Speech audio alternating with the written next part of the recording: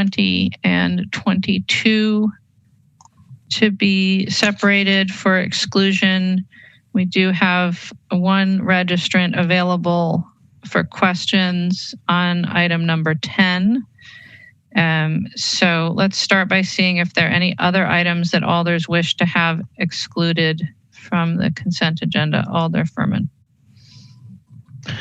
Thank you, Mayor. I just wanted to clarify. Number 20 said that this item will be referred to a future Finance Committee meeting. I'm wondering if that was intended for item 16, which also was a Parks-related item. So I just want a clarification. If that's going to be referred, then I don't have questions for today. That's fine. But I also did think that 16 was supposed to be referred, so I don't know if there was some confusion there. Alder Furman, I don't have a request to refer item 16. Item number 20 is being referred to a future meeting at the request of Parks Division staff. Oh, okay, then I apologize for my confusion. Thank you. So, Alder, does that mean that you don't wish 20 to be on the exclusion list for today? Sorry, try that again. Sorry, I muted myself. I'm fine with waiting for it to come back to us, but I do see that Alder Revere has also requested for its exclusion. So you can ask him. I can hold my questions until it comes back next time. Alder Revere, what's your thinking on item number 20? Thank you, Mayor. I actually would prefer to ask a question or two of Superintendent Knapp just about the process. So I would prefer that we exclude that.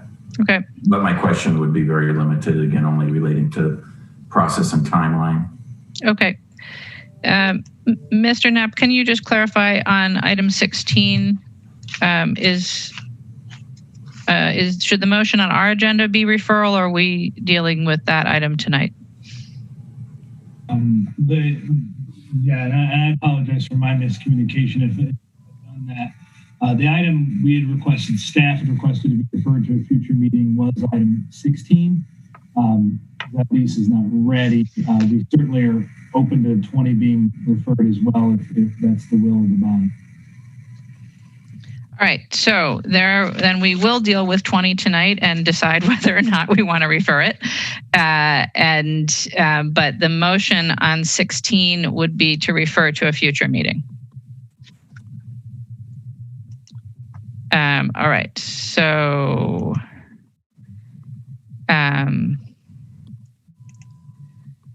that means then that our items for exclusion are 11, 19, 20, and 22.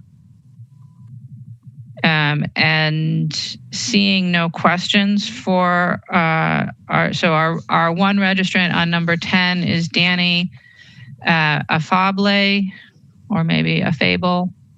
Apologize, don't know how to pronounce your last name. Of Park Street, representing JT Klein Company in support, available to answer questions. Are there any questions for the registrant on number 10? Right, seeing none, we'll leave that item on the consent agenda. And seeing no other hands raised, where are you? Alder Carter, can we get, excuse me, Alder Harrington McKinney, did you have something?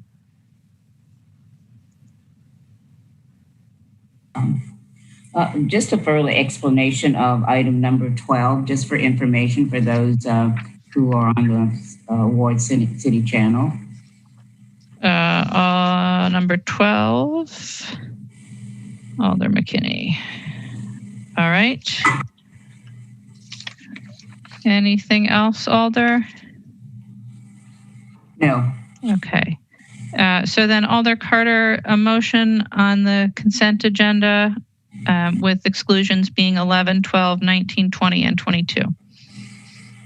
I move adoption of the consent agenda.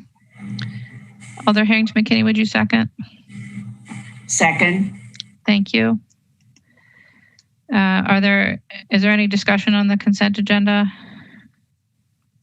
Seeing none, is there any objection to recording unanimous vote in favor of the consent agenda, each of those items with their recommended actions? Seeing no objection, we'll record a unanimous vote in favor of the consent agenda. And we will move to item number 11. Alder Carter, can we get a motion, please? Yes. I move adoption of item 11, Register 61947. Thank you. Alder Harrington McKinney, would you second? Second. Thank you, Alder Harrington McKinney. All right, so item number 11 is before us now. Alder Furman, you requested exclusion. Yes, thank you, Mayor. I was curious. I have some questions for staff about what obligations we have towards the continuation of the public market if we are successful in getting this grant. Obviously, it was my understanding if we got the new market tax credit, we'd have to make sure that the market existed for 7 years. I wanted to know if there was a similar thing we needed to worry about with this particular grant. Thank you, Alder. Mr. Miklajewski is here with us. Matt, can you answer the question, please? Yes, thank you, Mayor, and good evening, everyone. The EDA funding that we're going to be applying for the public market project is part of the CARES Act funding, the federal CARES Act funding that was provided. As you indicated, with the federal new market tax credits, there was a 7-year requirement that the public market be operated in order to meet the continuing requirements of the new market tax credit program. One of the reasons that we are looking at applying to the EDA for CARES Act funding for the public market is we believe that the long-term ongoing requirements on the project will be less restrictive than they were with the new market tax credit program. So to answer your question, Alder Furman, we believe that there will be fewer long-term obligations on the part of the city if we are awarded EDA funding. Given that the CARES Act funding is still relatively new, we're still working with the foundation and the EDA to identify exactly what the long-term obligations will be. I think it's fair to say that there will likely be some, but again, we are hoping that it is a more favorable source of federal funding than the new market tax credit from a long-term obligation standpoint. Matt, will you be coming back to us and letting us know before accepting this if we get it, what that obligation is? Because if it's 6 years instead of 7, that still troubles me. It is certainly worrisome. Because we obviously don't know what 6 years looks like, and the impact to our operating budget certainly would not be insignificant. Will we have an opportunity to look at this again? Certainly the Finance Committee is going to have several opportunities to look at various aspects of the public market project again. As the resolution relative to the EDA funding is structured before you this evening, it would authorize us to accept the funds if we were awarded the funds. That being said, there are several outstanding items that are going to require council approval for the public market project to move forward. There's approvals of seeking TIF Joint Review Board approval. There's the issuing of construction docs and hiring a firm to build the project. There's also the ongoing agreement that we will have with the foundation. So as this resolution is structured for this particular item, it would authorize us to move forward and execute the grant agreement if we're successful. But there are other areas where the Finance Committee could, if it had concerns about the public market project, not move forward. Could we give back the grant? And so if we determine that it is 6 years or 7 years or maybe even 10 years, would we have the ability to get that back? We do, and there's actually precedent for that at the city. Back in 2010, and the city received a EDA grant to build a project called the BioLink, which was going to be a biotechnology commercialization center on the southeast side. And we received the funding. We executed the grant agreement. And for a number of other reasons, that project did not happen. And so we notified the EDA that we were not interested in the funding. We actually received a portion of the funding to cover some of the planning costs related to that project. But other than that, we effectively terminated that agreement and went our separate ways. Okay, thank you. I appreciate it. Thank you, Alder. Alder Kemble, questions for staff? Yeah, last I heard about this particular grant, the program doesn't cover retail. And I'm just wondering how, what's been your conversation with EDA about how the public market, what angle are you going at? Because I understand this, retail was excluded from this grant. Sure. We're still certainly having conversations with the EDA, and to be clear, the EDA, certainly hasn't approved the grant application yet. But the angle that we've been looking at it is more of the aspect of supporting the entrepreneurship of food processors, individuals that are making food-related products and then selling them. So even though certainly there is a retail component of the public market, the angle that we're looking at it is more of the entrepreneurship in terms of food production. Okay. Any other questions, Alder? No. Thank you. Alder Carter.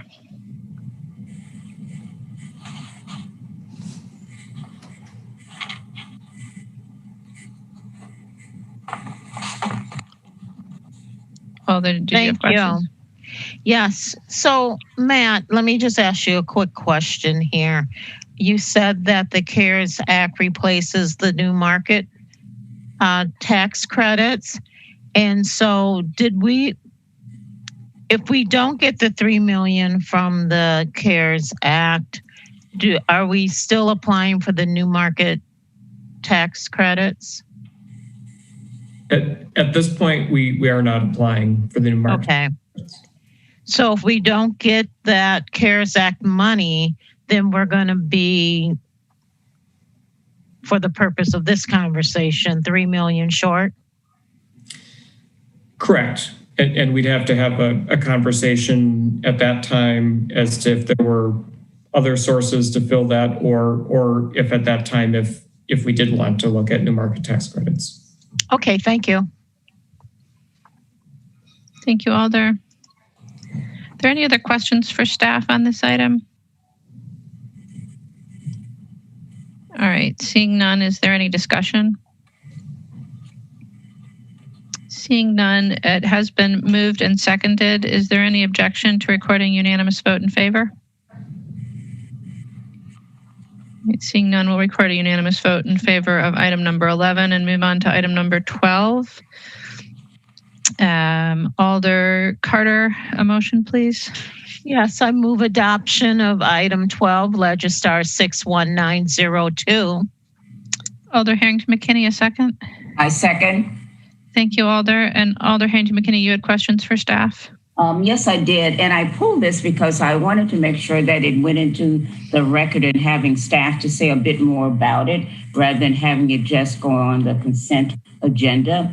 And the areas in terms of what we're looking at projects, we look at the citywide element, the strategy, and how the recommended project furthers that along. And so I'd like for the staff to just give us just a capsule view of what this means to what the city is moving forward with.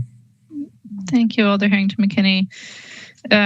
Matt, is this one? I'll unmute both the Matts and you guys can decide who answers this question. I'm happy to start. Sure, you give it overall. Okay, thank you, Alder. The The program is a new program that the Urban League of Greater Madison is starting, and the purpose of the program is to purchase single-family homes, generally on the south side of Madison, to rehabilitate those homes, and then to help individuals, in particular individuals of color, that may be low to moderate income, purchase those homes. And so there will be a combination of buying and rehabilitating property for the purpose of selling it. And then there's also going to be some work to provide support to individuals that may be interested in purchasing those homes, and possibly some support in the way of down payment assistance.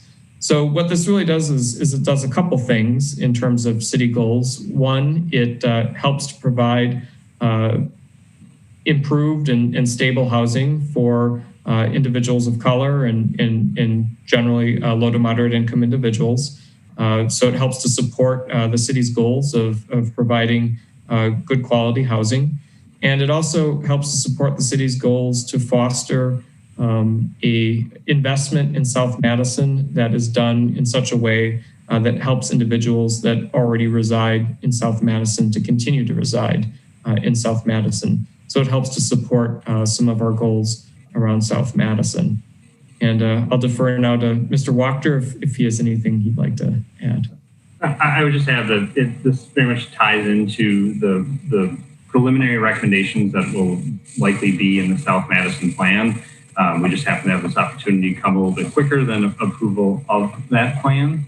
And like Matt said, we had an opportunity here to use funds from TIF and be partners in this program. It's really the first of its kind. And Urban League has been working with WIDA, our state finance agency, to really create this as a new model to use new market tax credits for housing, just in a way that hasn't been done before. Alder, does that answer your question? Yes, it does. And one follow-up question. Do you know how that selection process will be? I hear that. I'm really excited about it. So that's why I just didn't want it to go on the consent agenda. But is there a framework for the selection process, or it's still in that making stage? So that very much sits with Urban League. A lot of their focus at this point has been on collecting the properties because they have to meet certain deadlines for the new market tax credits. So I believe that's where a lot of their effort has been. But we can certainly follow up on the selection of the buyer side of things. Okay. And when will update come forward? I mean, is there any projection in terms of a dateline or a timeline, just tracking this and following along with it? Well, they've been shooting for November to really get through a lot of the financing side of things. But I'll be honest, the new market tax credit program across the country has been delayed by COVID. So I wouldn't be surprised if this has some delays that happen as well. But we can certainly check back with them and see if we can get an update for later in this fall for you. Thank you very much. That ends my questions. Thank you, Alder. Are there other questions for staff? Alder Carter. Yeah, I just wanted to say that the Urban League, this is not a new program for the Urban League, but a continuation of what they've done before. At one time, I think they have less than 10 houses left. They have purchased and sold almost 40 odd houses already in different parts of the city. So this is just a continuation of a program that they already are doing. And Matt can expound on that. Yes. So their previous program used low-income housing tax credits for home ownership. And the city was a partner in that program. And as they've worked through that, now they're retooling the financial model, but it's still a very similar program to achieve to do very, very similar things. Just a new type of financing to get there. Great. Thank you. Alder Carter, anything else? Oh, no. Thank you. Thank you. All right, any further questions for staff on this item? Seeing none, is there any discussion? Seeing none, is there any objection to recording unanimous vote in favor? All right, seeing no objection, recording unanimous vote in favor of item number 12. And move on to item number 19.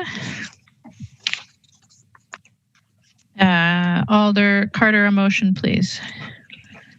I move adoption of item 19, Legistar 60661. Alder Harrington McKinney. Second. Moved and seconded. Item 19. Alder Verveer, you had questions? I do. Thank you, Mayor. First, I just want to acknowledge that this resolution is a big deal. So I had a number of curiosity questions about it, and I appreciate that Chief Davis is here along with two of the assistant chiefs I see are in the meeting. So my first question, and also I see that Assistant City Attorney Visti's here as well, who I'm sure drafted the intergovernmental agreement. So anyway, my first question, just to start at the beginning, is could you share with us the genesis of the negotiations? Was it, did the town reach out to us? Did we reach out to them? Was it perhaps the impending retirement of officers like Chief Bloom that inspired this early assumption of some services to town residents and property? Yep, Alder Revere, I'll take that. Chief Bloom reached out to me directly in April or May, and really the volunteer service has been a cornerstone at the town for a number of years, with their volunteer members carrying most of the workload.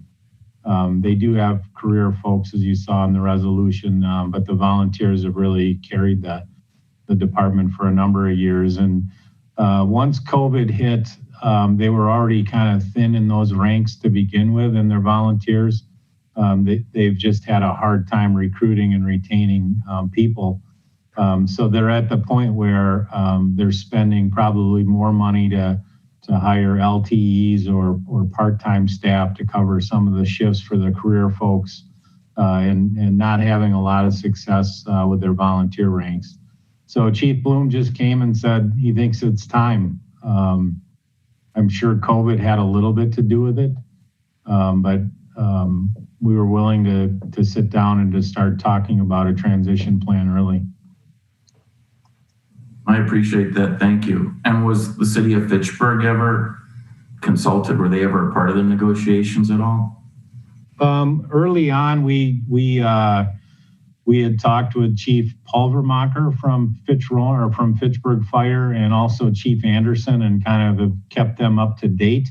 I guess I encouraged Chief Bloom to just do one agency to make it cleaner, so that we only have two governmental agencies approving the transition.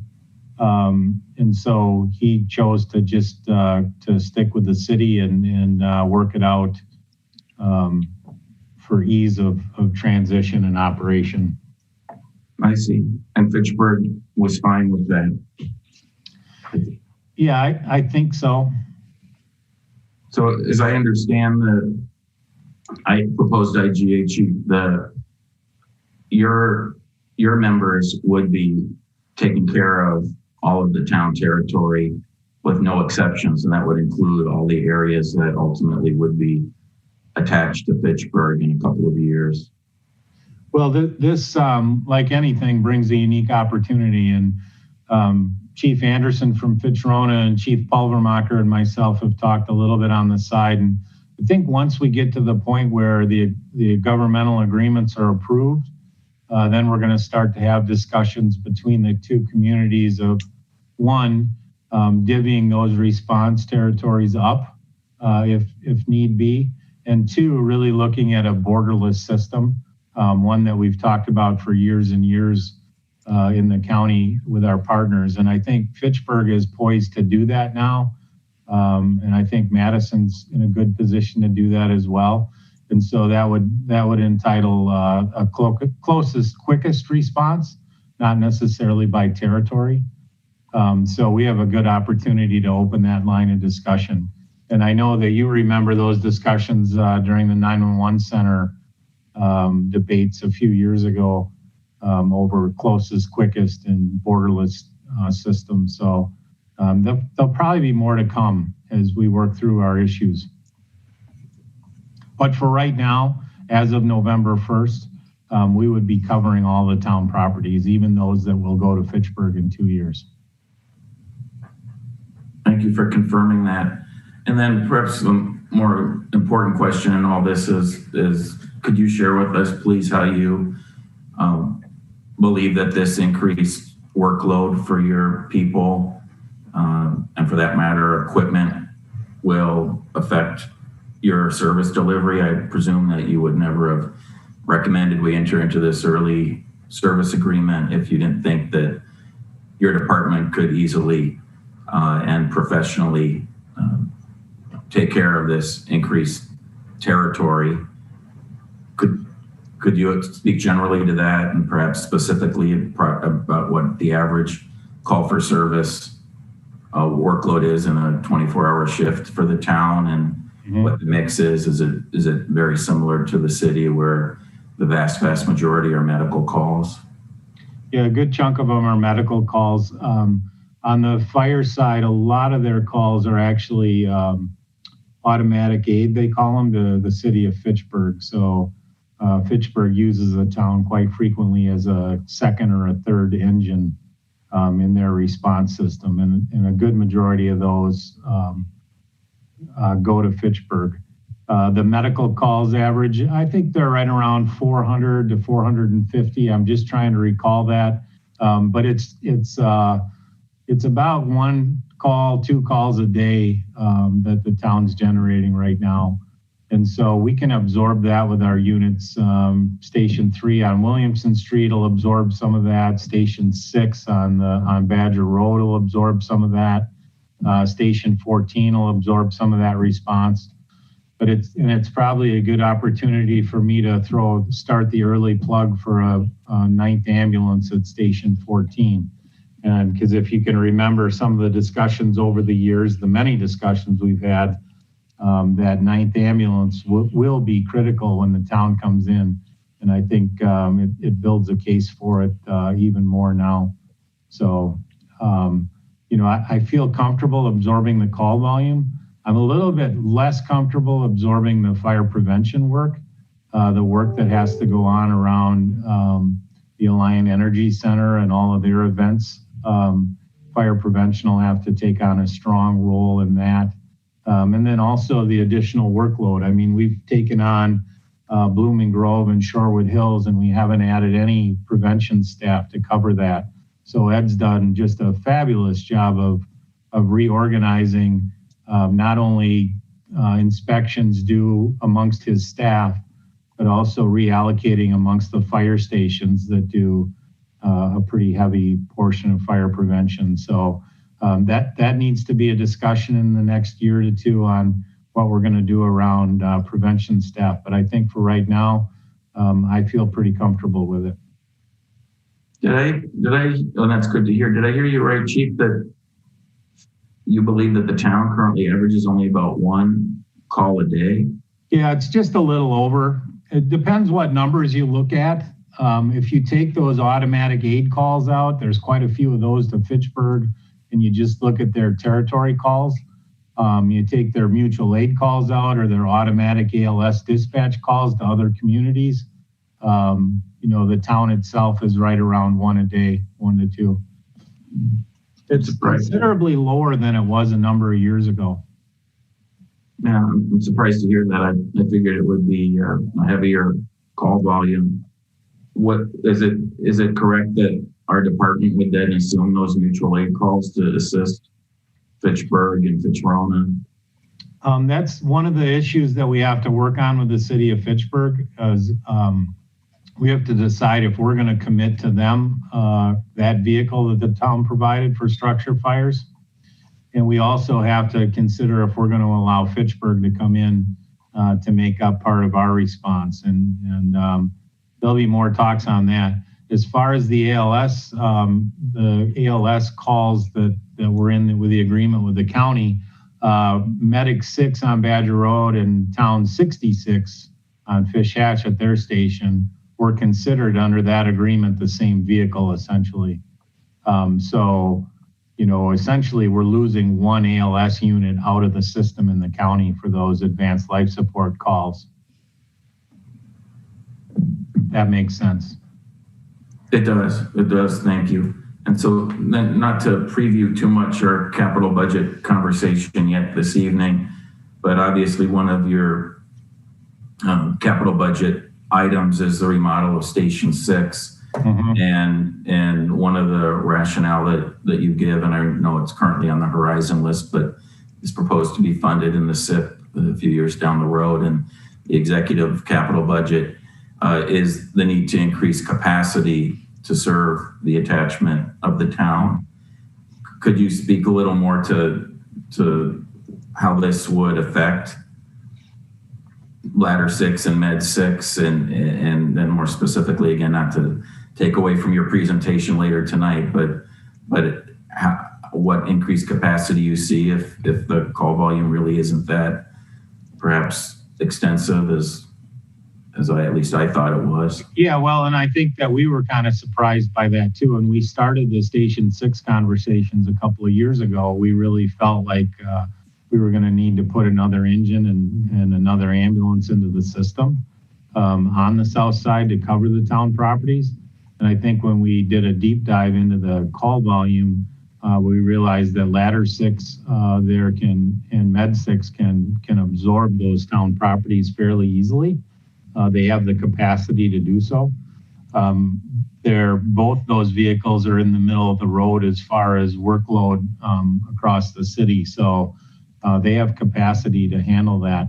And so when we initially started about the discussions around increasing capacity at Station 6, I think we thought we were going to have to put an engine up when the town came in 2022, and then discovered these numbers and realized we haven't necessarily. But that doesn't mean that Station 6 doesn't need the remodel. We struggle frequently with primarily gender type issues because it's still the one locker room, one bedroom concept. And a lot of our women firefighters don't feel comfortable sleeping and using the bathroom facilities and things like that. So the discussion around 6 has changed more from a bigger apparatus floor, maybe more space, to really looking at the needs of our differences in genders. I understand. Mm-hmm. And speaking of equipment, the IGA is very clear that we would have no rights to any of the existing town equipment, certainly not their building, which I know as of today is scheduled to become a part of Fitchburg. Does your department have any interest at all in any of their equipment, or is it literally not worth much to us and you're fine with the town disposing of it? Yeah, the only apparatus of real value on the market is their ladder truck. It's not that old and it has real low hours. The issue with it is it's a different manufacturer, and so it would take some pretty significant training on our part to get all of our apparatus engineers trained to use it. And it is older. So, you know, when I say older, it's probably 6 or 7 years old. And it actually has value to the town on the fire truck market, aftermarket, if you will. As far as everything else, most of their stuff is all older than everything that we have. Their frontline ambulance, for example, is a 2012. And I think that's older than any of our reserve ambulances. So there's just not a lot of value to any of their apparatus or equipment for us. So similar to Blooming Grove, we just allowed them to liquidate all their apparatus type assets.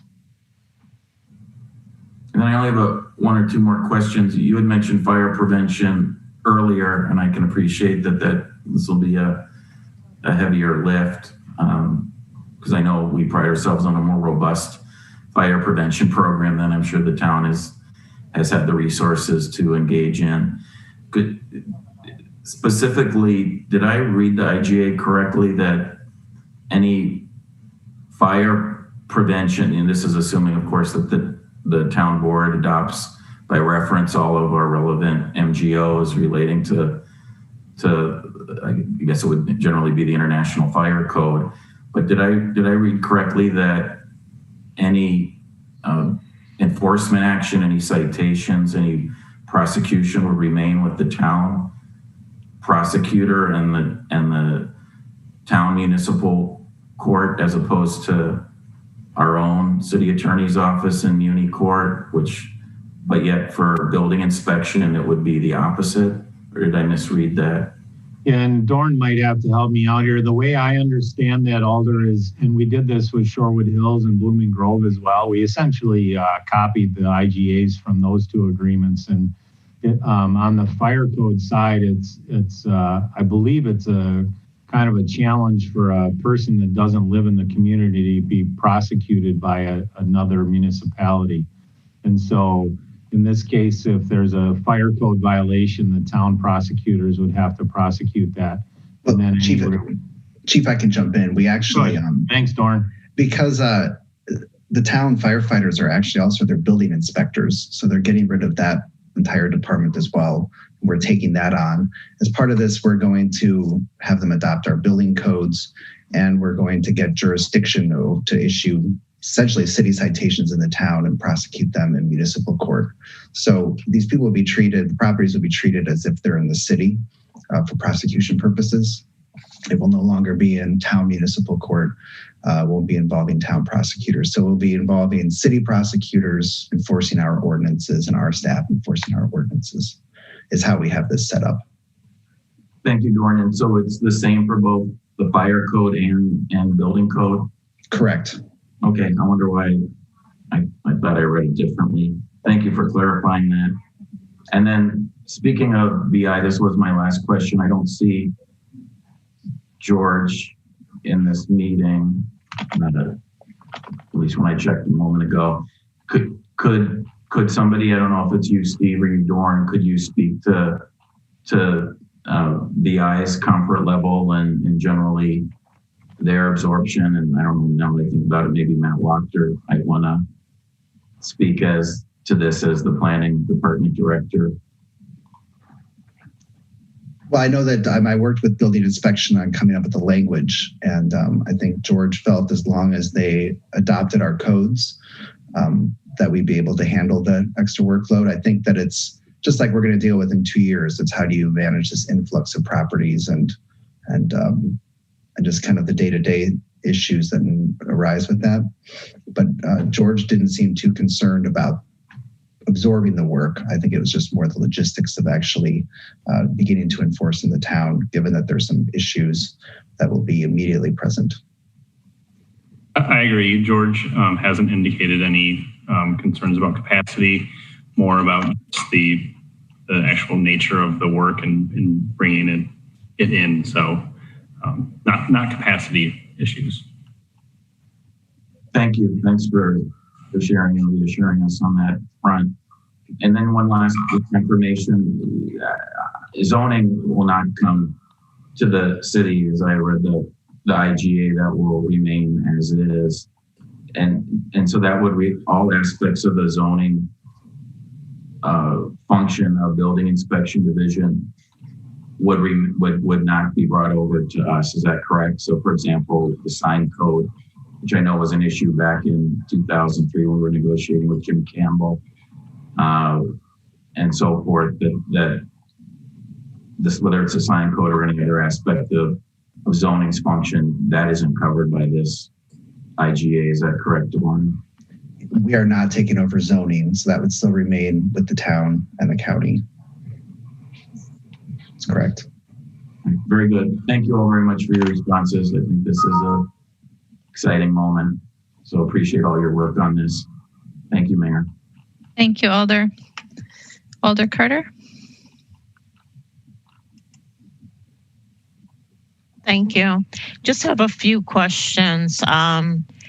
Are we absorbing any of the TOM employees in the fire department? Yes, they have 3 firefighter paramedics that'll get absorbed into the fire budget. Okay, thank you. And then the other thing, I guess, Dorn, you would have to answer this, is about building inspection. So would we, is there a grace period? What are we looking at as far as violations in the town of Madison? And we're looking at the town of Madison in its entirety, correct?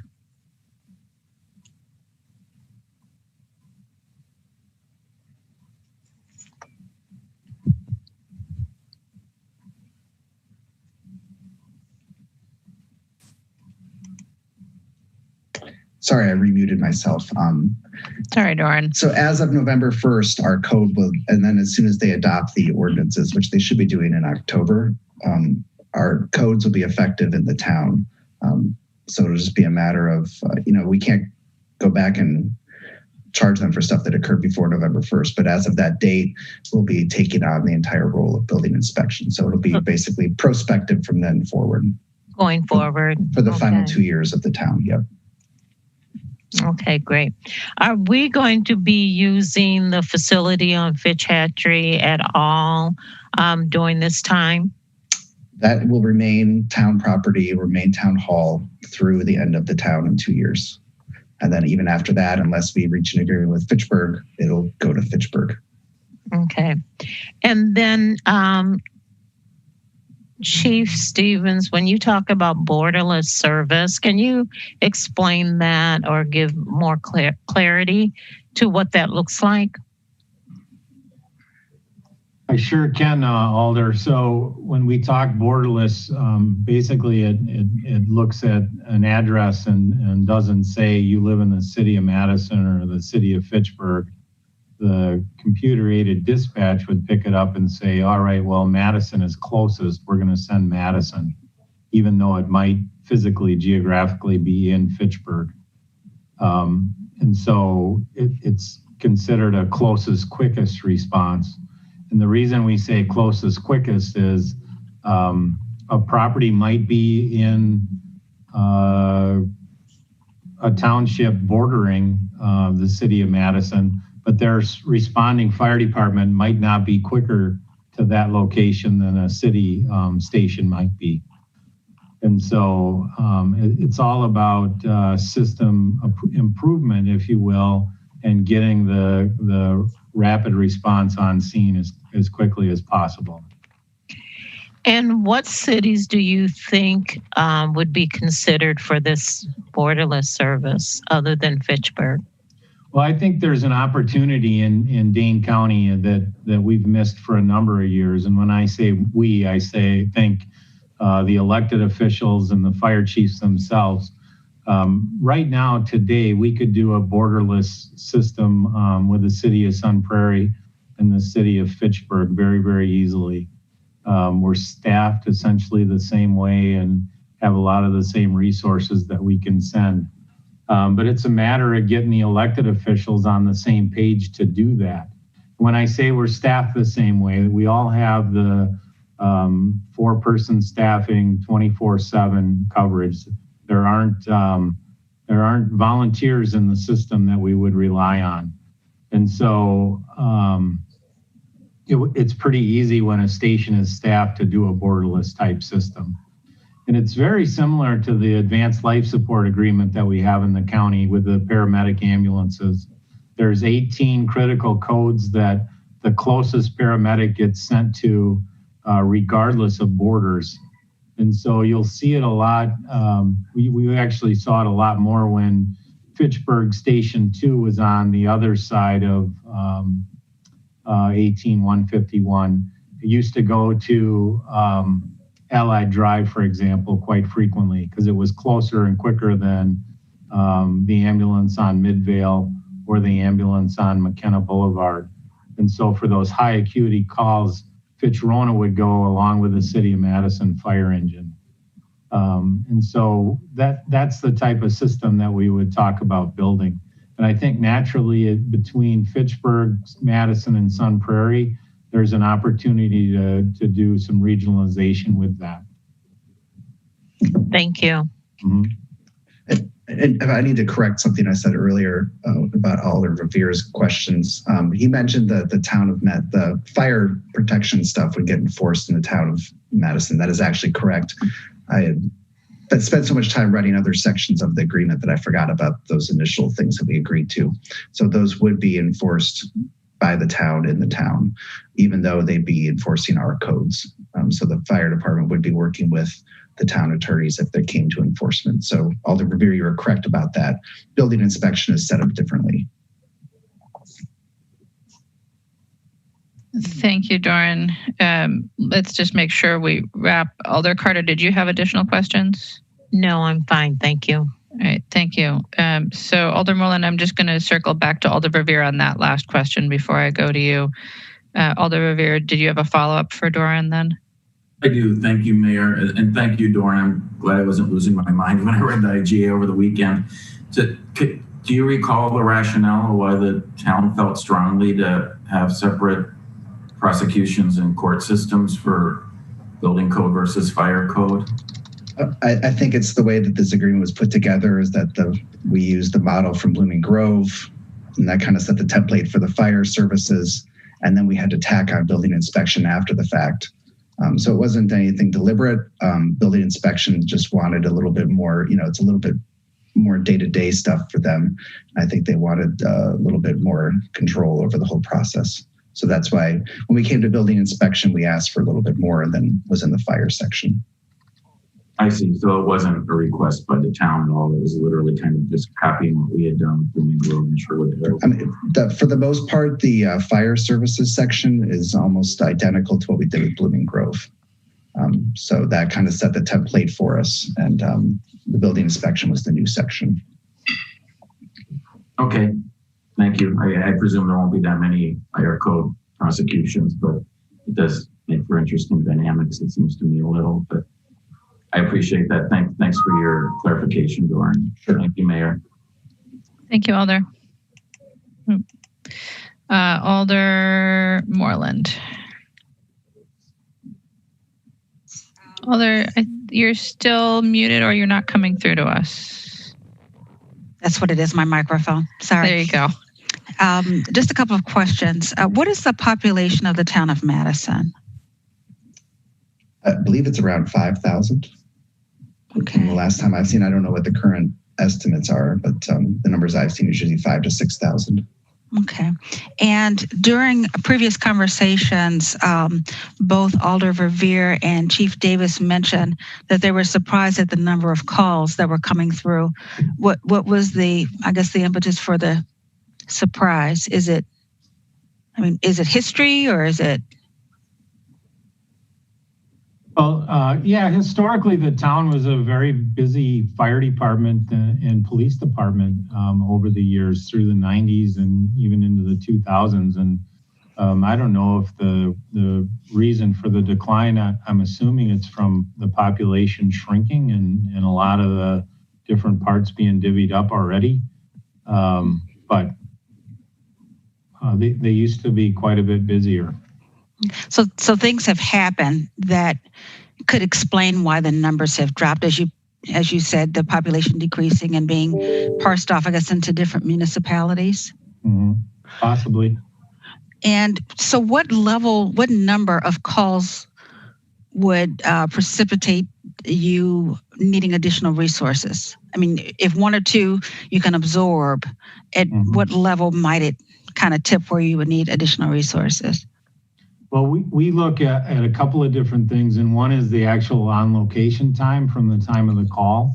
And if you'll remember back when we placed Station 14, that was one of the reasons. The call volume in 14's area wasn't overwhelming, but the response time was well over 12 to 15 minutes. And by standards, we try to have a 5-minute or less response time. So that's one area that pulls in. The second area is stat calls, we call them, when there's multiple calls in the same territory at the same time. And when we start to see that happen or occur 3 or 4 times a day over a 24-hour period, that's a flag for us as department administration to say we need more resources in those areas. So that's looked at over a period. I know that you mentioned the 24-hour thing, but if there was one instance where this happened in a 24-hour period, would you look at that over a 90-day period, over a 6-month, over a year period to see how many occurrences? Yeah, it starts at that daily level, and then as we start to see it, then we look out over a weekly period, we'll look out over a month period, and then a full year. Okay. At the end of the day, most of our data comes down to that year period as we look at it over time. And so call volume over that year is going to be critical along with that response time. Okay, thank you so much. Mm-hmm. Thank you, Alder. I have no other alders in the queue for questions on this item. So is there any discussion? All right, seeing no discussion, it has been moved and seconded. Is there any objection to recording unanimous vote in favor of item number 19? Seeing no objection, we'll record a unanimous vote in favor of item 19 and move on to item number 20. Alder Carter, a motion on item 20, please. Move adoption of item 261936 to be referred to a future finance committee meeting. So I think we'll just start with a motion for adoption, Alder, and see if the body's desire is to refer. Oh, that's fine. Move adoption of Legistar 61936. Thank you, Alder. Alder Harrington McKinney, a second? Second. Thank you, Alder. All right. So Alder Furman, if nothing else, by virtue of the alphabet, I believe your name was first. It sounds like Alder Revere and I may have the same questions. If he doesn't mind, would Alder Revere like to start first? Alder Revere? I'm sorry, Alder. There you go. Thank you, Alder Furman and Mayor. Yeah, as I mentioned at the outset when we were discussing our proposed consent agenda, I just had a quick process question or two for the park superintendent. So I had obviously read it both in the legislative history for this resolution and report, as well as in media accounts of the last Board of Park Commissioners meeting, that there was, I guess, literally zero public testimony at the Park Commission meeting.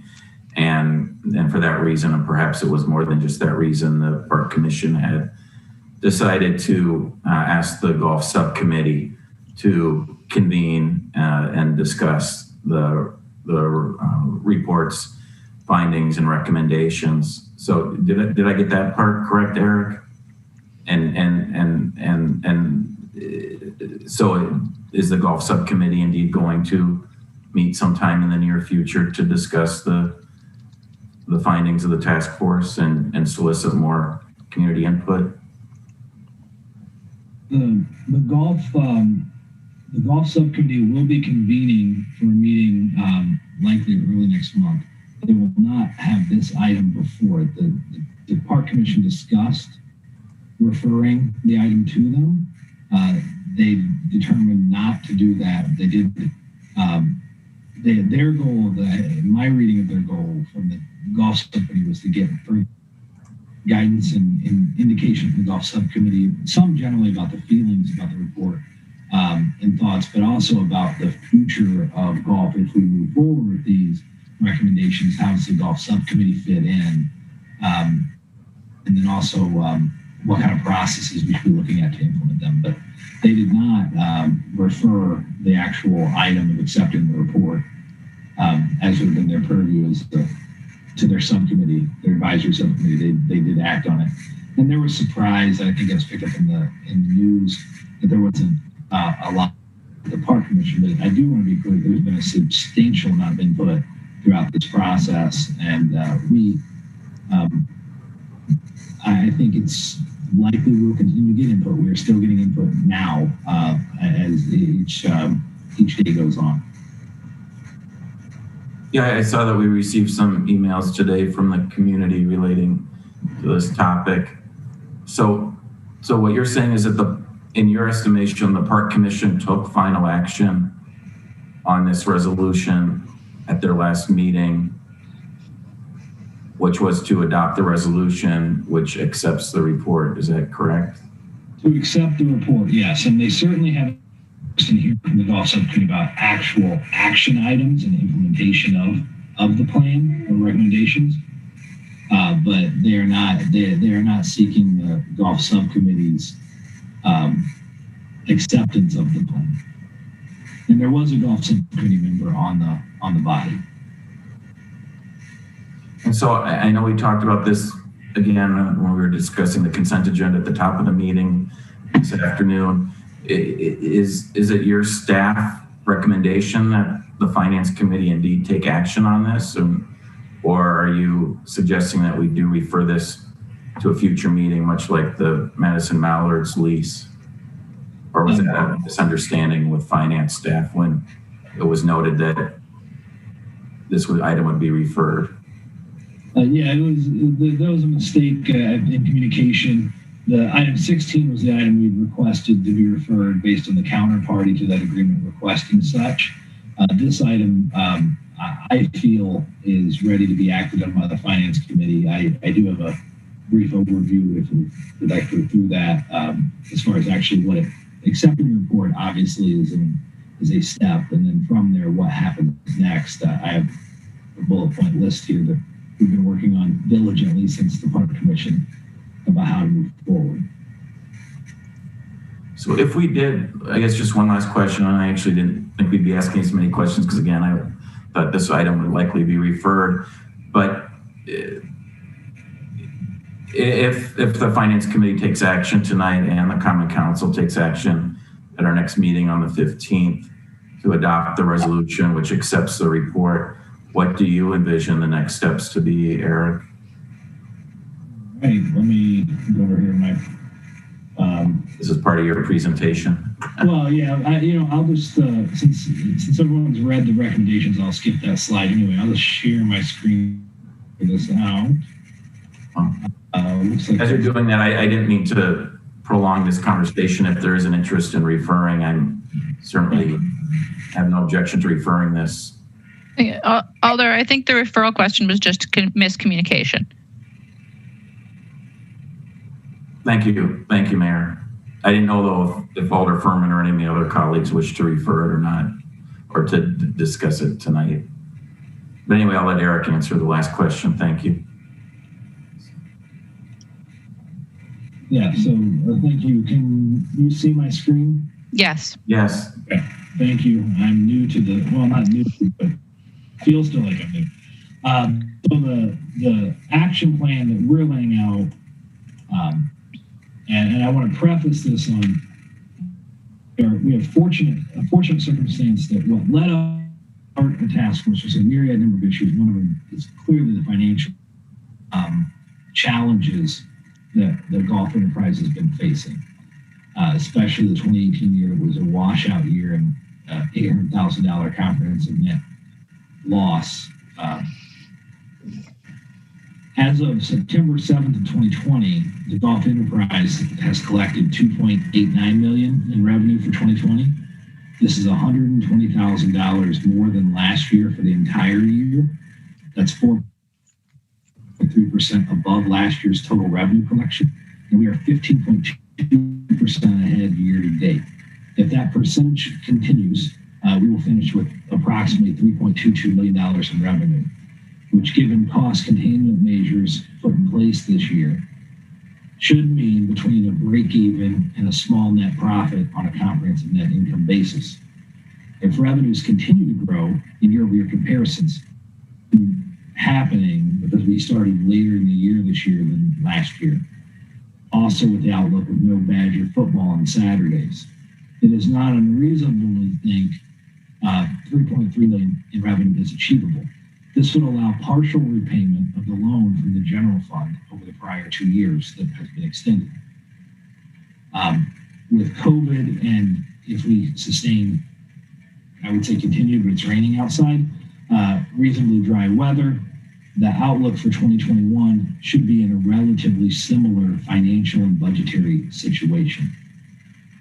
So that informs our process of orientation here to try to avoid unnecessary cost and assistance and try to work with an existing staff resources through this process of what do we do next. And so the staff action plan here that we've developed, if you've read the report and studied it, the RFP concept from a nonprofit or private operator is certainly a linchpin in reducing a course of capital needs and operational losses. And we feel, and the Park Commission seem to feel as well, that's really a critical path item. And so we are actively developing a draft RFP right now. We intend to walk through what we have available with the Park Commission in October. I'm not sure it will be a final draft that will be pre-published, but it may be. We're hopeful it would be, because it is certainly a critical path item, as I said. And then we would look to finalize a budget for 2021 that includes sufficient budgetary authorization to operate up to, I should say here, all 72 holes in 21 as an enterprise. And this may sound a little conflicting, but I think this is, again, a staggered approach that balances resources. And that would be, now receiving and evaluating RFP responses from known and aware of 21, focusing our Parks Equity team on specific action plans for the season over the winter, working with the O.J. Moore Ag Research Station to select a course, develop an academic research project to improve overarching environmental performance of the course. This winter would be a part of the process, an action plan. Working with the Finance Department to review the Golf Enterprise Fund and develop financial projections based on multiple potential outcomes here of these decisions over the coming months. And we certainly have some baseline projections, but there are a lot of unknowns, and that RFP will be one of the big answers that we would get once we get responses, if we're fortunate enough to do so, and the Park Commission approves the issuance. Developing plans for the whole hills will occur in the spring, maybe late winter, and conducting field research and data gathering through W in spring, summer 21, working on updating the mission of the golf program through the Board of Park Commissioners next summer. That's also tied into a time frame that really allows for us to have more answers to questions we don't have those answers to today before we jump off into what the mission ought to be in an exact kind of a manner. And the ongoing work of continuing to work to evaluate options, additional recreational purpose for the community on golf courses, and working with our stormwater utility partners and dedicated volunteers to promote enhanced environmental and ecological assets. That looks at like stormwater management as an option, but we also had habitat, and then also working with partners like Marcel out of Rodana for the best milkweed patch in the city. And so that's kind of an action plan that we drafted, frankly, today finalized it, of how we see it playing out in a process that's organized. We have this luxury given the financial success this year in golf and the outlook being relatively stable. It is certainly not, I don't want anyone to think that COVID and dry weather is the Hail Mary we should throw up for the rest of eternity up here. It's a bad idea. Bad idea. We are stable, but not good. And so this is the process we would lay out And then to touch on the RFP, I want to make sure that everyone understands that we do my commitment before we ever issue it. There's certainly a key interest there on seeking innovative, creative, and equitable partnerships that focus on the parkland, but making sure that the golf course can continue to be a community asset, including things like winter recreation. Those are all focal points. So that is the action plan as I see it. It may sound counterintuitive to promote sustaining an enterprise fund for another year, but I don't think making budgetary adjustments for 21 at this point, we would be guessing and assuming things we probably ought not to assume. Well, thank you, Eric. I do have one or two more questions. I do realize that others have questions, so I'll try to be quick here. Alder Verveer, before you go into the rest of your questions, I'm going to ask President Carter to take the chair for the meeting. I need to duck out for a brief meeting with the governor's office, and I will return. But Alder Carter, you should be a co-host now and be able to take the chair. Just in case, it's been moved and seconded, and you've got Alder Verveer, I think potentially Alder Furman and Alder Harrington McKinney with questions, and of course any questions you might have, President Carter. Thank you. Thank you. I will be back. Thank you, Mayor. So, and thank you, President Carter. So, just one or two more questions at this time, Eric. So, very similar to the question that was posed earlier about the public market to Mr. Mikolajewski. Is it fair to say that if you just look at the very first point on your staff action plan on the slide that's before us, that and other opportunities would arise if we were to implement any or all of these recommendations for policymakers to sign off? So again, we're only being asked to accept the report in this resolution. So, a huge issue of privatizing Monona Golf Course, I presume that you would come back to both the Park Commission and the Finance Committee and of course the full council with a resolution before you issued an RFP to do so. Is that correct? We certainly can. We are definitely, I am committed to working through the Park Commission. If the body feels that so, I think it is totally reasonable. My only concern would be on timing, but we can work that out. I mean, I don't have any concerns about it myself.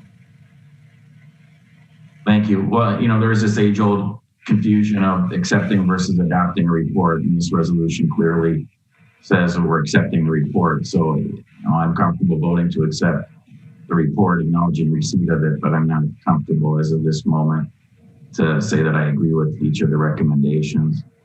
And so my last question, I'll yield because I know there are others with questions.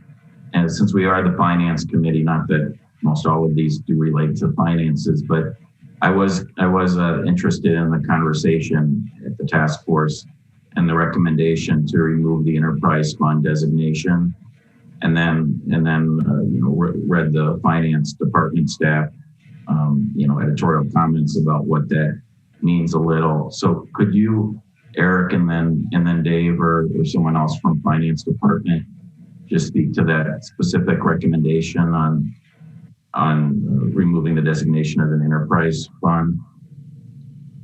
I can speak to the task force history, and then I certainly can make a third grade level approach on the financial implications. But the task force weighed, the first question it weighed was whether or not we should have municipal golf, period.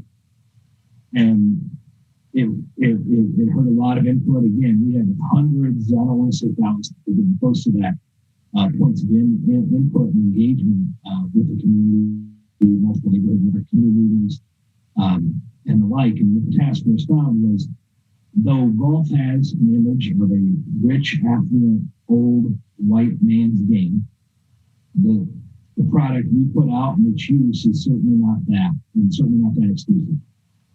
And they found that we support youth and seniors and folks of modest means. at all the courses, specifically a couple of them more than others, Yahar being principally among those, as a good value point for golfers. Once they found that, despite the conversations and the financial implications, they found that it was not consistent for one recreational activity that was tied to the mission of the Parks Division to be considered enterprise, if others were not. I pointed out the corollary, we could go the other way in one of the meetings, but they felt that asking the golf program to support high school golf, which we subsidize significantly at rates, youth golf, which we subsidize, and by subsidize here I mean provide at lower than it costs to produce. We clearly do those things. We've done those for years. They determined that those things were values. That's why we should be in the business. That's why it's a public good. And that was in conflict with the enterprise fund. The implications of that are significant.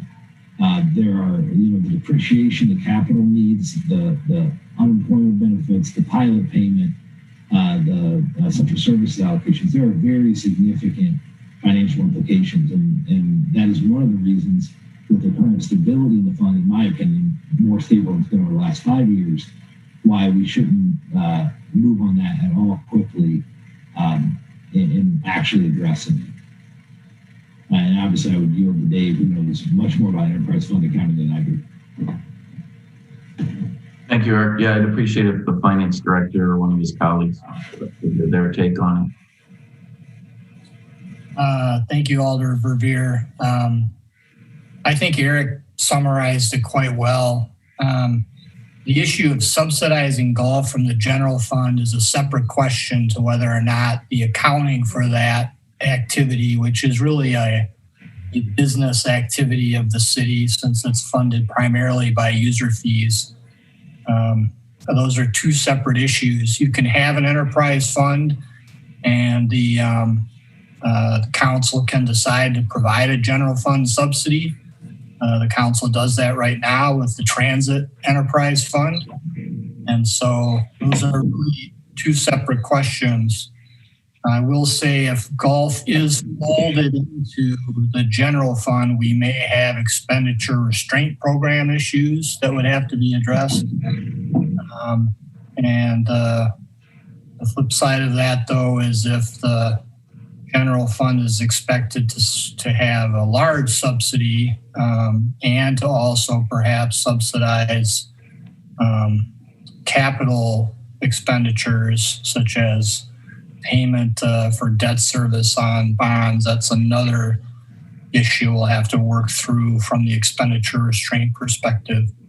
So the enterprise accounting, I think, is what we would look to for a business activity like this. And is really a separate question from whether or not the council wants to provide a general fund subsidy for golf. Thank you. Thank you both. Thank you, Eric and Dave. Thank you, President Carter. Thank you. Alder McKinney, do you still have questions? You can unmute yourself. I'll follow Alder Furman. Okay, Alder. Yep. Okay, thank you. Alder Furman, I'm unmuting you. Thank you, Council President. I think Eric did a great job of answering all my questions and explaining what the next steps are with accepting the report. I had concerns on what the elimination of, if we had at some point eliminated the enterprise fund, what that would look like and what the plans are. But Eric's PowerPoint presentation did a great job of explaining what's next. So I'm good. Thank you. Okay, thank you. Alder McKinney. Thank you, Madam Chair. My question was around clarification of accepting the report and adopting the report, so that has been answered. I want to circle back around to and Eric, you can clarify, I might have misheard you, that the Parks Commission did not refer this item to the subcommittee. I mean, if I misheard you, please clarify that. And I wanted to ask about that. And the other piece is that we've always talked about community engagement and community involvement. And it sounded to me that this was before our body for some action. I'm glad the action is accepting the report. But could you say more about those three things that I brought up? Is that the Parks Commission and the subcommittee there, and then and I want to say lack of, and I might have misheard it, of community input around this whole concept. Those are the three questions I have. Okay, so the first one is, it is correct. The Park Commission, which has multiple subcommittees that are advisory in nature to it, did choose not to refer this to the golf subcommittee. In very blunt terms, the golf subcommittee has been wrestling with this issue for a decade that I've been with the Parks Division. They've made no recommendations to address the issues that are left on the door of this committee's $1.3 million over to the general fund. That's probably a little frank, it's true. There was a member of the golf task or the golf subcommittee on that committee. They were shared the minutes, they were shared the items. The community engagement, I would say, is absolutely unfair and not correct to say there was not community engagement to this process. We held 2 town halls. We had 11 public meetings. We did an online survey that got thousands of responses. We received and cataloged every email that we received with a multitude of examples of how we don't know what we're doing or how we should do this other thing. I've personally read every single one of them, as did the task force. So I think what happened is the Madison.com caught up that Alder Hennick and I were both surprised, given the amount of engagement we've had, that no one came to the Park Commission. I can't speak to why that is. There are certainly controversial things and elements in the report. But this has been, I think, almost every golfer who golfs our courses know this is happening. It's got its dedicated webpage. We've, I think, documented everything we presented at those meetings is in Legistar.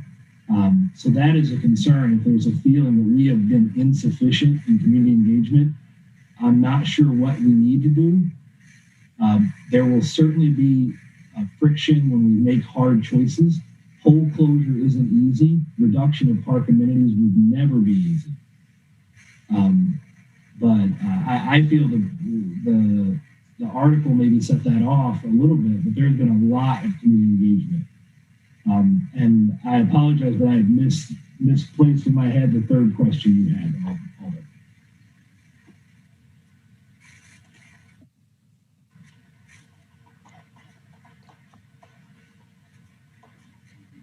Alder McKinney, the third question. I'm unmuting. And I think that third question you did, it was asked and answered about the referral. It brings up another question, and this is not to be determined here. When the Parks Commission was many subcommittees felt that for whatever reason, and you kind of touched on it gently and you backed off of it, that they did not refer this issue to their subcommittee because of some inactivity. So I guess that I'm sticking on that point. I know that we are in the process of looking at our boards, committees, and our commissions and all of that structure, but that kind of stood out for me. I mean, I absolutely will support accepting the report, but there's a couple of things that stuck out for me that I still have questions about, but I'm not gonna spend the time here to really go into it, but I will be accepting the report. Thank you. Alder Moreland. Thank you, President Carter. Just a couple of questions. and we talked about this last year, I believe, at the same time during budget, but when was the last time that the enterprise was operated in the black, if you will? 2015, it had approximately a $50,000 profit. Prior to that was 2003, when it had about an $80,000 profit. Okay. And what is the current amount owed back to the city? For the finance department, but it's going to be close to 1.3 million. There's an authorized loan to 1.5, but it's real close to that. I think I don't have the exact number in front of me. Okay. And how many of the unrepresented groups that you mentioned that, but it was a little difficult to hear you during the presentation, so I apologize. So how many underrepresented groups have been reached out to and how many have taken advantage? And are there any specific courses that unrepresented groups tend to go to versus others? Yeah, so as far as groups, a lot of the focus on outreaches is known golfers, golfer groups. We have a booking software that has emails. We've done a lot of that, emails for the survey. But we get over 4,000 responses. That was also segmented. But to answer your question, as far as from underrepresented groups, absolutely, that was a key part of the conversation with the task force. The task force was leaning at one point very much towards closing Yahara, recommending closure of Yahara in total. Yahara is the most popular course for our customers coming. I would say the majority of our customers who are people of color, certainly the Black community prefers Yahara using, like I know a lot more golfers personally of color, especially African American, at Yahara than I do at the other courses. And that was a key component of the conversation of the task force to say, perhaps the best answer here is a stepped approach. We need to reduce hold. It's got 36, it's got a lot of capital needs. Maybe stepping it down in size a little will allow some capital reduction costs for capital in the future without taking away the asset that was vocalized as being something that was very important. So in lieu of closing Yahara, did the committee or did the Parks Group look at potentially closing another golf course? Yeah, they discussed closing 3 of the facilities. They did not discuss closing Odana. I would say that, closing Odana is a very profitable course and very simplistic. Very profitable. Mm-hmm. They did look at closing Monona at Glenway and Yahara in total. Those are 9, 9, and 36 holes, so they're different in scale and scope of operation. But they leaned away from Glenway and Monona closures based on the neighborhood feel, the input we received, direct input was pretty significant, especially around Monona. How in proximity, and I guess I could have looked this up on the map, but in proximity, how close is Yahara to Odana, or any of the other? So Yahara to Monona is about a 7 to 8 minute drive. And Beltline traffic is everything here for Yahara. Yahara is actually on the Beltline, just east of the interstate there. So Odana's 14 minutes, 15. From Yahara, and then it'd be about 20 minutes to Glenway because you got to get into town a little bit. But Yahara is drive time almost right about tied for the closest to downtown of the capital. Okay. So what would be the financial implications if Yahara were closed? What will be the savings, I guess. Mm-hmm. It depends how you look at it. Yahara is incredibly variable in revenue generation. When I said earlier this year is going very well, it's because of Yahara. And I am assuming some folks, not yourselves, but others have more time this year with COVID, and so they're playing more golf, and it's dry, and so all 36 are open. Yahara is very busy. So its volatility ranges from low end, like $700,000 in revenue to upwards of 1.2 to 1.3. So if you think about it from a percentage basis, it's very volatile. If you were, I would say average year, from a comprehensive net income basis, if you were to close it, the enterprise would benefit to the tune of maybe $300,000 a year, 400 maybe. However, one of the challenges that comes with just an outright closure is immediately the pilot payment that the enterprise owes the general fund goes away, and then the land's still there. So you'd have a land cost that has to be maintained in some manner, even if minimal mowing by parks or someone. And then you'd also have a loss in revenue to the general fund with an outright closure. So before COVID and people having more time to golf, what was the financial aspects of Yahara the last 5 years? So that's what I was speaking about. On an average, I think between probably 300 to 400,000 loss on average. Not this year. This year it'd be profitable. 2015 and 16 were good golf years. It was close to profitable in both years. 17 was not very good. 18 was abysmal. That's where the floods came in August, and Yahara was closed for September. And Yahara would have lost over $500,000 that year for sure, maybe 550.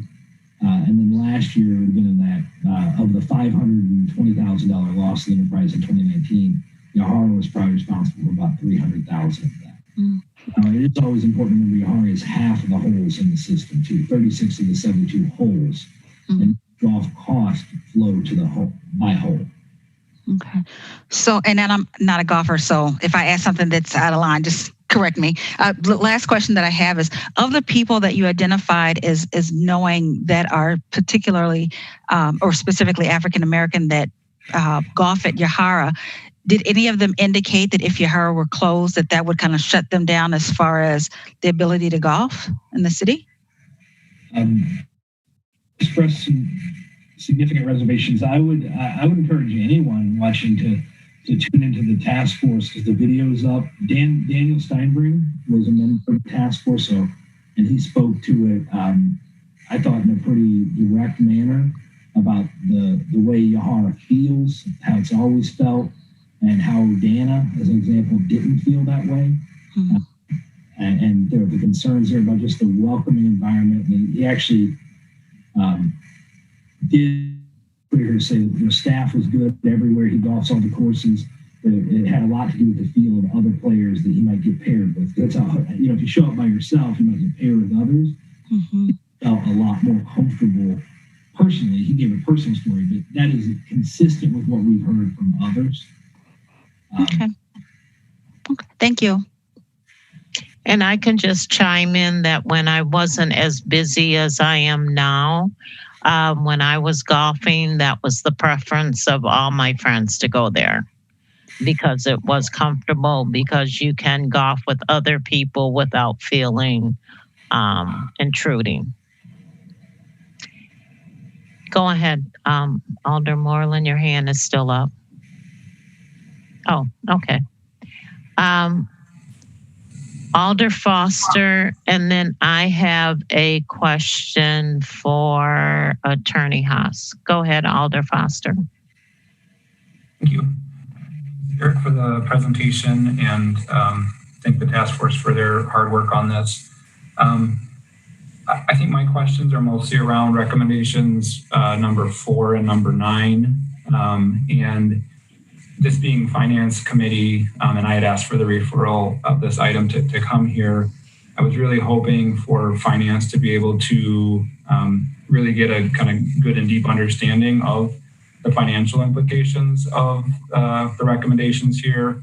And I think a lot of the recommendations, really are much more sort of parks related, but I think this question of particularly the whole closure, which I think, really was at the heart of a lot of the discussions. I think it was, really the prime driver of forming this task force was the financial hole that the fund was in. And I think that the expectation is that, the recommendations get us out of that hole or fill that hole in, or, somehow we get to a new normal where we're all feeling good about the level of investment that we're making in this. And I'm very supportive of the recommendations generally.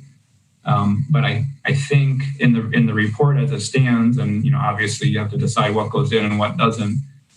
There was a lot of really good detailed financial information that you shared with the task force, especially early on, to get that background. And I guess I'd almost hope that kind of level of detail would be available for finance to understand. You shared a little bit today about some of the different courses and which ones are sort of losing versus making money, but in particular with the recommendation to kind of maintain all the courses open with the exception of the partial closure at Yahara.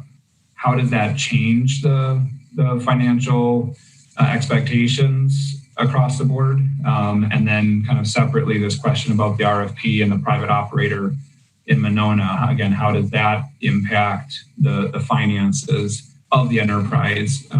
Whether it stays enterprise or not, I think Dave Schmidtke, said it clearly. I think there's a separate question of should we continue to subsidize and at what level? And so I guess for me, I'd like to just really make sure that before we accept the recommendations and move on, that we both at the finance and that the Common Council has really clear understanding of the impact of moving forward with this. But how much will this improve the financial health of the operations, and how much are we accepting as a city in terms of a continued subsidy based on the recommendations in the report?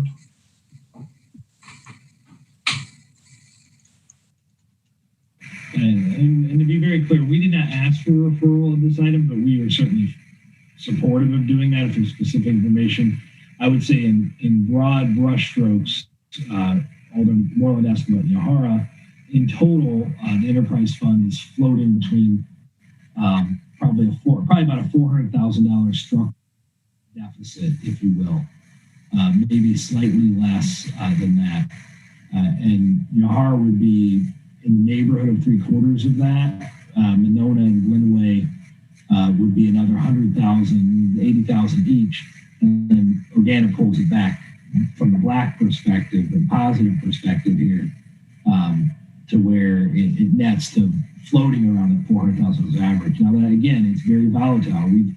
We've made 55,000, we've lost 840,000. I know that's not a good balance, but it kind of floats into that $300,000 to $500,000 range. And Yahara is the primary driver. The implications if every recommendation were immediately implemented, taking Monona and the capital off the city's books and the operating loss that it does incur off the city's books certainly helps a little. And then closing half of Yahara helps somewhat operationally. Certainly the place where it would be most likely to help at Yahara is the capital front. From a capital perspective, the issue with Yahara is it's wet and there's nowhere to store the water without excavation of relatively long, narrow kind of ponds. There may be some other strategies with more land to work with. If you're closing holes that could, I would say, dramatically reduce numbers that get really scary really quickly, the 20 to 30 million range could quickly fall way down. Now, not to zero, I want to be clear. But that's, as far as the whole closure analysis, I think that's the quick answer. But I'm certainly happy to bring back additional information. As Alder Foster said, we presented quite a lot.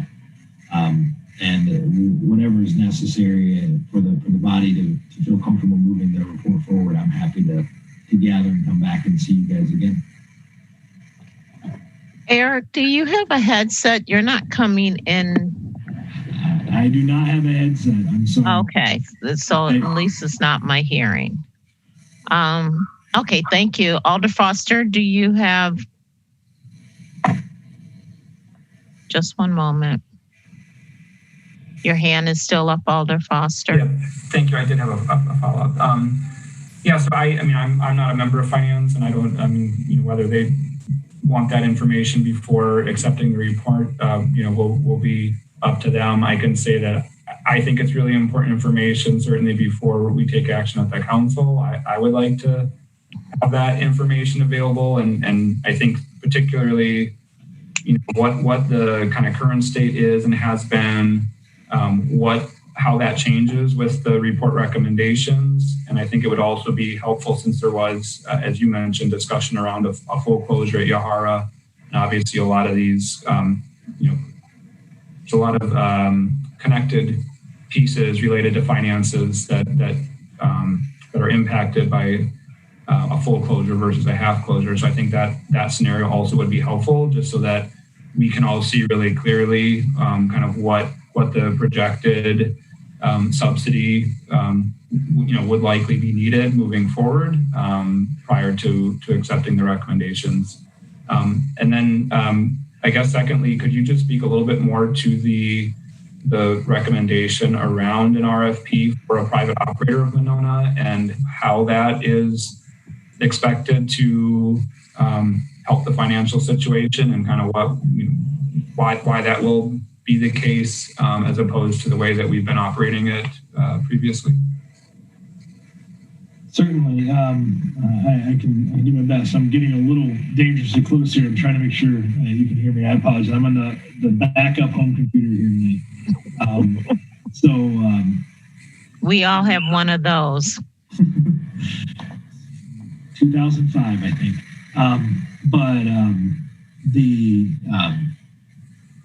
The RFP concept, there was discussion early on about different operational models.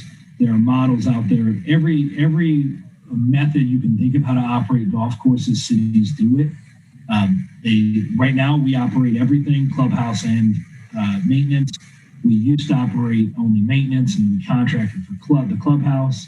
That's another model. There are full contract out, like operations just for the operation. There are leases for the private operators. There are definitely for-profit entities out there who run golf courses for municipalities pretty frequently.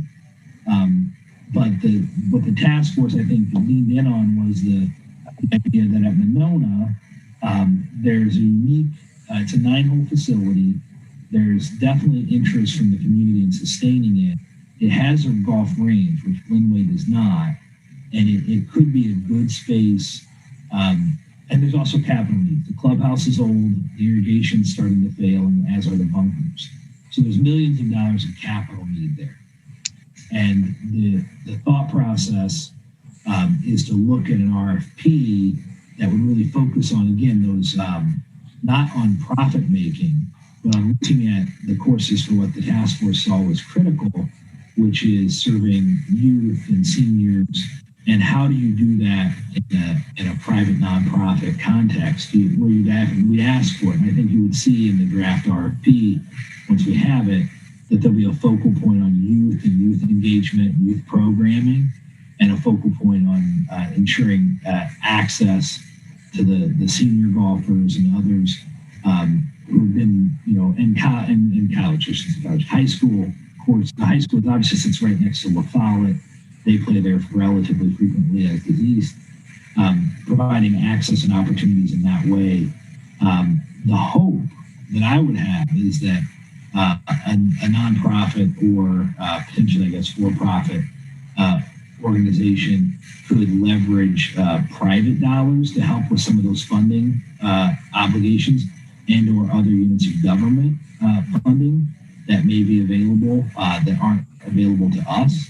I think there are a couple options that are, from a financial standpoint, certainly intriguing and realistic, I think, in quite blunt terms.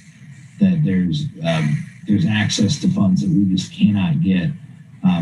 I wish I could tell you that the golfing community wanted to give the city resources to invest in golf, but my luck on that, at least for my chair, has been pretty poor to date. But yeah, that's a little bit over the RFP. Where, like I said, we hope to have a draft, at least a skeleton of the draft that the Park Commission will take a look at in October. And based on all the reviewers' commentary, I think we will plan and start targeting the dates we get through the council and back to this committee as well.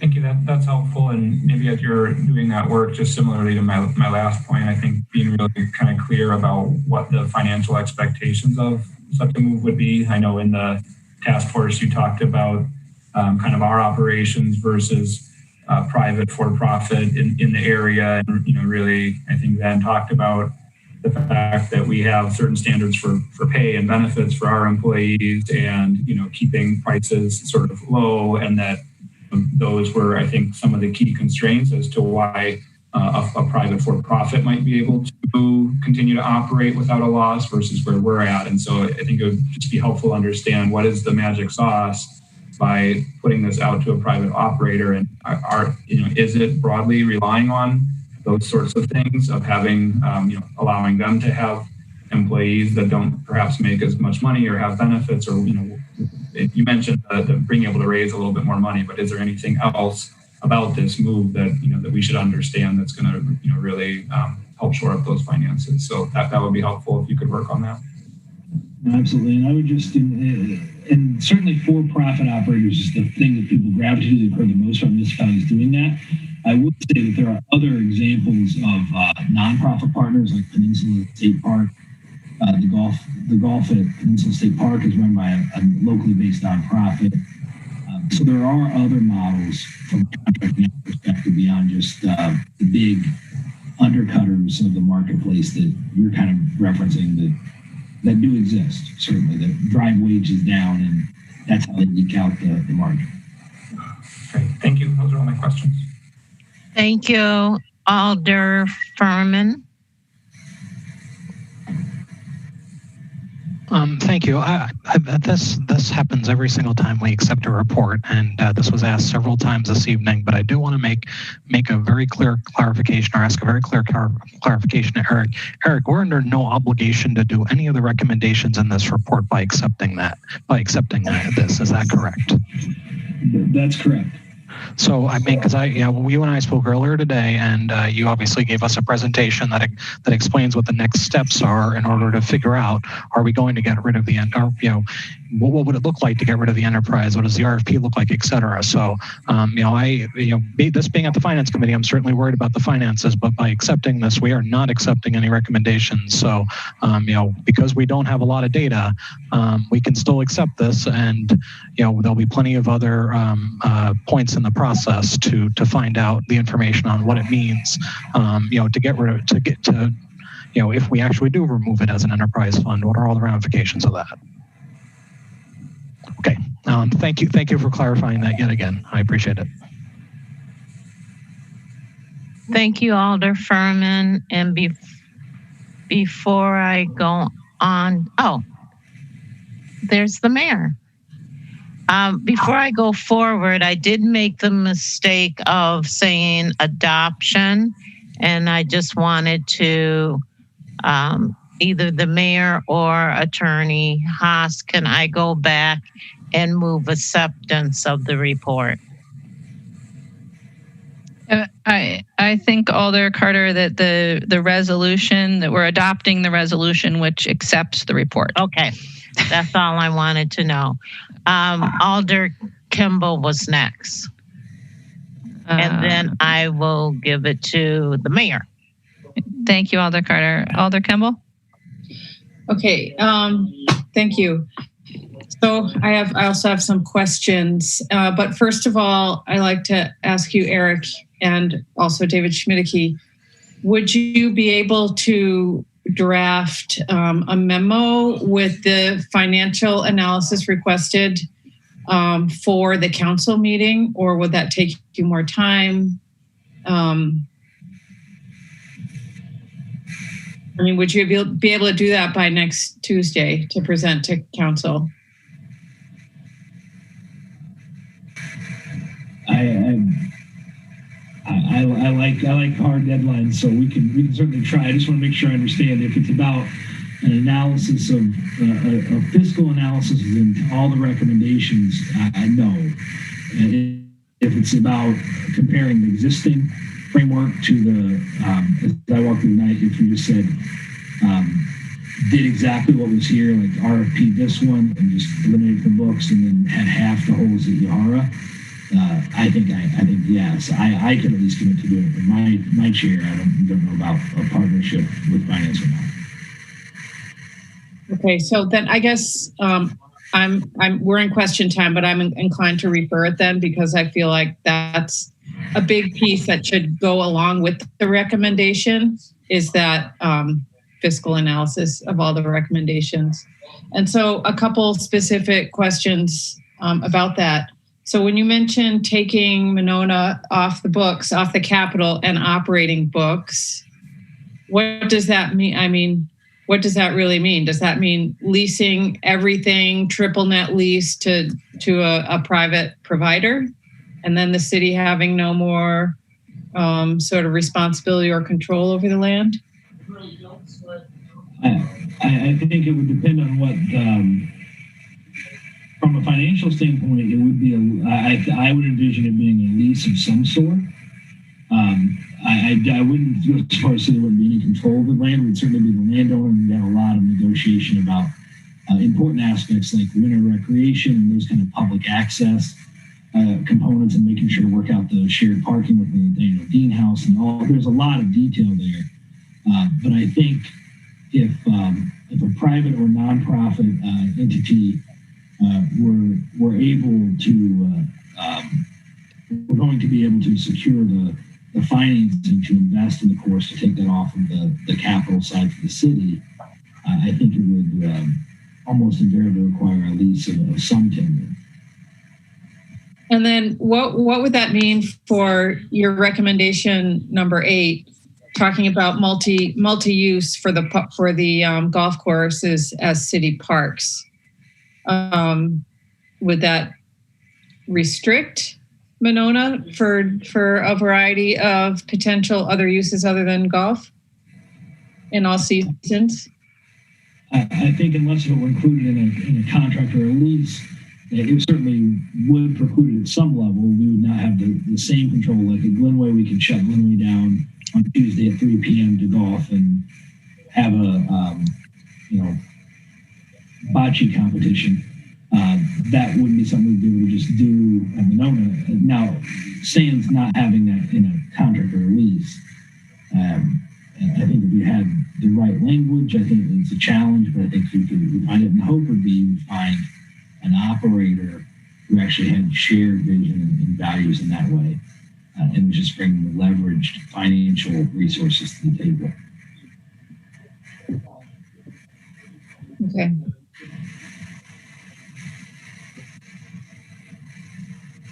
Thank you, Alder. Any additional questions? No. All right. I did have a couple other alders with hands up, but I see you have all unraised your hands. So are there any additional questions for staff on this item? If not, is there any discussion? Alder Kimball. I would like to move to refer this to a future finance committee meeting pending a full financial analysis of all the recommendations. Thank you, Alder. Is there a second for that motion? Second. Alder Moreland will second. Is there, Alder Kimball, would you like to speak to the motion? Yeah, sure. I just think there's a lot of, this is such deep and long work that the task force did. And based on some super serious financial concerns. That's why this task force started. And I think before we even accept this report, we need to understand what the implications are. And I think that doesn't mean we're not going to accept it. I think we just need all the information to make a fully informed decision. And I understand there's a work plan and different pieces will be coming to us, but this is the one time, the acceptance of the report, that we can address these proposals as a whole. And I guess I would like the more information to do that. Thank you, Alder. Sorry, I have lost my cursor. Alder Furman. Thank you, Mayor. I don't object to getting more information. I'm actually disappointed. So I'm very appreciative of the work that the committee did. or the task force did. But I am disappointed we didn't get more information from them. I think it's likely when we see the financial information, I'm personally probably going to be in the same position, being very uncomfortable with a lot of the recommendations. But that's not going to stop me from accepting the report. Again, accepting the report, just it's thank you for your work. We can't make any additional moves on this, like getting rid of the enterprise fund, or even accepting the results of an RFP without having a lot of financial information. I think we'll get that before doing that, because otherwise we can't make those moves. So I'm not going to turn down getting more information if the Parks Department can provide it. But regardless of what that information says, I don't know how we don't accept and essentially say thank you for your work to this committee. We've got your report and move on. So I will reluctantly support this motion or this idea of referring to a future meeting, but I don't think it's going to make a difference on whether or not we accept their work. Thank you. Thank you, Alder. Alder Moreland. Thank you, Mayor. While I agree to disagree with my colleague, Alder Furman, I think the role of the Finance Committee is to look at the finances of any initiative or any reporting that's brought before us, and that's my hesitancy. I do appreciate the work, because I know that these task forces take out a tremendous amount of time for individuals. So I do appreciate the work, but there's several points that I believe if I approve the report, that's indicating that I approve. If I accept the report, that's indicating that I approve the report. And as is, I don't. I think that this really needs more work on the finances. And I think that's where my focus is, on the financial implications of this. I look forward to seeing more, and hopefully I can be shown that I should be supportive of the report. But right now, I just, from my standpoint, accepting the report is indicative of adopting it. So I can't do that. Thank you, Alder. Is there any other discussion? Seeing none, the motion is to refer. Is there any objection to recording unanimous vote in favor of referral? Seeing no objection, we'll record a unanimous vote in favor of referral to a future meeting, and thank staff in advance for some more financial analysis. And move on to item number 22. We do have registrants on item 22, so we'll start there. Just refreshing. All right, so starting, and Nick, I'm going to apologize in advance. Nick Pejovac, perhaps, of Brody Drive, neither supporting nor opposing, wishing to speak, to be followed by Alexandra Hendrick. Hello. Nick, tell me again how to pronounce your last name. Yeah, no problem. Pivich. Pivich, thank you. Yeah, so again, my name is Nick Pivich, and I live in District 19. To frame my comments, I want to quote from the mayor's executive summary. We are only at the beginning of fully understanding how the current economic fallout from COVID-19 will impact the city's budget for the next few years, but we do not know that lost revenues will constrain our choices. Having spent quite a bit of time to review the capital budget, I'm happy to see that her 2021 executive CIP seeks to stabilize capital spending in 2021 and across the 5-year CPI by reducing total borrowing by $47 million compared to what was adopted in the 2012 plan. More importantly, it attempts to address the ongoing dual pandemics of coronavirus and racism by advancing the citywide elements of neighborhoods and housing, economy and opportunity, and land use and transportation. As a resident, I struggle to critique individual projects in either their agent request or current proposed states. Not having a full understanding of how those things are impacted and, lifespans of equipment. And it's really the job of city staff and elected officials to have a clear understanding of our community's needs. This statement is leaving out, as I'm sure we will continue to hear after me, any additional money spent towards or additional money put towards the police department. Rather than focusing on that topic, however, I just want to express my concern that COVID-19 is far from over. According to Public Health Madison Dane County website, as of 8:30 this morning, we are seeing a record high number of cases, which I'm sure everyone knows. I'm sure that's potentially what the mayor talked to Governor Evers' office about. We can obviously point to a variety of factors: the abhorrent federal response, a statewide legislature, which was last in session in mid-April, besides their 32nd special session on August 31st, and most glaringly in the past few weeks, UW-Madison's smart restart, which attempts to place individual responsibility and blame on students for a systemic failure. Clearly, things have failed, and especially in the last couple of weeks with UW's in-person classes, we're risking the health of everyone in our community. I don't want to be pessimistic and outwardly grim, but it's a scary time. So I really implore you, Common Council members, or more so Finance Committee members, to be bold and brave. Make amendments which seek to protect and advance our most vulnerable, as the worst still may be yet to come. And I guess, I don't think we need to hear any more platitude-filled and ultimately hollow statements or abstaining from votes. We don't need you to say, we see you, we hear you, you're valid. Show us. Everyone is not only watching, but more importantly, counting on your leadership during this time. So lead, please. Or step aside. This moment is too important for inaction. Thank you. Thank you. Our next registrant is Alexandra Hendrick of Spate Street, neither supporting nor opposing, wishing to speak, to be followed by Julia Matthews. There's nobody here by that name.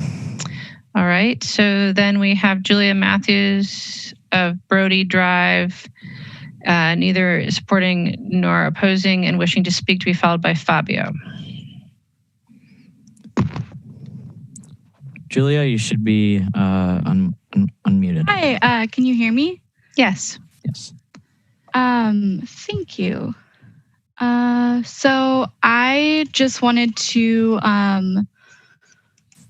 kind of emphasize, I know, right, tonight and tomorrow we're just looking at the capital budget, but right, to just keep in mind the current impacts of COVID-19 on, most of the residents, if not all, of Madison, and what those long-term effects could be, which I think it's pretty safe to say that there will at least be some long-term effects. And with that, to just really look at like what things, are possible to maybe save a little bit of money on right now, and specifically to take a more critical look at the police requests for capital requests and the overall like police related budget items. Thank you. Thank you. Our next registrant is Fabio of 7th Street, neither supporting or opposing and wishing to speak. Fabio is not with us. Okay. So that's the end of the folks that wished to speak on this item. Laura, I'll turn it over to you in terms of presentations. Thank you, Mayor. I'm sorry, I should check if anybody on the committee had questions for any of our registrants. But I'm not seeing any hands, so go ahead, Laura. Great. Thank you, everyone. So this evening is the first of 2 nights where the Finance Committee will be hearing from city agencies to discuss their 2021 projects that are funded both in next year's capital budget along with the capital improvement plan. So before we begin to hear from our agencies, I'm going to quickly just summarize what is in the executive capital budget. This year, for the presentation, I'm going to utilize the story map that seeks to provide context for what is in the capital budget, as well as provide a tool that maps all of the investment that's included in this year's plan. So, of course, I tested this, and there we go. So The 2021 capital budget and capital improvement plan is the second capital budget that we are presenting to you by citywide element. The citywide elements are what were called for in the comprehensive plan that was adopted in 2019. So similar to what agencies did a year ago, they identified both the citywide element and the specific strategy that capital investment within their budget seeks to advance. In addition to looking how these projects advance the city's comprehensive plan, projects were also analyzed against their ability to advance key priorities that were outlined by the mayor at the start of the planning process. Those priorities were affordable housing, transportation, and sustainability and equity. In all, the executive budget invests $994.7 million in 156 projects from 2021 through 2026.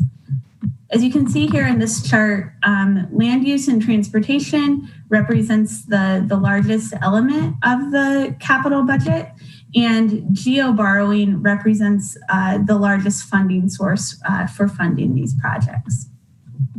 Based off of geo borrowing that's authorized in the 2021 capital budget, in the executive budget, debt service would represent a projected 17.1% of next year's operating budget. That is essentially consistent with what was assumed in the 2020 capital improvement plan. This chart here shows the CIP by citywide element and year.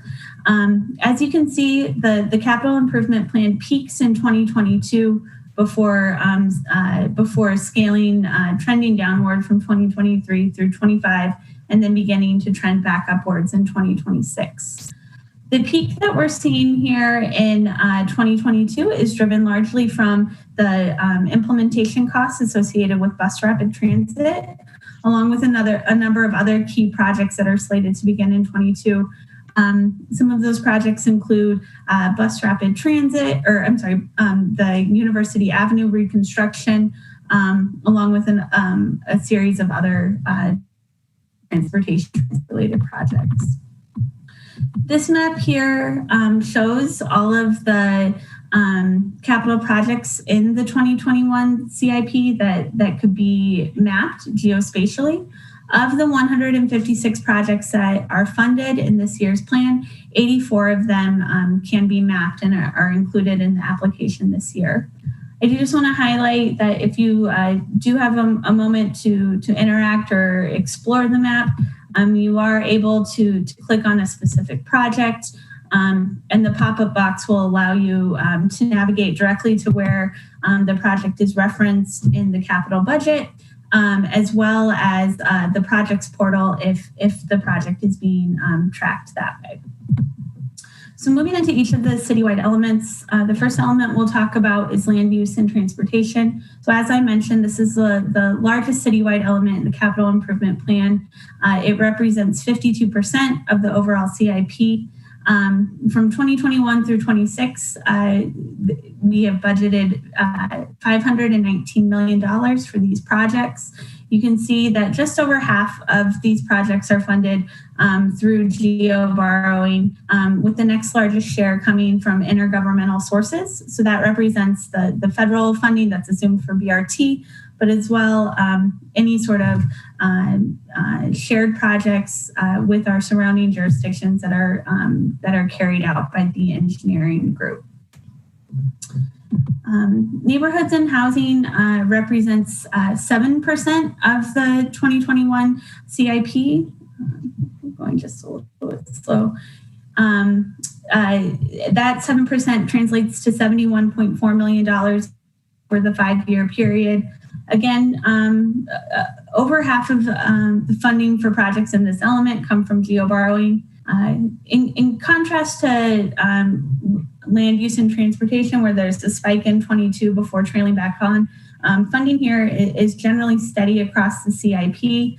That is because the biggest share of funding in this element is what is allocated for our affordable housing programs, both lending to developers, but also to homeowners directly, as well as the new land banking program that is continued in the 2021 CIP.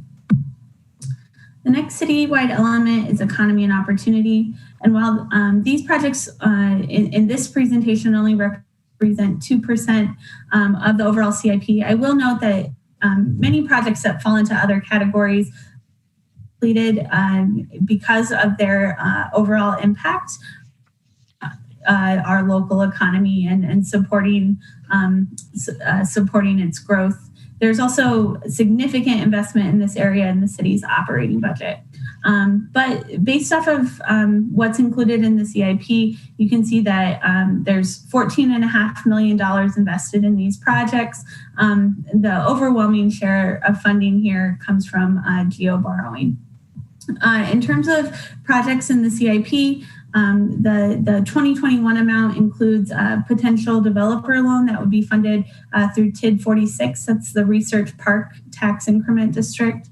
The continued funding in 22 and 23 is for the Small Business Equity and Recovery Program that's slated to that receives additional appropriation from 2021 through 2023. The next citywide element is culture and character. This element represents 6% of the capital improvement plan.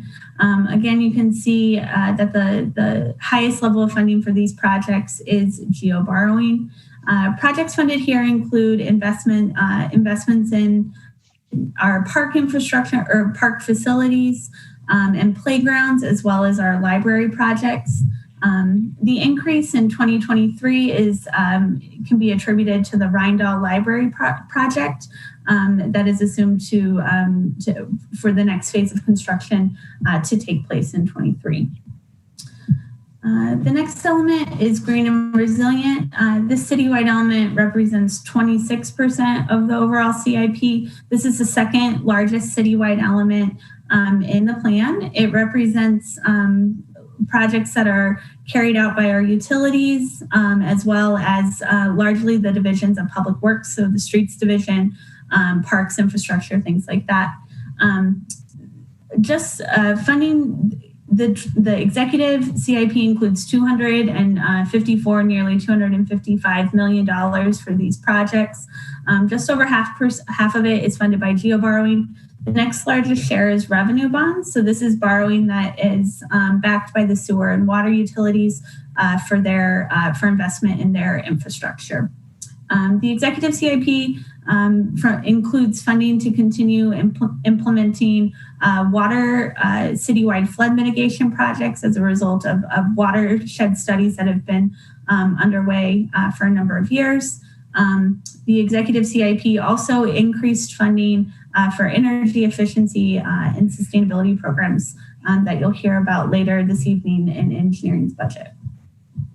The final citywide element is effective government, which represents 8% of the CIP. This element largely includes investments in equipment and IT infrastructure that's utilized by the different departments throughout the city. The executive budget includes $78.8 million for these projects over the next 6 years. Again, you can see the bulk of the funding is coming from GEO borrowing.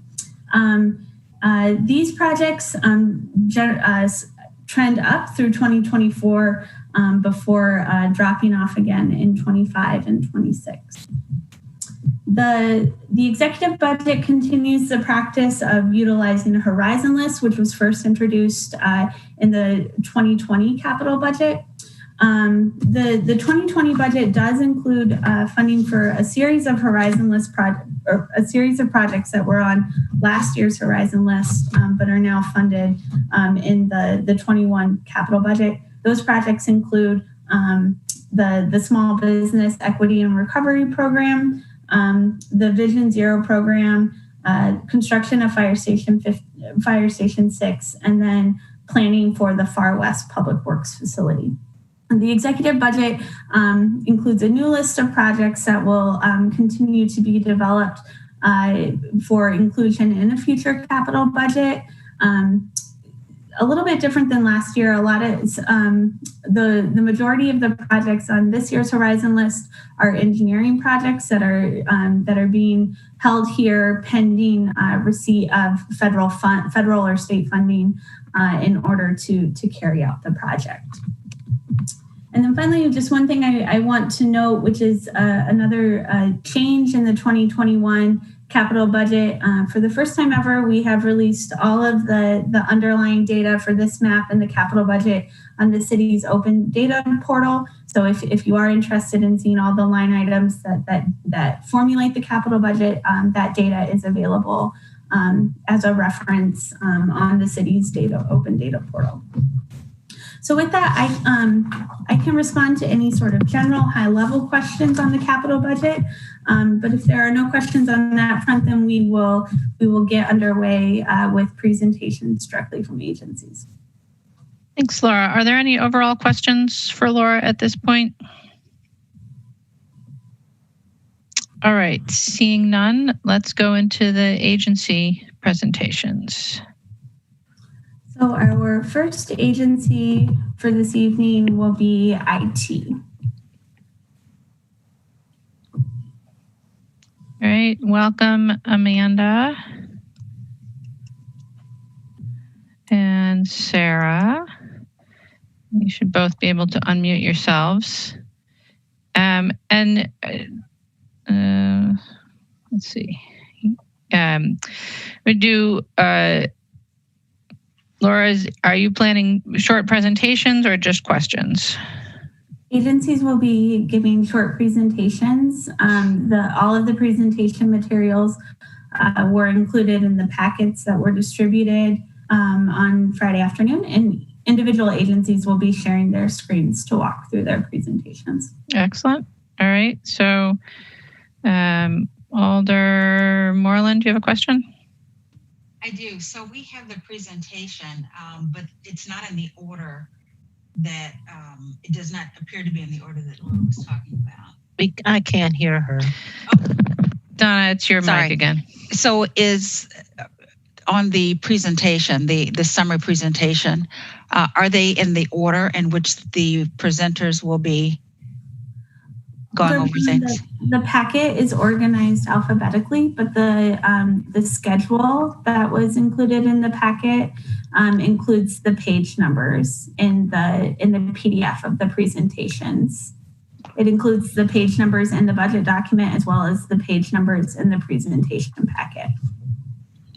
Okay, I guess I'm missing that. But if we could, before we go through this, somebody could tell us which page number. I mean, I could find it from the top doing a search, but I don't no, we can tell you the page numbers. Okay. So for IT, in the budget book, it's page number 83. Mm-hmm. I have that. And in the presentation, it's page number 89. Thank you. And Alder Heck, a question as well. Yes, thank you. I just wanted to encourage presenters to, as much as possible, put their software into full screen mode so that those of us with small screens can see the numbers. Thank you. Thank you, Alder Heck. A good reminder. We're all going to muddle our way through doing it this way for the first time. So with that, Sarah, I'll turn it over to you. You're still muted.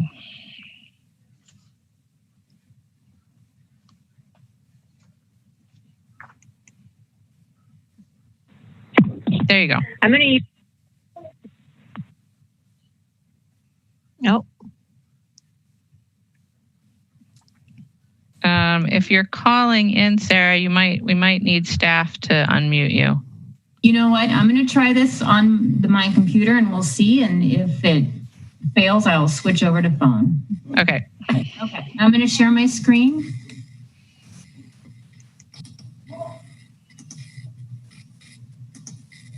Okay.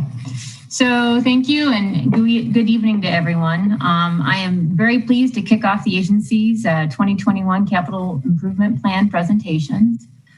With me tonight is Amanda List-Johan. She's the IT budget manager. In the past 2 years, Amanda and members of my management team and I have continuously improved the IT's capital improvement plan request. And this year we took it one step further and we asked all of IT to participate in developing our 2021 capital improvement plan. Each team collaborated on identifying key projects that were necessary for the continued support of the city's IT infrastructure and furthering the city's digital transformation. IT team leaders then presented their team's budget request to the IT budget, IT equity, and IT management teams, who evaluated these requests and to see if they addressed the following: citywide elements, equity, and sustainability goals for all of the city of Madison. And by doing our capital improvement plan in this manner, we made this a SIP plan that all of us in IT can take ownership and pride in moving forward for 2021. So with that, I'm going to start through. So for our SIP highlights, the focus of capital requests were really mainly on end-of-life hardware and software replacements. We have one major request of Microsoft 365. This is a transformation, and this is to create a digital workplace that grows and adapts to the needs of our employees. And then we requested to delay the property assessment system project to 2022. This is something that Michelle Drea, our city assessor, and I agree that makes sense. Due to COVID-19, we have not been able to take the staff time that was necessary for us to work on the infrastructure that we needed to put in place for this project so that in 2021 we could move forward. So we would like to do that in 2021 with the investment in 2022. And then we also are allocating staff salaries to annual ongoing capital programs. So major changes from 2020. We have seen a 37% increase in service requests since the beginning of COVID-19. Device deployment is up by 40%, and new software requests are up by 50%, and the overtime in IT is up by almost 40%. Our workloads have increased substantially since March. And due to that, we've had a decrease in our staff resources for capital projects that we had planned for 2020. And with budget freezes, we have also paused the following projects: fiber build to Fire Station 12, the learning management system we have put on pause, the legislative management system we put on pause, and I think that this was actually quite fortuitous for us because we also are working and hoping in anticipation of working with the President's Work Group on TFON so that we can make sure that we are aligning our legislative management system and what we purchase with what their recommendations are, and then also those of the new group that we have that is going to be a team from a couple different departments working together. And then, as I spoke of, the property assessment system. We also expanded the workstation warranties from 3 years to 4 years to extend our workstation fleet life cycle for another year. This only replaces 1/3 of our workstation in 2020, which realizes both cost savings and then also kind of key that we were hoping to minimize staff interactions during the pandemic, but we still are up 40%. So that didn't work as well as we were hoping. So IT has a priority methodology when we are making decisions. We use Gartner's 3 key IT components. One, are we ensuring that technology is renewed in line with both industry and operational standards? So this is a lot of those end-of-life purchases that we'll be discussing throughout this budget. Grow, introducing new capabilities or improving existing ones. This is something that we are really seeing during COVID-19. We have seen an incredible increase in a lot of the online requests that we have been putting forward. A lot of these are using Acela, using our different systems so that we can have a lot of our permits and our licensing and different development plan processes all online so that both our residents and our businesses are able to still do business with the city and are still able to interact with the city during COVID-19. And this is only increasing, and this is part of that digital transformation. This is a wonderful thing that has occurred in that sense, not the COVID-19. To transform, we research, purchase, and develop new technologies that will make fundamental changes to city businesses, processes, and provide opportunities for transformation. This is where M365 comes in and is a really key piece of us moving forward with our digital transformation. So the first priority is our network and operations infrastructure. This is the backbone to the city.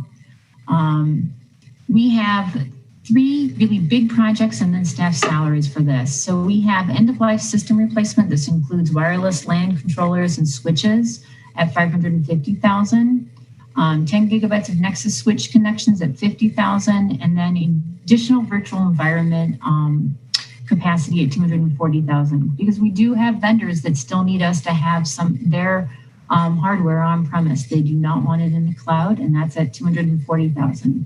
And then we're requesting staff salaries to be charged back at $160,000 for a total of $1 million. Priority 2 is another run, security, risk, and compliance. You will see that we have really been increasing this program. You see the IT newsletter that comes out, and we have tips on good security and risk and compliance practices, best practices. We have been continuously adding on to all of our different tools.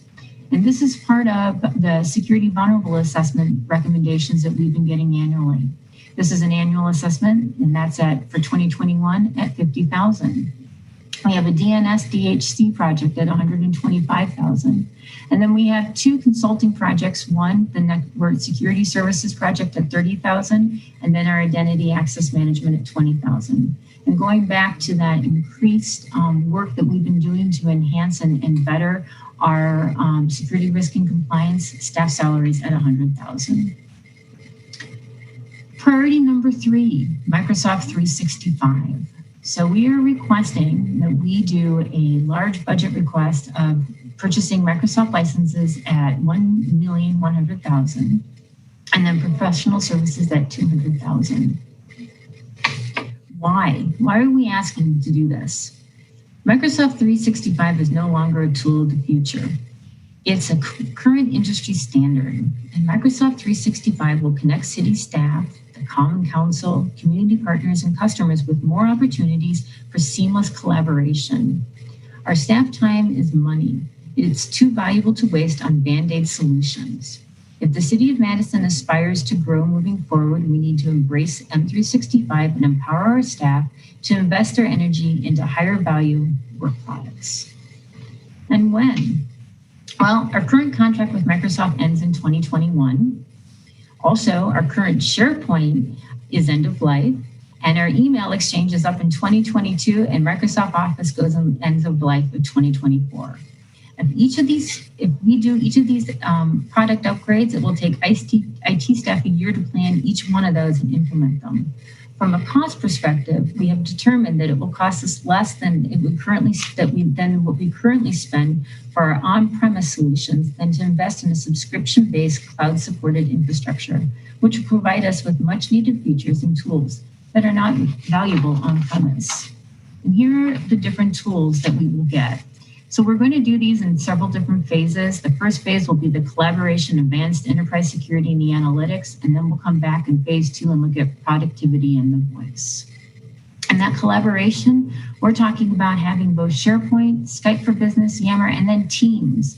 Teams is a huge piece of that collaboration that we would also be able to take Zoom and reduce what we use for our licensing, keep it for the boards, commissions, and committees licensing, but not have to use this for staffing. And instead we would use Teams, and we'd be able to really expand when we talk about collaboration and how we collaborate with our alders, how we collaborate with our residents and our other partners that we have. So here are some charts. I always like the visuals. I like to share them, and it helps to kind of break down what we get.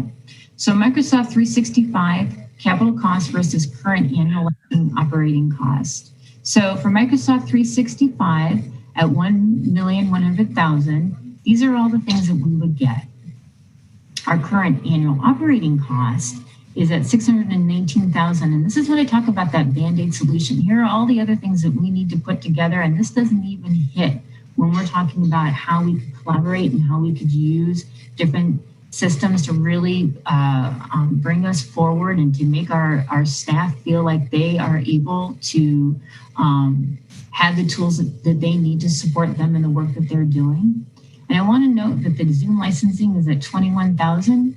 If we were actually to give it to the 1,300 employees that probably could use it, that would be a $240,000 license. But we're keeping it down at $21,000. so that we can keep our costs down.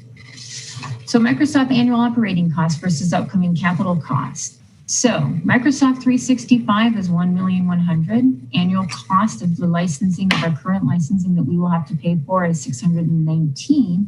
And then we have upcoming capital costs that are going to be required without that investment of Microsoft 365. So SharePoint would be $1,200,000 and staff time at about $400,000 to get that implemented. Exchange, another $1,200,000 with staff time at $400,000. And then Microsoft Office at $1 million with staff time at $400,000. And the reason why the staff time is so high is that no one in my department is a complete subject matter expert, because we are asked to wear many different hats. And so we only are able to do this at a certain level. If we were to have M365, we'd have all the experts of M365 there to support us and to provide us with that knowledge base that we would need. So Microsoft 365 versus total annualized cost without Microsoft 365. So Microsoft 365, again, is at $1,100,000. And then total annualized cost without Microsoft 365 is $1,289,000. So let's look at what Microsoft 365 brings us. It brings us the need for all of what city staff are looking for when they're doing remote work, but it's not only remote work, it's also work in the office. It's just work. And how can we provide them with the tools that they need? It's also got a 99.9 uptime, and that's pretty incredible. It improves our infrastructure. We see continual upgrades. We have sustainable maintenance cycles, unlimited email retention, enhanced cybersecurity, and that knowledge base that I just spoke of. When I talk about that 99.9% uptime, it makes me think back to last year when the Common Council were trying to put forth their budget amendments to the finance department, and our email was up and down. If we had had Microsoft 365, you wouldn't have seen that impact. Because again, I have one person who does this at like 50% time. This is not their full-time job. Total annualized cost without Microsoft 365, well, it's a disjointed service package. It goes back to what I was talking about that Band-Aid solution. It also requires more of a secure connection to the city network.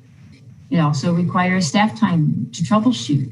And as I referred to earlier, our staff time is really up, and I think that this is going to increase now that we have created all these partnerships with agencies. After the pandemic, we're still going to have those partnerships, and we are going to continue to need to do the work that they are requiring of us. And then also the staff time to implement these systems. This takes a lot of staff time, and it means that other projects are delayed that need to move forward. And then Skype for Business is end of life. And there's no replacement outside of Microsoft 365. This is the time for us to move forward and to make this investment. Priority number 4, grow, fiber and wireless network. This is a continuous growth that we have been doing in our fiber maintenance program. This year, we took a staff position. She was working on our GIS team. We moved her to not only doing GIS at still about 30%. Now she is doing fiber maintenance at 70%. And as the fiber maintenance manager for the city, she is overseeing all of the project builds. She's doing collaboration and she's doing coordination. And part of this is also that she's starting to really look at the growth of where our fiber is and what we need to do. She's working with the Bus Rapid Transit Project. And as part of that, Fire Station 12 was one of those things that we have identified that from 2020 that we moved to 2021. And this is going to feature that expansion of both Fire Station 12's redundancy and then the expansion of the Streets Far West facility. And then we're also doing proactive builds so that we can make sure that we already have moved the fiber out when new reconstruction projects are occurring. So as in the anticipation of the Blair Street reconstruction project, we're going to be creating an alternative fiber path. Our fiber audit of 98,000, this is our annual audit. And then our fiber maintenance. This is a new piece to the Fire and Wireless Network program. And this is important This is just, our fiber is just as important as our streets and our roads. And guess what? It's getting old and it needs to be replaced annually. And so this is the work that we are doing as we continuously are trying to keep our fiber working and thriving for everyone. So we're also asking to move some of the position to $80,000 of staff salaries to the Fiber and Wireless Network program. Digital accessibility and engagement. This is priority number 5, and this is run. So the city website infrastructure is end of life. This is a on-premise hosted solution right now. It was built by the web team, and we are looking to put it out to the cloud and have it hosted by a third party. This will allow the web team to be more agile in a lot of the work that they do. And this is a replacement of $210,000 to do that work. And then we have end-of-life hardware replacements for media team work, MediaSite mobile recorder and studio cameras and a master control clock at $93,000 with a total of $305,000. Priority number 6, database infrastructure. We really took this down for this year. As you can see, it goes back up in 2022. This is again in anticipation of M365 and the work that needs to be done there, and also trying to keep costs down for the M365 request. So we put this at $50,000 and we're doing minimal work on the database infrastructure projects. Enterprise business solutions. This is GROW, our tax system conversion project that we're working on currently with the Treasurer and Finance Department. That's a 2020 project, and we're going to be doing data conversion in 2021 in anticipation of 2021 taxes. And then we have $20,000 for enterprise business solution services. And then we have the SharePoint Online conversion professional services for all of the SharePoint sites that we have. We're going to need to have the professional services to help us move that forward at $300,000. So for a total of $350,000. Priority 8. This is run. And this is our workstation equipment lifecycle management. And I was speaking about this earlier. So we were able to take that down to $450,000. So that we could save money in 2021. And then again, this is going to bump back up in 2022 and then onwards towards 2026. And then we also are charging staff salaries of $90,000 to this program. That's a total of $540,000. And then priority number 9, transform. And this is the property assessment system, the 2022 project that I spoke about earlier, that both Michelle Dre and I feel this is the appropriate time to do this. So we'll do all of the work that needs to be done in 2021 and have it ready to go in 2022 to purchase and then implement in 2023. This is the IT team. This is the IT team who built the 2021-2026 capital improvement plan. I thought I would just share. These are the people behind the IT department. These are the people when you are sending out service requests or asking us to do different things. This is what you see. This is the IT team. You have any questions for me? Thanks, Sarah. Are there questions for IT? Alder Moreland. Yes, I will be asking this of each of the agencies. If there were something that you had to remove, what would that something or somethings be? It would be Fire Station 12, fiber build, and then we would also probably the other build with Blair Street. It's not ideal, but that would be the other thing. Okay, thank you. Mm-hmm.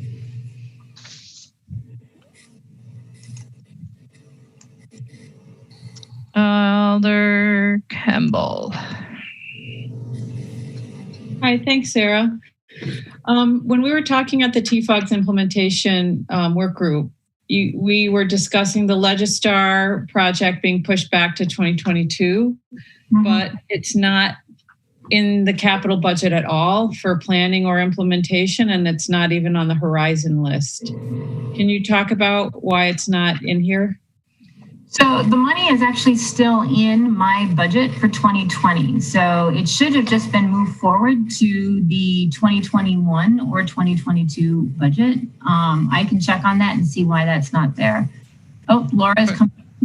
Alder Kimball, those funds are fully appropriated, and so they will continue to roll forward and be able to be accessed until they're spent down. So is there a way that we could have that shown in the budget that they're appropriated but not spent? Is there a way, because it looks like we're just not doing it? So the budget document is focused on items that have not been appropriated and future appropriations.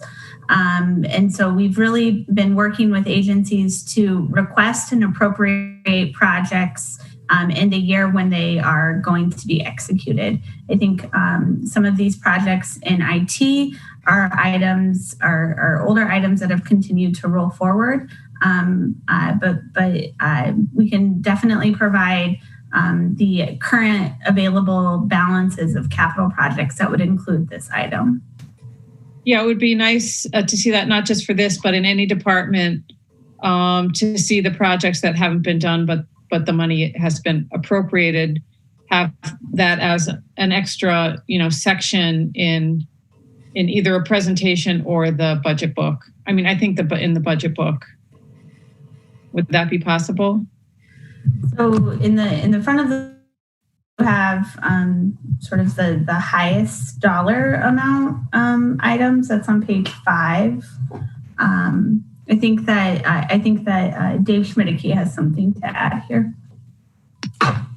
Alder Kimball, will be like we did last year, sharing with the council the list of all of the carry forward appropriations, and we'll also attach it to the this Legistar item, so you can take a look at all of the carry forward appropriations. There's about 200 projects that will be carrying over, totaling about $66 million or $63 million of GO authority. Perfect. Thank you. That's what I was looking for. And just one more question, Sarah. Also in that meeting, we were talking about a potential 311 service. Is that, have you contemplated the cost of that? I know there's been a lot of study on it, and we're still waiting, I think, for more information and more debate. But would that be, when would you think that might be ready to go? Oh, sorry. There you go, Sarah. Thank you. So I think that we're going to need, especially now with all of the work that we are doing around COVID in 2020 and into 2021, I think 2021 and 2022 are going to be the years that we're going to have to put the infrastructure in place. So continuing to get departments that are not using the cell to CityWorks. And then in 2023 is where I can see us looking at using 311. I'm hoping that we can have that report out to our stakeholders in the next week or so, and then start moving that through. So we'll present it to the mayor, and then we'll move it to CCEC, and then so on and so forth.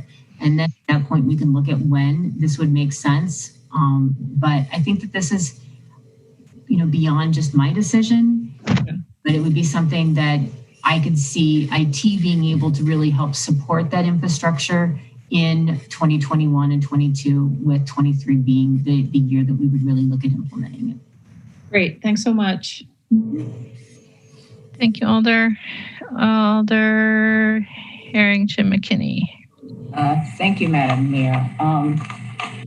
My question is related to Alder Moreland's, because in the presentation, they were not given an actual rank priority ranking, but her question at the end was an excellent one. And the question was, if you were going to eliminate something on your list, what would that be? That was a great question, but I could not track it. So could you go back and give the priority numbers of those items that you would eliminate? I think you said 3 or 4, but I'm not really sure. I need you to clarify that because I was not able to capture that. Of course. So it's priority number 4, and it is the fiber redundancy to Fire Station 12, and then also the Patterson build. It would not be ideal to cut those, but those would be the 2 we would cut. Okay, thank you. Thank you, Alder. Alder Moreland. Oh, I'm sorry, Alder Moreland. Alder Carter was next in the queue. No problem. We'll come back to you. Okay.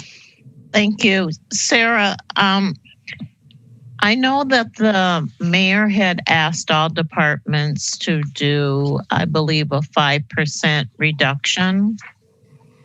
So as you set up your budget for 2021, can you just give us an idea of some of the things that you've already cut from the budget that we're not seeing? 2021? Alder, the 5% reduction was for the operating budget. Okay, thank you. We did ask each department to prioritize their capital requests, and we didn't fund all of them. So, Sarah, if there's anything that you want to mention that you've already taken off, yeah, now's your chance. There was nothing that was taken off that is of any concern. So we are very pleased with what we got. Okay, thank you. Thank you. Thank you, Alder. Now we'll go to Alder Moreland. Thank you. I don't know if Chief Davis is still with us, or maybe Sarah, you can answer the question. So if the fiber at Station 12 and the other location, if that's not approved, what are the implications to the fire station and the other project?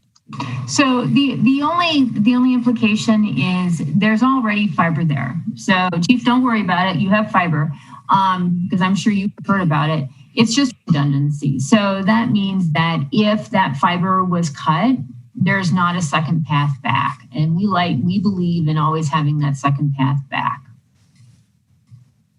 Chief Davis, did you want to add anything? No, she summed it up well. All right, thank you.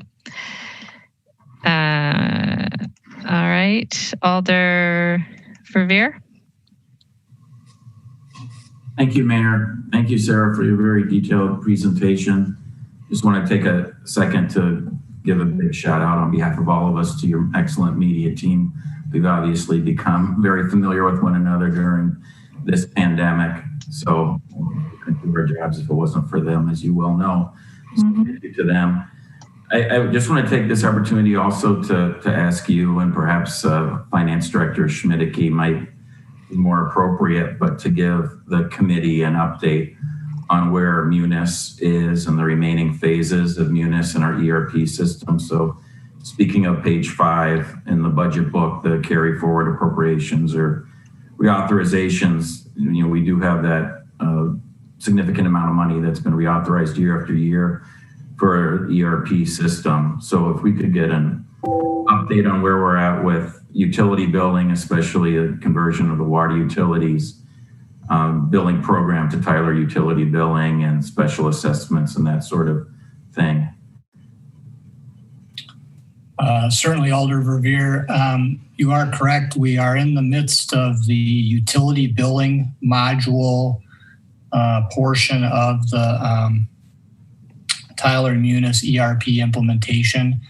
And that's work with the water utility primarily, as well as city engineering to the extent that the municipal services bill touches things like stormwater and sewer and so on. We, I think, have gone through 3 or 4 what are called conversion passes, where we take a look at the data that's been put in by water utility and see how it is working its way through the utility billing module. And now we're working through a series of items regarding what the municipal services bill will look like, how it will interact with the electronic bill presentment that KUBRA does, and other connections with systems like CityWorks, the asset management system, and issues like that. I think we're making relatively good progress, and Tyler has been a good partner on this project. The main issue that we've faced in the short term is turnover at the water utility in this area, and how they are then having to hire staff to fill those vacancies. We're trying to provide some assistance from the finance department on some of their work to help them work through that. But that's the primary focus right now. It's a major effort for elements of the finance department as well as project management from IT staff. Sarah, I don't know if you have anything else to add to that. No, I do think that this project is moving forward, even though we have seen some of that turnover. Water utility is committed and they are working towards this. And I think when this is done, this will be a good thing for our residents. Thank you. And as it relates to the water utility billing conversion, obviously they could ask a follow-up question when they're with us tomorrow.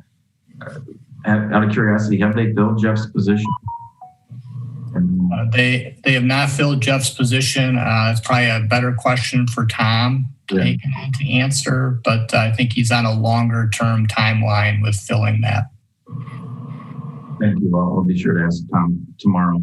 So Sarah, you had mentioned in your presentation work with the city treasurer's office, which is obviously part of the finance department now. How does this utility billing conversion, and this is again for either of you, Dave or Sarah, but how does the utility billing conversion and to Tyler, utility billing affect our property tax billing? Is Craig Franklin comfortable with KUBRA? Is the relationship between the munis utility billing, Tyler utility billing versus our property tax statements? Because obviously both the water utility and treasurer's office currently use the same payment vendor, Texas. So Alder Verveer, on the tax system, we're looking to actually implement the tax module that's in the Munis Tyler suite. And so there will be, I think, positive connections there. Craig's aware of utility billing, and I think eventually we will have to, as you know, review what we do next after KUBRA, and that'll be then a lot of that could potentially be picked up by elements of the utility billing system, and then we would have to look at probably some sort of separate contract on the mailing of bills and things like that. But yes, that is all being taken into consideration as we are moving through this project. Would you say, Dave, would the tax module and the utility billing occur at the same time, or one would come before the other as of today, or it's unknown at this time? It's hard to say. They could come around the same time. If I had to guess, probably the tax system might actually come sooner, just given the intricacies of the utility billing system and all of the connections associated with it, as well as some of those staffing issues that we referenced earlier. Very good. Thank you for the annual Munis update, Dave and Sarah. Appreciate it. Thank you, Mayor. Thank you, Alder. Let's see. Alder Furman. Thank you, Mayor. I'll be really quick. I didn't want this item to go by without at least making some sort of comment. Since I'm an IT professional, I do greatly appreciate the great creativity in this budget request. I think extending the warranty on hardware and being able to save us money next year by using our hardware for a little bit longer was really creative and very much appreciated. And then I think, we will all very much appreciate the move to Microsoft 365. It's going to be very hard to measure that impact over time. And I appreciate that Sarah and her department have tried. But I do think the productivity increases are going to be incredible. And I do really think very strongly that the IT department should focus on the things that we give them so much to focus on. We give them so much to do. I think the move to Microsoft 365 really gives them an opportunity to not have to focus on things other people can do very, very well, and then focus more on the never-ending list of things we ask of IT. So I really wanted to just say thank you. Thank you, Alder. I see no other questions for IT, so I will say thank you to Sarah and Amanda, and we'll move on to Monona Terrace, and so we'll welcome Connie, and Monona Terrace is on page 100 in the budget book and page 124 in the presentation. And Connie, go ahead.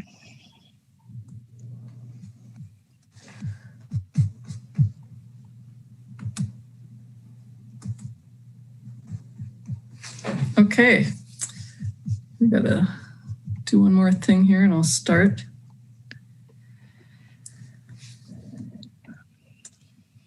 All right, so we've spent a great deal of time at Monona Terrace putting the capital budget improvement plan together. We've always used a joint participation. There are a few departments within Monona Terrace that are kind of the big spenders, I guess, operations, maintenance, audio, visual, IT, and then the gift shop from time to time. But we've always included our sales department, our event coordinators and catering, and others asking for those items that they feel that we either need to add to our inventory from a customer point of view, or, lately the virtual meetings, equipment, and other revenue generating ideas. We've been in the unfortunate position of having to cut capital budget or capital improvement plan items. Starting with 2020, we had to go back and cut out $558,000 out of our capital budget just due to lack of room tax funding availability. So we looking toward, I guess, the economic forecast. 2021 is, maybe slightly better, but we still went with 50% cut from what we had previously felt we were going to be able to spend, and we carried that out through 2024 just to be safe. We'll adjust it if things get much better than we anticipate faster. So for this year, for 2021, our request had originally been $830,000, and we narrowed that down to $397,500. That's a 52% decrease. Funding for the capital budget will be a combination of room tax funding in $217,500 and GO borrowing of $180,000. And the capital budget, we prioritized equipment replacement and then maintaining the overall exterior condition of the building and purchasing audio and visual equipment to meet the needs of our customers. Under building and building improvements, we have requested $180,000 for building improvements to increase both efficiency, reduce maintenance costs, and improve the customer experience. Some of the things that we planned to replace this upcoming year are windows on the Grand Terrace and Community Terrace, those facing Lake Monona that have been failing now for a few years. Exhibition hall lighting upgrades, recaulking of the exterior building seams, and upgrading network storage for client presentations.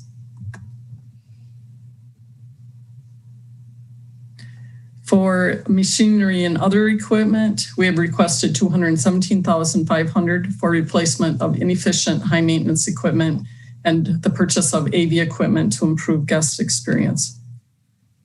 Machinery and equipment that we are planning to replace are virtual meeting equipment, lecterns, video cameras, replacement of tractor and snow removal equipment, and then replacement of the level 2 curtains and exterior loading dock repairs that are needed. And that's all we have. I'll take any questions anyone might have. Thank you, Connie. Alder Moreland, I have the feeling that you're going to go first every time. Yeah, you're probably right. So I'm posing the same question. If there were something to cut out, and actually this is a very modest budget request, but if there were something that were required to be removed, what would that something be? I was hoping you'd ask me, Alder Moreland, what I would add back in. I guess I would have to go with the curtains. Although it'd be nice to replace them, they are very old. They could probably go another year. Okay. And since you brought it up, if you could add something else back in, what would that be? Yeah. Well, I'll tell you what I worry about. I worry about some of the major mechanicals. Our building is now roughly 24 years old. We have cut and hope that we aren't making a big mistake, but the heat exchanger, elevators, escalators, chillers, the rooftop membrane, east and west dock resurfacing projects, and the tile on both Olin Terrace and the rooftop are showing cracking. You can't see unless it rains, but those are of concern coming up. Okay, but they could last another year, perhaps. Yeah, we're banking on that. Okay. Okay. Thank you so much. Yes, thank you. Thanks, Alder. Are there Alder Moreland? You didn't have another question, did you? Okay. Alder Harrington McKinney. You're muted. Oh, there you go. Okay. So Connie, going back to that question, what would you add? And so of those things, that your response was that you hope that are these critical items that you had to cut over the 5%, and not having those replaced, would it cost more down the road to replace them? I just want to know how critical these are. Cut, but I really do want to understand how critical this is to the overall functionality of your building. Well, it's always hard to know exactly when something's going to break. We look at useful life and then put it down on our plan that when it hits 20, 25 years of age, some of these major mechanicals need to be replaced. One thing that we have been able to do is maintain them at a very high level.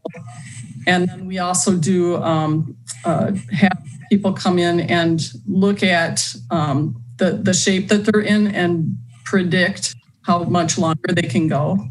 So what we did when we were doing this budget, we looked at what we felt we could move out down the road a couple years because they're in good shape now, or we've had people look at them and they feel they can go another year or so, but there's always that risk. You just never know. But we feel where we place them in the upcoming budget, we feel we can make it that far. Thank you. Thank you, Alder. Are there other questions for Connie and Monona Terrace? I have a question. Alder Carter. Yeah, so Connie, the Monona Terrace is basically in competition with every other event facility in Madison. And some of the things that you have in your budget, like AV equipment, is really trying to keep you on the same level of some of the other events that today's guests are looking for their convention or for their wedding or for whatever. Is that correct? Yeah, so we're looking at virtual equipment because that's, for at least the next year or more, that's going to be, everybody's going to want to have a virtual component to their events. There will be some that bring some people in. A lot of them will be staying home and joining virtually. So we're just making sure that we have the proper equipment to service the customers' needs in those areas. And sometimes when it comes to keynote speakers, they're going to want to come in virtually instead of flying in too. Mm-hmm. Okay. Yep. Thank you. And then one other thing, we talked about AV equipment, but also the some of the not just the mechanicals, but the snow removals, all those things are just necessary to accommodate not only employees, but also for your guests. Yeah, we have a lot of area that needs to have snow removed. We have the east and the west dock. We have Olin Terrace and the fourth floor drive-through.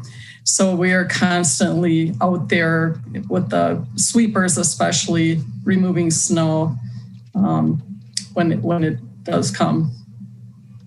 Thank you. Mm-hmm. Thank you. Are there other questions for Connie and Monona Terrace? Seeing none, thank you, Connie. Thank you.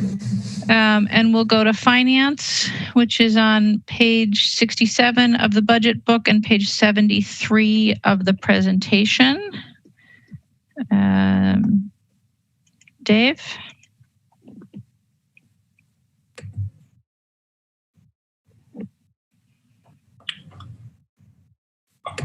All right. Can you see the screen and hear me? Yep.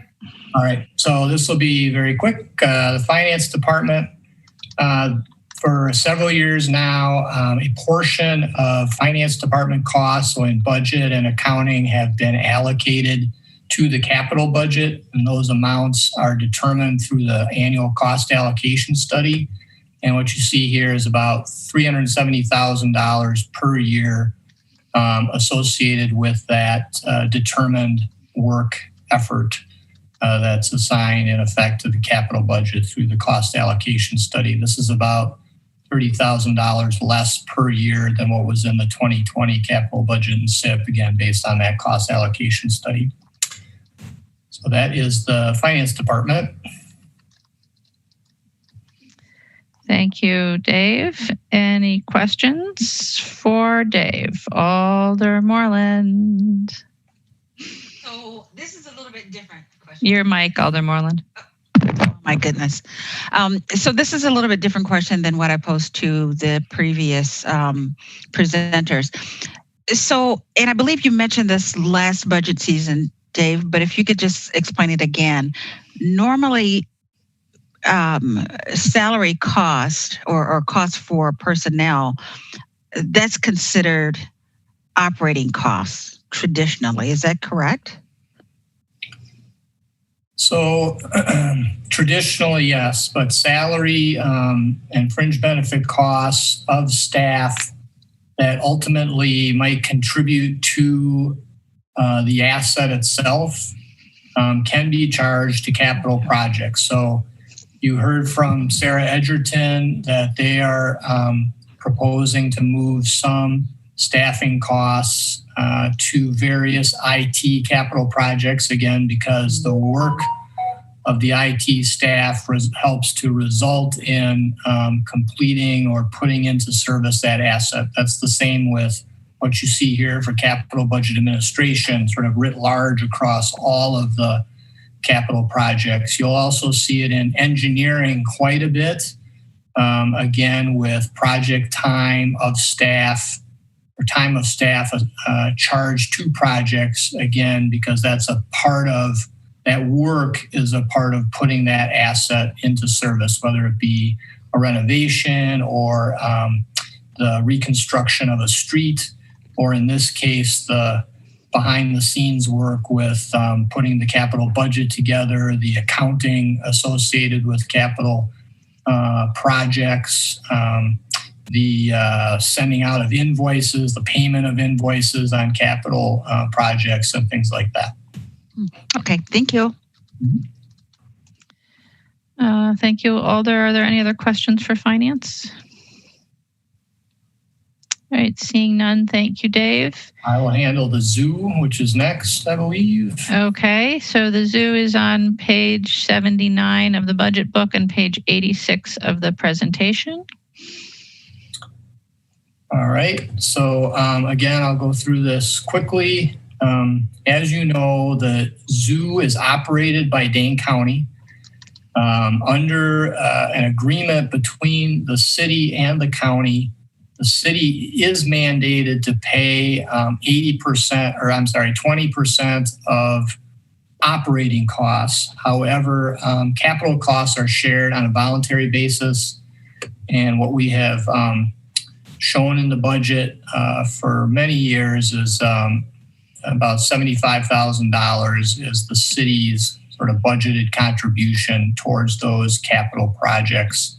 In 2021, that other funding sources transfer from the general fund, which is effectively the impact of borrowing premiums on the levy, and we allocate some of those dollars. And you can see a list of those in the executive budget summary, and this would be one of those items.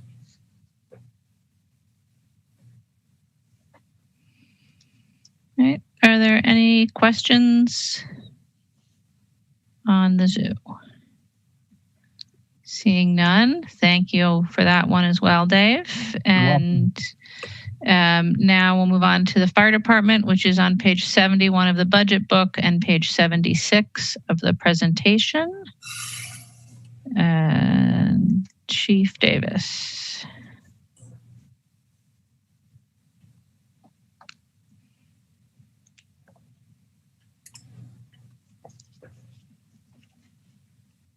Can you hear me? Yep. I think I shared the wrong screen probably, huh? Are you seeing my calendar? No, we're seeing your the PowerPoint, but not yet in presentation mode. Okay, let's try this then. How about now? Still just the PowerPoint, but we can probably cope with that. How about now? So now we're seeing your presentation. Yep. Perfect. So our highlight summaries basically are narrowed down to two areas, and one is continued funding for fire equipment, and then also communications equipment.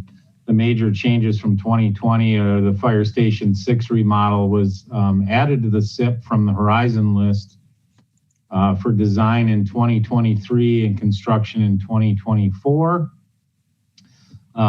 Our building improvement money was reallocated to engineering and facilities.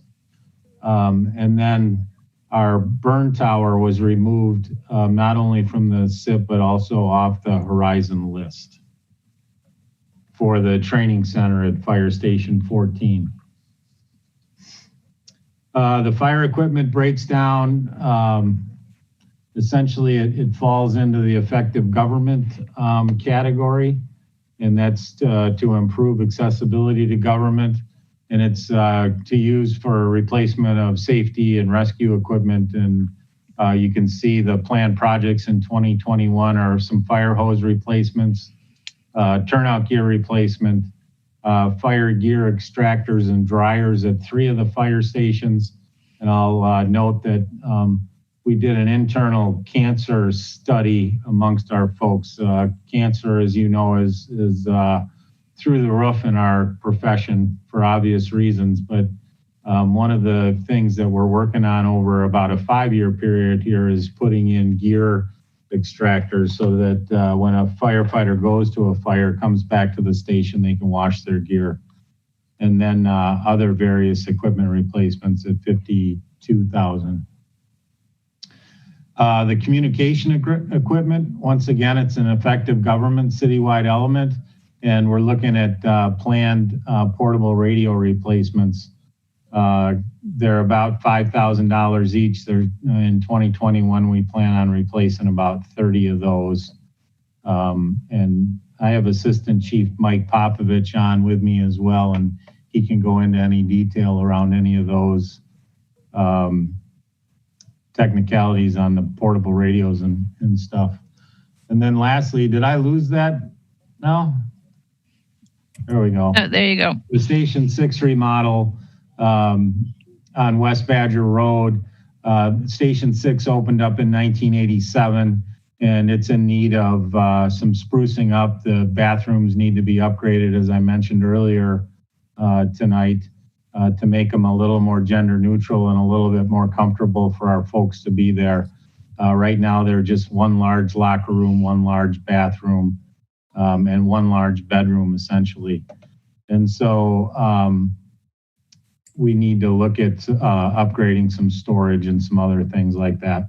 And that was in the design in 2023, construction in 2024. And that is it. So I'll take any questions. Thank you, Chief. Questions for fire? Alder Moreland. Thank you, Chief. Just a question. So with the Fire Station 6 remodel, why is that not a priority, given that we have personnel that feel uncomfortable in the current situation? Well, it is my priority, but this is the executive's budget. So, you know, I think that it has to fall in somewhere. And I'm assuming the mayor felt more comfortable in outer years of the SIP.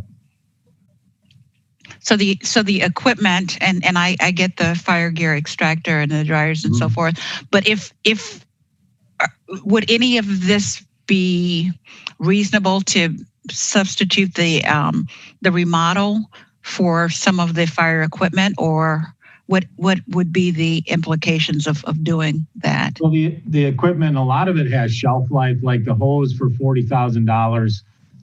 It's reached its life expectancy, so it needs to be replaced. The turnout gear the same way. A lot of the protective equipment and different things that we use actually have a shelf life. And we're talking peanuts compared to, you know, $3.5 million for a full remodel. Okay. So if I may ask, how is this addressed now? How is this handled to make the women and the workforce feel comfortable? The crews are instructed to make accommodations, and about every 6 months we have an issue with either a fill-in firefighter or a fill-in officer, and for the most part they handle it all internally at the station. There is a small bedroom that we set up for our women to use if there's one there, but otherwise, you know, they just work around it for the most part.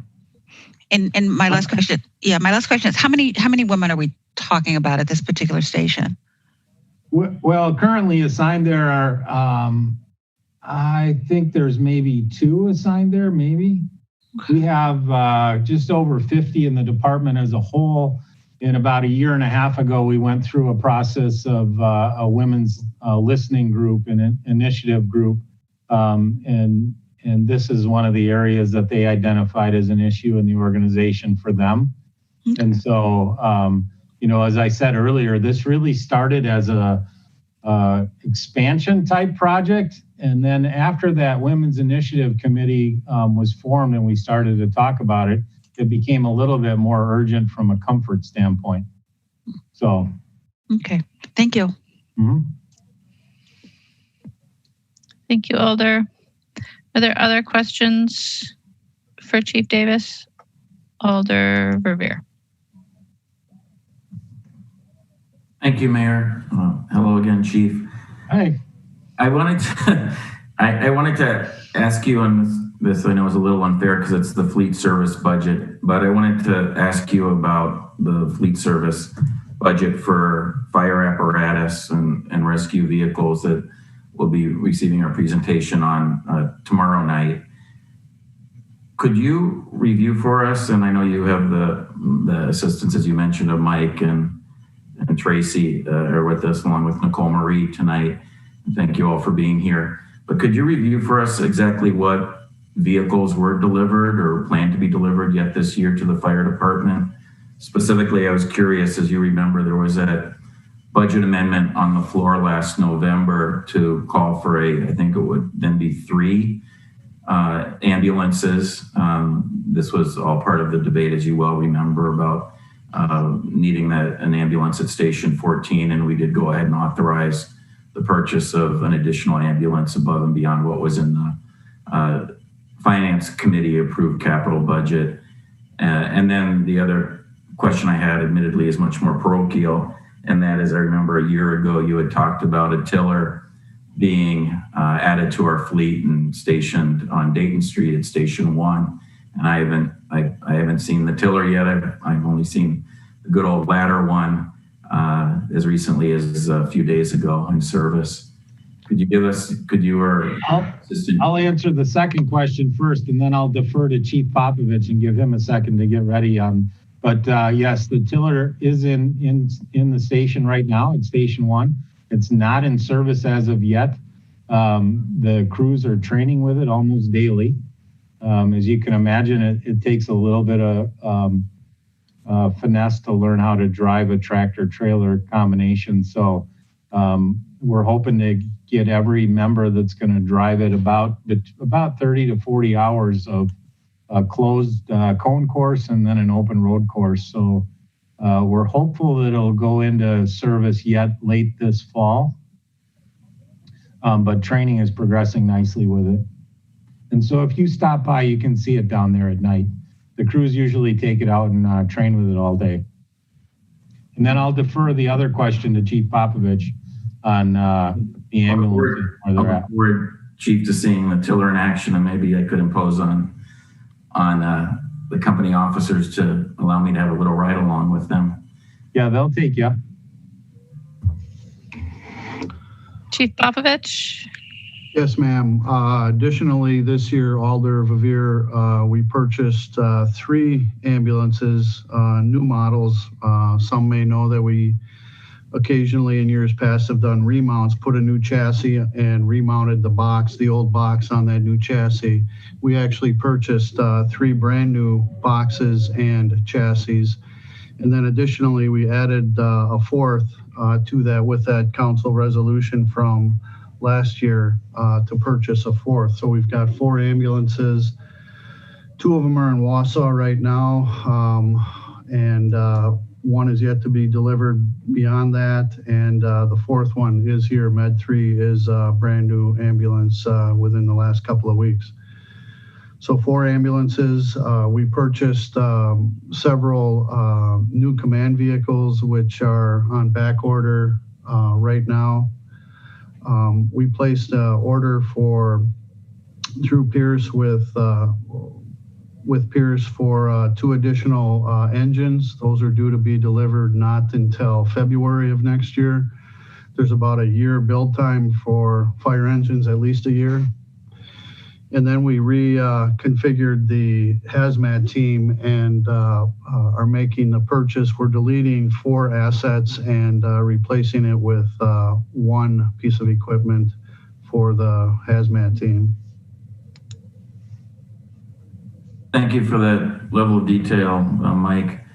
And I don't know if you would be the one to answer my probably last question or someone else, but in the proposed 2021 capital budget for fire apparatus, could you just explain when it says here, I don't know if you have it in front of you, but it says in the project item, an aerial fire apparatus, an engine, hazmat trailer, 2 remounted ambulances, several cars, etc. Could you just explain was that what you had requested via Fleet Service when you were jointly putting your budget together? And I admittedly could have looked at the agency request as I sit here on the finance website. That would probably answer that question for me very quickly, but I haven't done that. Yes, we provide Fleet with a spreadsheet of what we think are vehicles that need to be replaced. There's about a 8-year shelf life as a frontline vehicle, and then a couple more years in reserve status before we replace the red rigs, the fire apparatus. But 2 ambulance remounts, 2 of the new ones we have, Med 7 and Med 8. We put about 35,000 miles a year on those, and those are going to be due to be remounted. So we'll go back to the remount program with the new models that we have. So that's Med 7 and Med 8 are due to be remounted probably the end of next year. The hazmat trailer, we spoke of that. We're able to place an order for the hazmat trailer already, and that replaces 4 other assets in the city. The ladder truck is potentially going to be a replacement for ladder 2 or ladder 6 on Badger Road. We haven't decided yet. And then the electric vehicles that we have in there are probably some training vehicles, potentially a passenger van. But yes, we do talk to Fleet about what they submit for us. I appreciate that, and I knew that you did. I guess I do have one more question, and I realize again, I'm looking at the Fleet Service budget, which is page 75 in the budget book for those following along.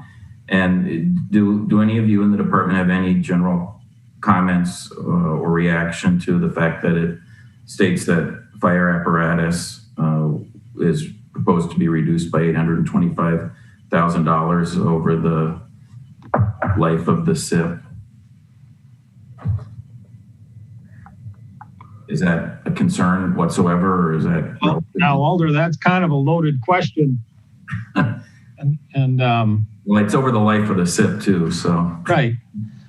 And so, yeah, that's always concerning, any reduction. I guess I have bigger concerns about losing our fire building improvement money, and I have bigger concerns about our burn tower lossage yet once again this year. And, I'm not sure what type of data to provide around the needs on the burn tower for sure. And so, yeah, it's concerning. Well, since you gave us the opening and you're lobbying us a little on the burn tower, why don't you refresh our collective memories, if you could, Steve, about why you feel you need a burn tower and you can't utilize in an efficient manner the burn tower at Madison College? Sure. When this project started back in 2013, I believe, is when we first started talking about a training center. And you'll remember we walked away from Madison College because we couldn't have ownership, and they were going to charge us quite a bit of money annually with essentially no say in the new building that they passed on a referendum. And so we all felt, and I think the elected bodies at the time felt, like we were getting double charged for a property that we had already paid for and committed money.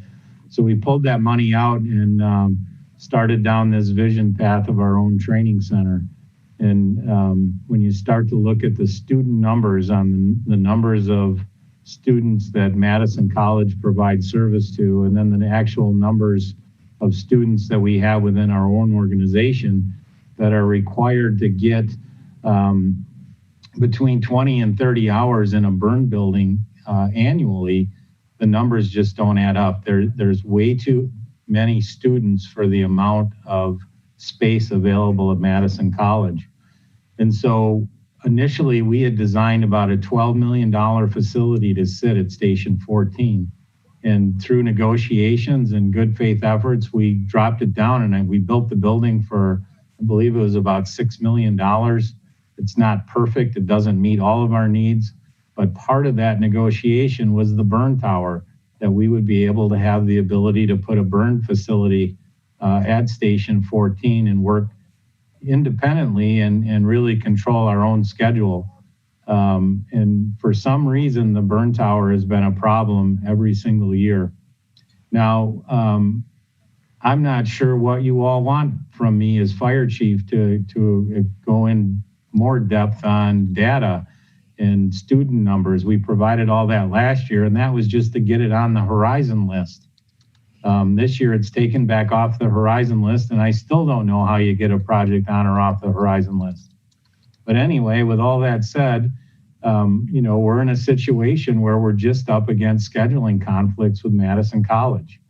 We ran our first academy out of Station 14 last fall, and it worked out well with the exception of the burn tower. And so to me, it's a pretty small investment for all the compromise the fire department's done over the last 5 or 6 years. Thank you. Thank you, Chief, and thank you, Assistant Chief. Thank you, Mayor. Thank you, Alder. Are there any other questions for fire? All right, seeing none, thank you, Chiefs. And we'll move on to the police department, which is on page 123 of the budget book and page 155 of the presentation. And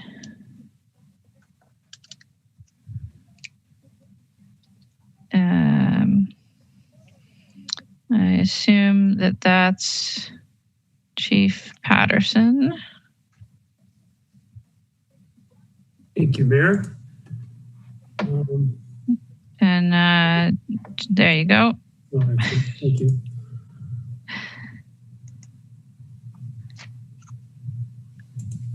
And All right, before you can see this. Yep. Excellent. And Teague is here as well.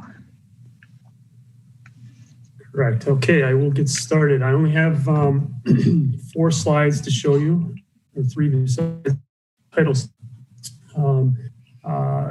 So this particular SIP, our highlights are our department investing in projects that will maintain current systems and equipment. There are major changes from 2020, no major changes to existing projects and programs. We have 1 project and 1 program. But the changes to mention include our building improvements similar to fire, our building improvement program, which includes funding for routine maintenance and improvements, was moved to engineering and facilities. Not listed here, but just to give a quick honorable mention to the new North District and the property and evidence facility. The need has not decreased for those. They were on the horizon list this year, but have been moved off. I just mentioned it. You may hear us talk about them again in the future. So the first project is our police intervention equipment project. This is the second and final year of that particular project. And again, it funds the expansion of the police department's intervention equipment, consistent with community feedback and recommendations, specifically one that we received from the Policy and Procedure Ad Hoc Committee on this particular issue. So the goal is quite simply to increase the immediate availability of alternative force options for officers on the street and to increase their training capacity around these issues. So hopefully this equipment is available when they respond more likely to critical incidents. So the next is our police technology and equipment program. This program funds technology, operational and safety equipment each year. And a lot of these things have really become critical to modern policing. The goal is to have adequate operational equipment, obviously, to attend to emergency incidents or significant events, public safety investigative concerns. The 2020 highlights, I would say, would be the replacement of arbitrator device, fraud cards, 3D crime scene scan, equipment, but there's a major application upgrade through the New World system. So that's a pretty heavy lift for our records section. So that's really it in a nutshell. With that, I'm happy to take questions. Thank you, Chief. Are there questions for Chief Patterson? Alder Moreland. Hi, Chief Patterson. I hope you are well. Haven't seen you in a while. Very well. It's good to see you. I'm good. Had to remove one thing. What would it be? Well, thank you, Alder. So when we submitted the request to the mayor, technology and equipment was in front of the intervention equipment. So I would say that the technology and equipment would take priority. Okay, thank you. Any other questions? Seeing none. Thank you both. Okay, thank you, Mayor. Thank you all. And we'll go on to engineering and start with engineering facilities, which is on budget book page 45 and presentation page 22. And looks like Brian Cooper is speaking to this. Brian, you should have, there you go. Yep. Hi, everybody. Thank you, Mayor. Thank you, Finance Committee. Can you folks see the presentation? Yes. Okay, great. Okay, our budget has roughly 12 different, not roughly, but exactly 12 different projects or programs. This is by no means all the work that we do with agencies throughout the city, but these are the groupings of facilities-related projects that fit within the facilities management section budget. So the big highlights in for 2021, I would say by far the largest highlight would be a significant increase to the energy improvements request. I'll get into the little bit more detail of that in just a minute. That partially is predicated on or related to the fact that the solar program, the Green Power Solar program, has moved from the sustainability improvements budget to the energy improvements budget. Major changes, both Chief Davis and Assistant Chief Patterson referred to this earlier, but some of the building programs, these are the programs where building components have sort of reached their end of life. In most cases, that's what these program dollars are used for.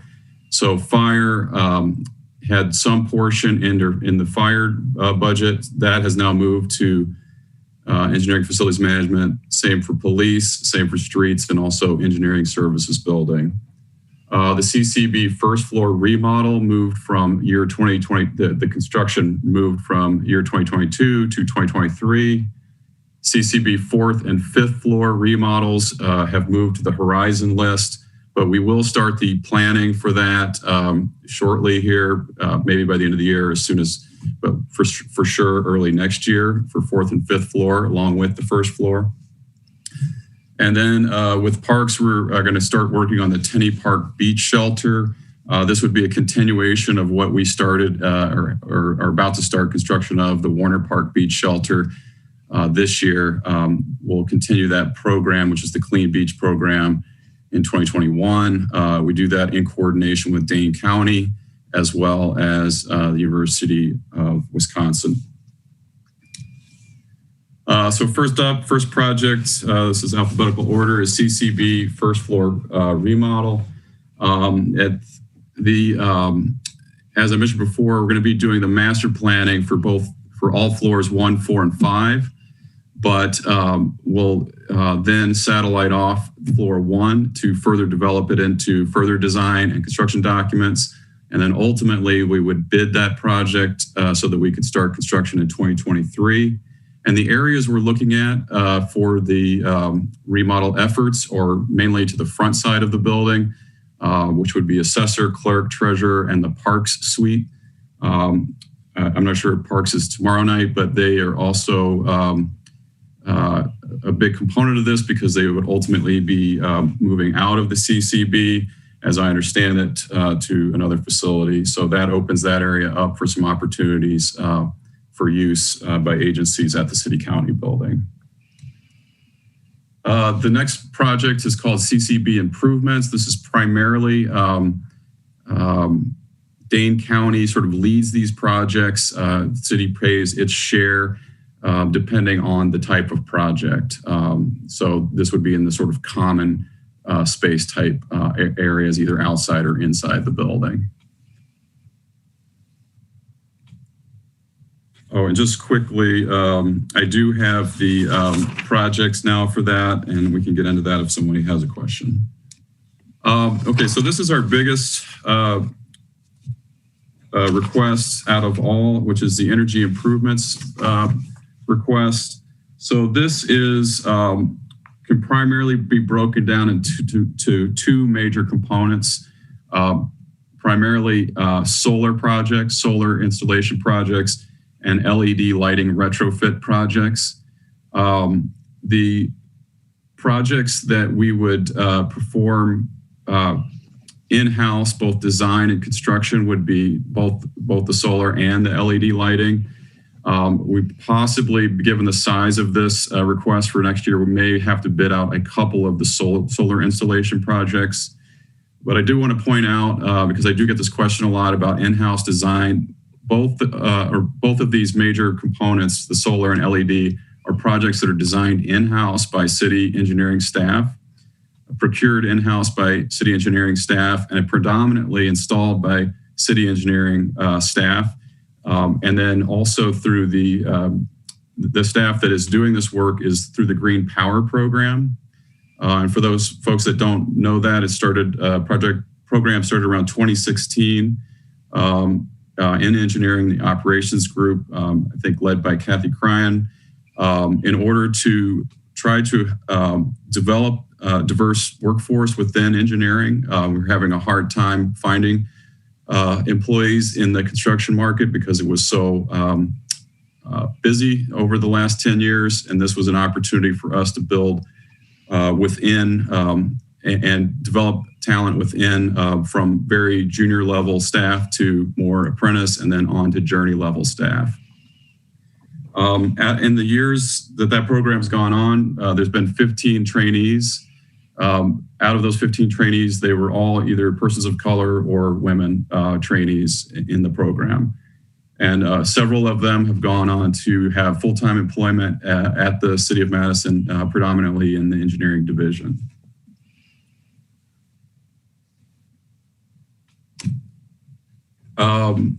Also, the engineering services building is sort of like an energy improvement project. The request we have is for a solar canopy that we would like to build over the next 2 years. Engineering will be purchasing 16 EV vehicles, electric vehicles.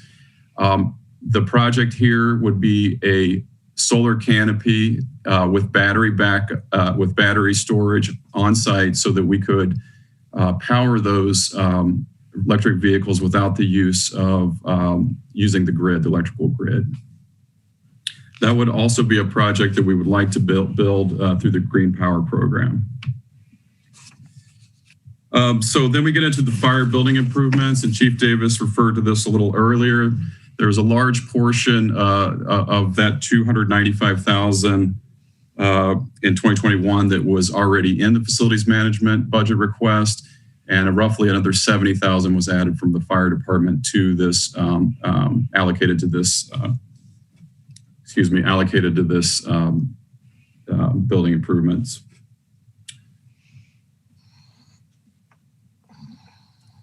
The general building improvement fund is mostly unallocated. We're anticipating probably in the future here very soon, more requests related to COVID-related items. So we're just anticipating that. We don't have any projects defined yet, but that's sort of, I guess if there was a thrust for next year as to where this money would be spent, my expectation would be in those areas. We're also involved in the Horizon List planning. We helped develop the this last year, the North District Police Station Horizon List estimates, the property evidence storage estimates, Fire Station 6 estimates, and some others. But those are projects that we help out with. So next year, of course, it would be CCB level 4 and 5, Brittingham Beach House, Door Creek Shelter, Vilas Park Shelter, and Lake Street Garage are some of the, I guess, the ones we would highlight as sort of more major projects that we'd be helping with. Park facility improvements, I mentioned up front that we would be doing the Tenney Park Beach Shelter. The intent would be to get the design started, so just so that the project could be started right after the swimming season next year. So right after Labor Day, just like we're doing with Warner Park Beach Shelter this year. Also, we'd be looking at replacing the roof on the Garner at Garner Park Shelter. Police building improvements. This is another one of the building improvement programs. Again, replacing building assets that are sort of either at their useful life and many times are sort of beyond their useful life. And that's what this represents. Sale Street facility remodel. This would be in coordination with traffic engineering. So they have a component of their operations at the Sale Street facility, which is the radio shop, which will be vacating the Sale Street facility this year once the new fleet facility opens on Nakusa Trail. What we're asking for here is to be able to start and get the design nicely developed in 2021 so that we have a proper understanding of the scope plus the estimate so that we have a better number for everybody come 2022. Okay, streets facility improvements. This is another one where we are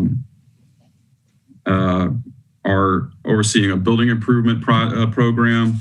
We have no requests in 2021, but you'll see that we have some larger requests as you get into 2022 and beyond.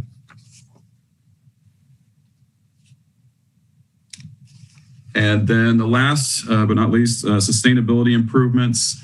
This would be, so if the energy improvements are the facility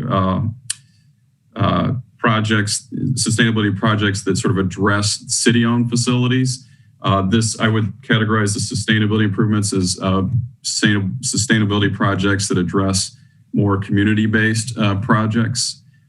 So I guess the highlights in there would be the renewable energy credits that cities under contract for through 2023, and then local contracts with nonprofits such as Sustain Dane and Renew Wisconsin, as well as other energy efficiency programs. That's the last project. I did want to mention that Stacy Reese is on the call here. If you have more specific questions about the sustainability improvements projects, and also John Evans is on the call. I want to give him credit because he put I put a 10-year plan together for the energy improvements project in order to try to meet the 100% Madison renewable Madison report. And we're just showing 6 of that 10 years. And so he knows a lot of the specifics if there are specific questions around that particular program. And sorry, I'm ready for any questions if you have them. Thank you, Brian. Alder Moreland. Thank you for the presentation. Of what you've presented, what can be deferred to a future year?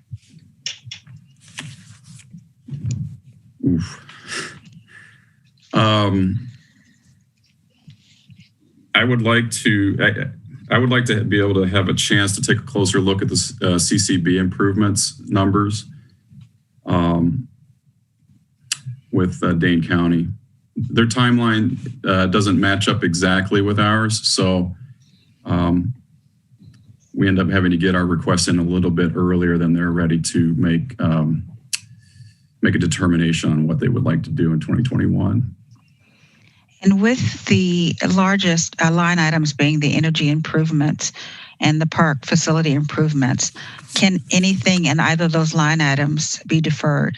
I'm talking about in the 2021 capital budget. Can any of those be deferred to a later year? For the energy improvements? Mm-hmm. And the park facility improvements? I think, so the energy improvements, and I'm just sort of trying to be careful here. I don't think that there would be anything on that list that would be replacing anything like a worn out asset from a building past its useful life. So I guess the answer to that question is I don't think there's anything in the energy improvement right now that would be desperately need to be completed in order to keep a building functioning properly. I think the issue would be is that we would be in jeopardy of not meeting the 100% Madison, 100% renewable Madison plan. I think that would be the challenge there if we started delaying those projects. And what would be the financial implications of not meeting the planned deadlines? Well, I think the financial implication is, I guess, would be remain to be seen. I mean, there are cost savings. There's obviously some investment we would have to do with on the capital side, but there are cost savings long terms from a variety of aspects. I mean, one, we would be reducing energy demand. Mm-hmm. Two, we'd be creating our own energy through renewable energy. And I guess three, which these are three kind of big ones, is well, maybe four. We would be saving dollars eventually through operational costs, and then I guess a fourth big one is we'd be reducing our carbon footprint, which, I mean, put a different way, is we'd be reducing pollution. Okay. Which all have costs. Okay. I think those are my questions. Oh, no, go. What about the park facility improvements? For the Garner roof, I think if there was a desire to push that one more year, I don't think that we'd be in big trouble. I feel like I would have to defer. I don't know if Eric Knepp is on the call here, but I feel like I would have to defer to Parks a bit on what their position is on the Tenney Park Clean Beach Program shelter. Excuse me.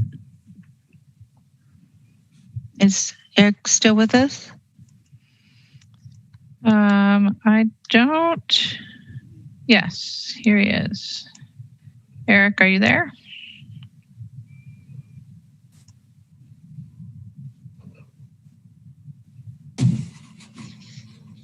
Eric, you need to unmute yourself on your end if you're there.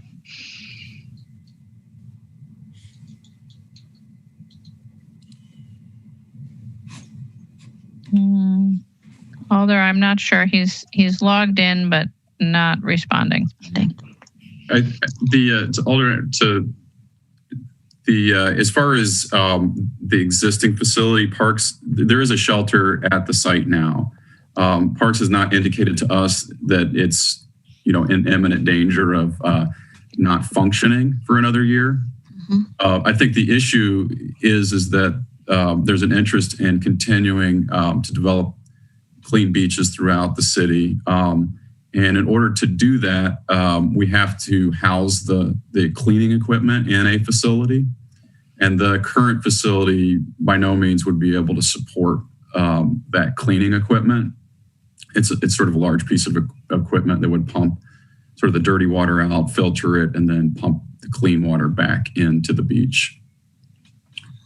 So whether that's a priority to be done next year, I don't know if I can answer that. Okay. Thank you. Rob is here also. Rob, I don't know if you had anything you wanted to add to end any of the other questions. I think Brian covered it pretty well. I was going to interject on the energy improvements and the renewable energy, and I think Brian answered that well. It's just a matter of a choice that the mayor and common council have to make as far as meeting our goals, or coming close to meeting our goal in 2030 for 100% renewable energy. So that was it. Thank you. Thank you, Rob. Thank you, Alder. Okay. Are there other questions? I have a question. Engineering facilities. Go ahead, Alder Carter. Yeah. So, Brian or Rob, when we made our commitment to green and resilience to the city, and the citizens, residents applauded this effort, what does it say when we defer that after we've made a commitment to do it? Well, obviously we're in how will the public view that? Because I think that's important. That's hard to answer, and we're obviously facing climate change, and everybody has to do their part, and I would sure like to see the city of Madison do our part. It's a tough issue with the value of this work, but it's a serious problem as well. So I can't really answer how people would feel about that, but I feel it's important to get this work done if we possibly can. Okay, thank you. My second question is, with living in COVID universe, a lot of companies have put up, redesigned their office space to allow for social distancing, and also putting up acrylic barriers. Are we doing that for 2021? Or what is the plan for that? And I think, Brian, you touched on it, but I just wanted to know more details. Yeah, sorry, I was kind of rushing through everything in an effort to get it. That's okay. In time. But I guess just to say what we have done to date in terms of acrylic barriers, already been working with every agency in the city county building, every agency in MMB, and then we've reached out to any other agencies to see what sort of assistance they need. I would say at this point, we do have barriers in place, both at the CCB and the MMB, at sort of all the public facing counters. We worked with library to do the same at their locations. So where you have a very public facing counter, the acrylic barriers, for the most part, where they were needed, are now installed. We've also, I think what we are learning, and I guess we're all learning new things every day about the COVID, is that ventilation is a good thing. So many of our buildings, most of our buildings, and we don't manage every single building at the city, but we coordinate with others as well, have building automation system, which means you can essentially schedule the automation of the mechanical system, to be on a regular schedule, or to manage it remotely. So we've increased ventilation in those facilities where we can do that. And those are sort of two big things we've done this year. But as far as next year, I would think that maybe what some of the items might be, where you have in some key areas have some automatic doors that don't require you to touch, and pull on handles and those kinds of things, which would be powered. Those would be powered to operate.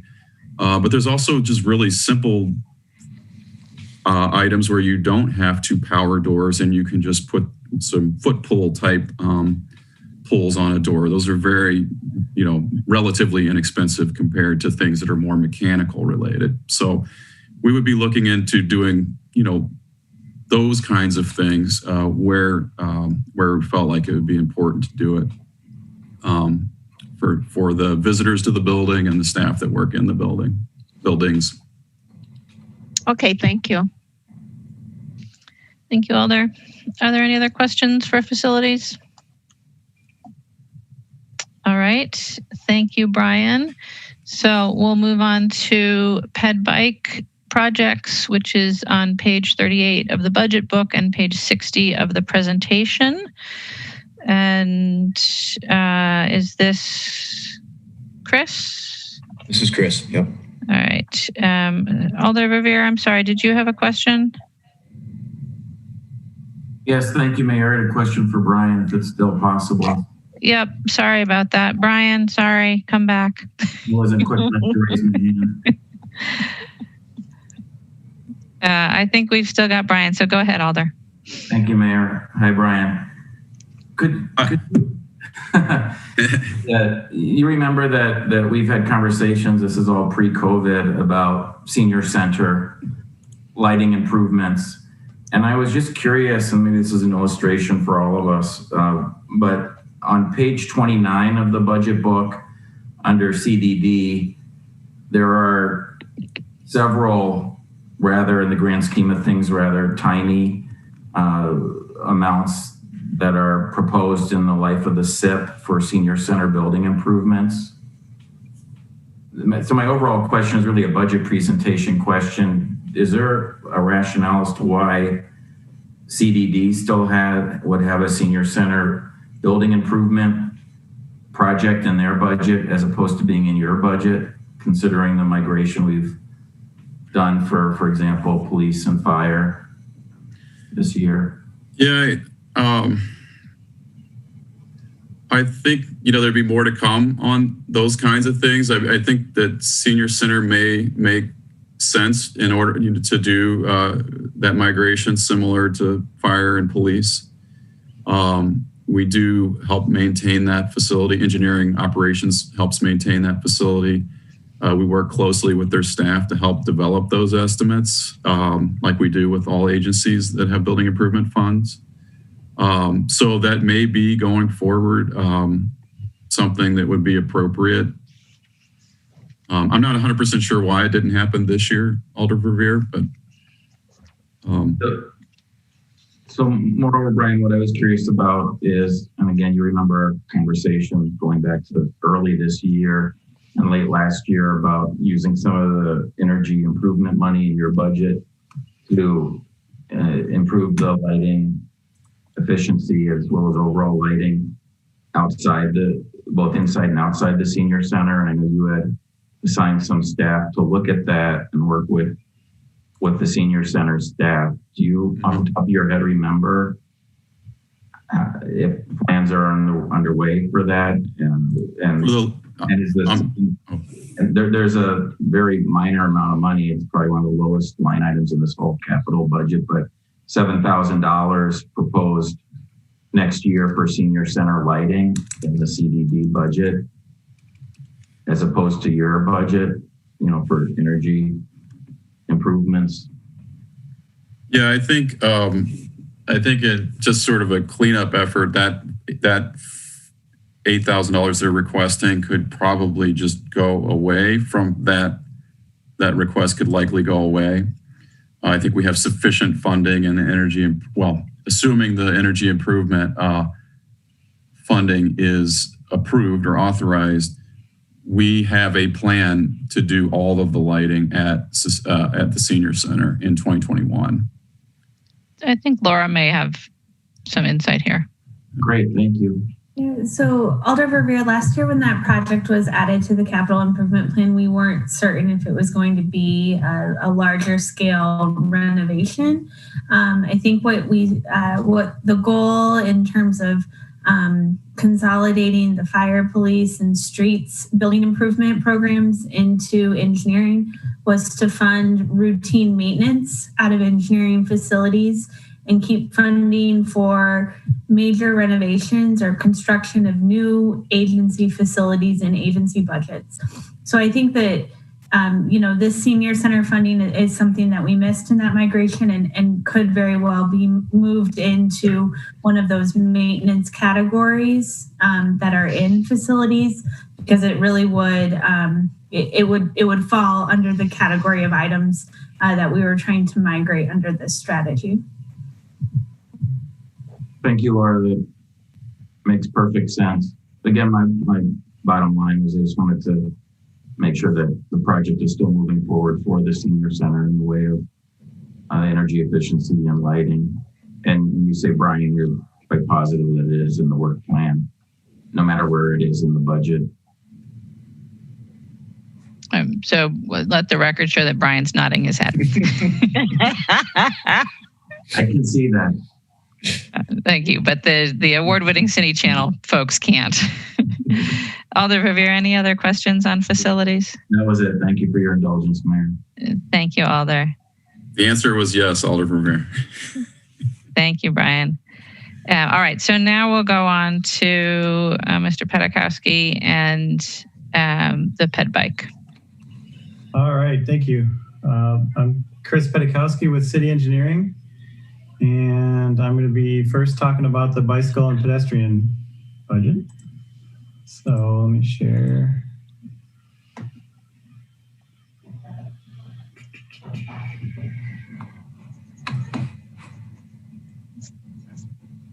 Is that working? Okay. So summary for 2021 highlights. Garver Path project is one of our federally funded transportation alternatives projects, TAP funded. That is from Cap City Trail to Milwaukee Street. That'll be getting built next year. And then also our highlighting our sidewalk program. We'll be working in districts 13 and 14 and have a number of small missing link sidewalk projects that will get completed. And some changes from 2020. We advanced the Cannonball Path. We did some work on some public input on that and finalized a route and figured out a funding source with that. So that project we're looking to move to 2022. And also our next round of TAP applications, we were funded 2 new projects. That's the West Town Path Phase 3 for construction in 23 and Main Street improvements in 2024. First project is the Bikeways program. This project is primarily used for small bike path projects or resurfacing, and primarily in resurfacing of our paths. We're trying to keep our pavement ratings on our paths high, similar to our streets. So next year we're looking at resurfacing a significant portion of the Southwest Path, and then 2 extensions of the Demetral Path at 1st and 3rd Street. Next one is Cannonball Path. This project would extend the existing Cannonball from Fish Hatchery to Wingra, the last phase of this path. And we would be routing the project along the railroad corridor and behind a Bowman Field. We're looking at design in 2021 and construction in 2022. This also includes a new bridge over the Wingra Creek for this path system. Garver Path is as I mentioned before, one of our TAP projects, has federal funds. We're going to be extending an offshoot of the Cap City Trail up to the northeastern side of the city. This is the first kind of phase of that extension. And we would be starting over by the Garver Feed Mill, crossing over the Starkweather Creek and up through Obie Sherry Park, and also includes a replacement bridge to over the creek to Ivy Street, and then a new bridge over wetlands north of Obie Sherry Park. And that funding in 2021 is for construction. Main Street Improvements is a new TAP project that I mentioned, was just recently funded by the MPO. We're looking at turning or creating more improvements for Main Street to enhance it as a bike boulevard through the Isthmus. So that project was shown or awarded for 2024 construction. And primarily, we're going to be looking at the crossing at North Road Drive and trying to make that a better bike and pedestrian crossing, and by using a new rapid flashing beacon. And my understanding is, I think we were just awarded some additional funds for this project from the state pot of TAP funds. So the federal component to this project, it will be increasing. Old Middleton Underpass. This is a new underpass or a replacement underpass on the west side off of Old Middleton Road, just west of Whitney Way, near the Kanakis butcher shop. Right now, there's a set of stairways and an old stormwater culvert that people use to cross the railroad in this area. We'd be replacing that with a standard 14-foot wide and path just to the east of the existing one. We're currently proposing construction in 2022 for this one. Next program is Ped Bike Enhancements. This is an ongoing program where we take requests throughout the year from alders, staff, city residents, and Transportation Commission, and look at increasing safety and convenience for cyclists and pedestrians by things like flashers, medians, bump outs, that sort of thing. So again, continuing this this program. Next program is called Safe Routes Grants. This is a program where we help fund grants to property owners who are getting new sidewalk installed as part of either the sidewalk program or a reconstruct project. Continuing our programming the similar amount as previous years in this program. Next one is Safe Routes to School. And again, this is a program that we work with TE, and projects are identified throughout the year by, again, residents, alders, staff, and Transportation Commission. And these are projects primarily around schools that emphasize walking and biking safely to school. So things like, again, flashers, pedestrian crossings, that sort of thing. Again, proposing to fund that at the same amount.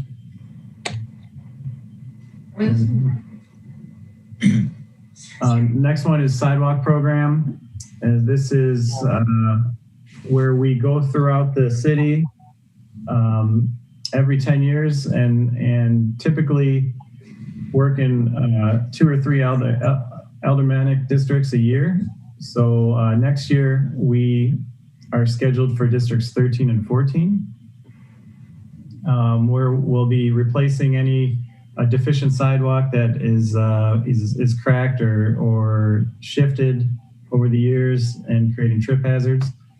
And also with this program, we like to fund a lot of little missing link sidewalk projects where there might be a small gap in the sidewalk network, like a block or two. And we have quite a few projects planned for 2021, and they're listed there at the bottom. Troy Drive Underpass is a project where along Troy Drive, there's an existing sidewalk underpass under the railroad on the north side of the street. The project here, as envisioned, was to replace that pedestrian underpass with a new, wider, well-lit, well-drained underpass, again on the north side. We are currently exploring some other alternatives with this project, namely potentially redoing the bridge entirely and trying to work with WSDOT to fund that, perhaps in lieu of this project. So we've applied for jointly applied for a grant with WSDOT to replace that bridge, and are waiting to find out the results of that. But currently still showing the original project as shown, or as proposed. Next one is Westtown Path Phase 3. This was another TAP funded project, newly TAP funded project. So this would extend the Westtown Path from along Plaza Drive from Commerce to South Junction. So this is kind of the western terminus of the Westtown Path. Ultimately, we want to connect the Westtown Path all the way through to the Southwest Path, but this is one phase of the western end here that would install a new multi-use path along the street. And that was the last project in Ped Bike. Thank you, Chris. Questions on Ped Bike?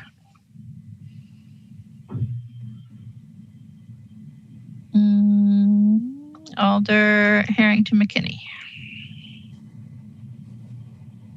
Thank you, Madam Mayor. Had a couple of questions in terms of, and I should let Alder Moreland ask her question first.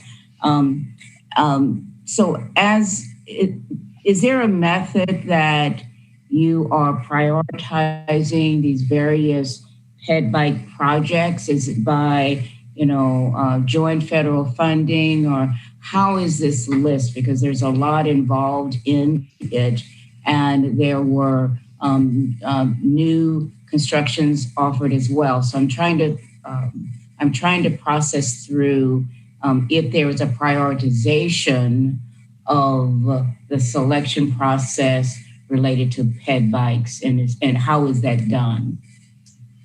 Yeah, there definitely was, and I have gathered during this presentation that I think I might have missed the fact that you were supposed to order the slides in the priority, perhaps. So I apologize for that, and I can send out the prioritizations to you folks. But generally,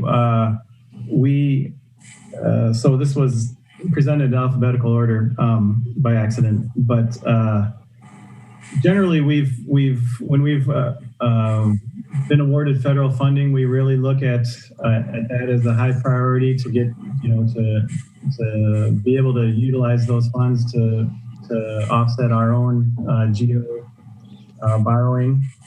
So that factors in the, of course, safety is big on the ranking. So the sidewalk program and safe routes to school, Ped Bike enhancements, those kind of things, those programs factor in pretty highly as well. So I apologize for that. I can send those prioritizations out by email after this. Right, that would be helpful. I mean, the safety programs, of course, I have a great understanding of that. But really, as we're looking through what's spending and coming out of our budget over the current and outlying years, it would be helpful to have a prioritization of what must happen and if there are any of these expenditures that can be pushed out to the out years. So it would be helpful to have that information. Yeah, no problem. I brought it up on the screen here for people to look at. But again, the The first one was our sidewalk program, which is again a ongoing safety and liability issue with the sidewalks across the city. These next ones are federally funded, so wanted to utilize those federal funds to get those projects completed. The next one had a unique opportunity with some ability to gain some land to build the path from the folks that currently own the land, and also the availability of TIP funds in the area. That's the Cannonball, and then we have our safe routes to school and ped bike enhancements, safe route grants, and then some more individual projects further down the list. So that's how we prioritize them. And Alder, just to answer your question from the executive budget point of view, one of the things that we really put an emphasis on was the availability of federal funding for individual projects. We didn't want to forego federal funding, but if a project didn't have federal funding, we were more likely to delay it. Okay, thank you. Thank you, Alder. Yeah, I will take a second look at it because that wasn't brought out in the presentation. That's one of because as we are, looking at what's and what's those priorities, it was difficult for me to really determine, what was moved forward. And taking out the safety programs, I'm not talking about the safety programs, but those enhancements that were mentioned, is just that, how are they prioritized, and if there is anything that could be pushed off. So thank you for adding that, but I'd really like to see more of that specifically. Thank you, Alder. Are there other questions? Alder Verveer. Thank you, Mayor. Hi, Chris. Hello. This is a somewhat related question, a curiosity question about federal funding. So admittedly, I'm being parochial again by asking about Main Street improvements. Could you explain for us why, if the program is going to be largely federally funded, and you had mentioned that MPO has voted to do that already, and you just received good news that WSDOT is going to appropriate even more money for this project, why does it take so many years to get to construction? Is it the bureaucracy that goes with federal funding? Or, you mentioned, for example, the rapid flashing beacon at the intersection of Main and Proudfit is the one real specific that you mentioned as part of these improvements. Why generally would it take so many years if this will be largely funded outside of our borrowing? That's a good question. So a couple of reasons. There's a if it were just a city project, it probably could, the Main Street improvements, we'd probably be able to, design that over the winter and build it in the spring. But with the federal funds, there's a number of documents we have to fill out and a few more analyses that have to be done as far as like historic and archaeological with Wisconsin State Historical Society. There's also environmental document that has to be done and a design study report with the state. So those kinds of things take a little bit of time. There's also the availability of funds, right? The year. Yeah. Okay. So this current cycle that they just approved was for 23 and 24, the years. So like Garver Path was a 21-22 project, and that's now finally getting built in 2021. We've been working on it for a couple of years now. So the Main Street and Westtown Path Phase 3, those are the next cycle of approvals where the federal funds will be available. I see. So that's really it, is that this money is targeted for the federal fiscal year 23-24. is what you were saying, Rob, interjected. Correct. So that's what, so that couldn't really be moved up. That's when the money is going to be available to us. We could possibly ask, but that was where MPO thought it could be slotted originally. I understand. Thanks very much. Thanks, Alder. Other questions on Ped Bike? All right, seeing none. Thank you, Chris, on Ped Bike. The next is Major Streets. Is that also you? It is. All right, so we're going on to engineering Major Streets, which is on page 52 of the budget book and page 36 of the presentation. Okay, folks are seeing this still, Yep. I take it? Okay, great. So Major Streets, some of the 2021 highlights. We really tried to emphasize, similar to years past, our pavement management program. This is where we do resurfacing, patching, chip sealing, and crack sealing to really do preventative maintenance to hopefully slow down our streets from deteriorating and getting to a point where they need a full, very expensive reconstruct project. So we have a number of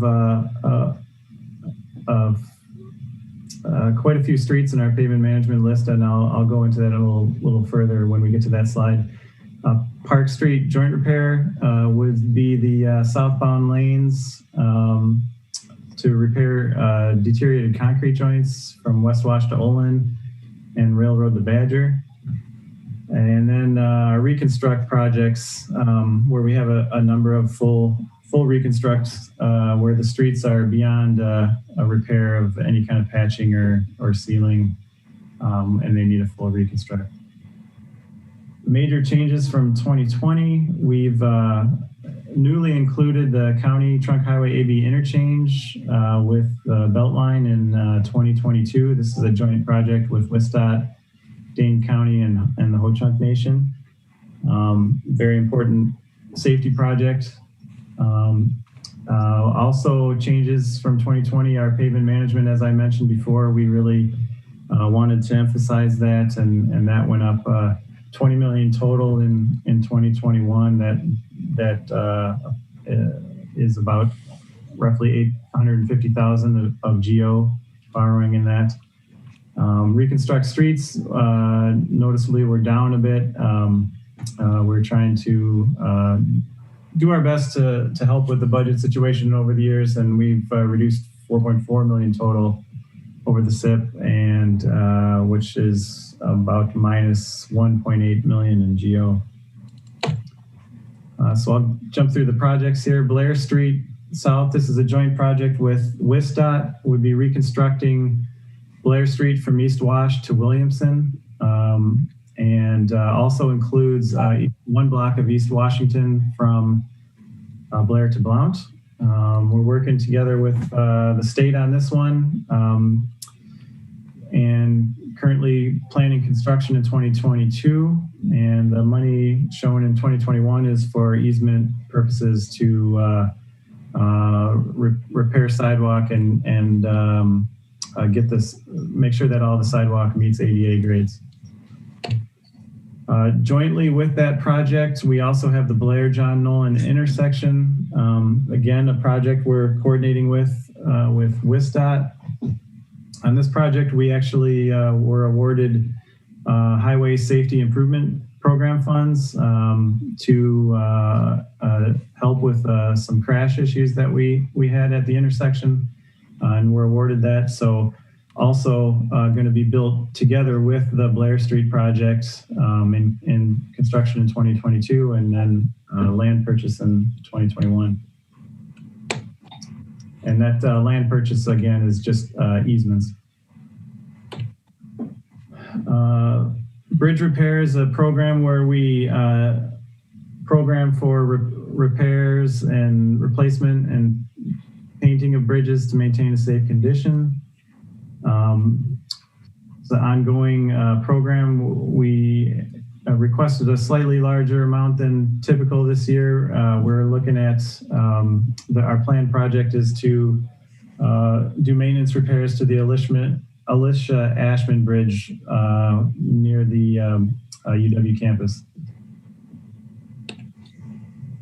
County AB interchange, I mentioned this before, is one of our highlights. This new project, we're working with WSDOT and Dane County and Ho-Chunk Nation.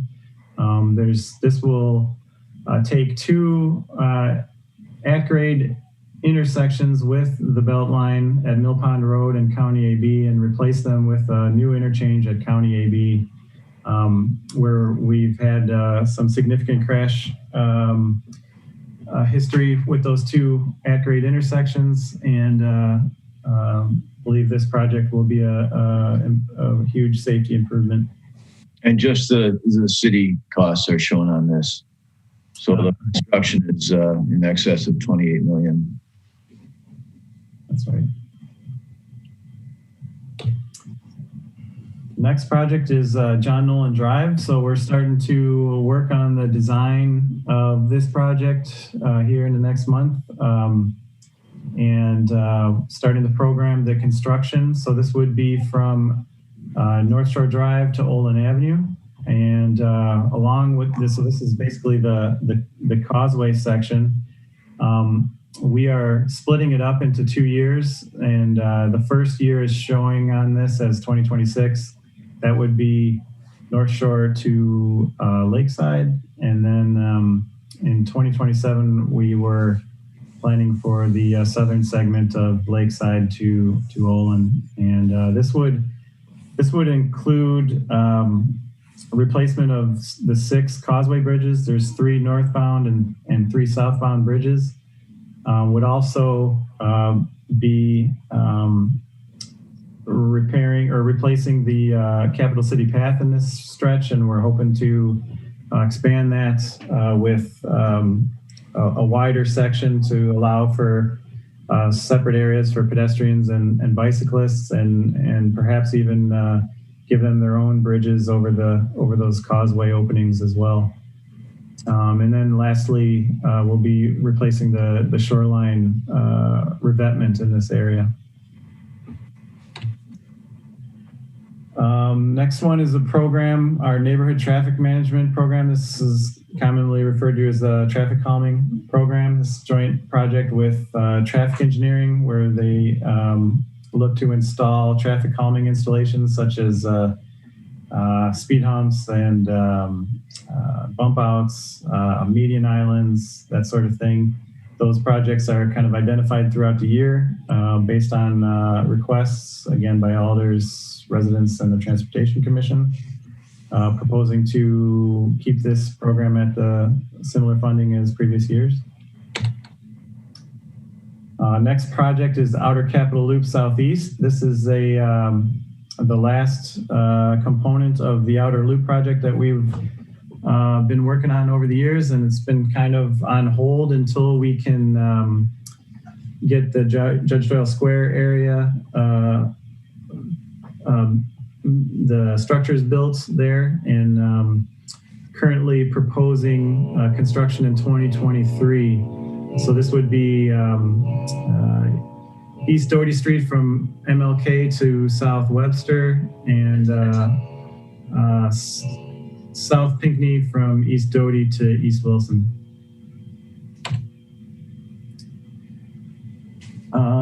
Park Street South. This is a stretch of Park Street from Olin to the railroad. Park Street is similar, like John Nolan Drive, and Blair Street is also State Route 151. So we're hoping to work with WSDOT to try to program this similar to how we did Blair Street, and currently showing this area for reconstruction in 2026 with design funds in 2023. The other stretch of Park Street I mentioned before, West Wash to Olin and Railroad to Badger. So this is basically on the north and south of that stretch that I just mentioned before. These would be joint repairs of the concrete. The pavement is still in good enough shape where we can rehab it and without doing a full replacement and just focus on the joint repairs. We'd be proposing to do the southbound lanes in 2021 with this money. The northbound lanes were done a little over a year ago now. Okay, pavement management is our one of our most important programs where I mentioned before, we resurface, we patch, we crack seal and chip seal on the streets. We like to try to do about 8 to 10 miles a year of resurfacing, chip seal approximately 75 miles, and crack seal approximately 75 miles. We've got a number of pretty decent sized projects scheduled this year. Oftentimes, a lot of these pavement management programs include some sort of utility as well. So there's some stormwater funds, water funds associated with some of these projects as well. But we're looking at some projects like Gammon Road, Johnson Street, stretches of East Gorham, Nelson, Odana, Old Middleton. So I have the list there down at the bottom, and I can send out a more detailed list if folks are interested in that as well. Next project is Pleasant View Road, Phase 1. This is a joint project with the City of Middleton. It's been awarded federal STB urban or STB block grant funds and currently scheduled for 2023. This would be reconstructing Pleasant View Road from Highway 14 to Old Sauk. So mostly this stretch is in Middleton. We have the very kind of southern stretch of that. Would be reconstructing the street into a 4-lane boulevard with bike lanes and sidewalks to replace the old 2-lane roadway. Again, joint project with Middleton, and we're working on land acquisition for 2021. Railroad crossings and quiet zones. This is a program where we budget for some minor improvements to any of the railroad crossings that might fall under our responsibility. Or also any quiet zone construction that we're looking to construct throughout the city. And a little while back during the summer, the planning department helped us with a study to try to prioritize these quiet zones. And we are proposing, the resulting of that study was to take a look at which railroad crossings have the most residents, have the most trains, other issues such as equity and things like that. And the analysis attempted to put together a ranking, and the quiet zone through the isthmus came up as the top priority. So we are proposing in 2022 to install funding from TID 36 for this quiet zone.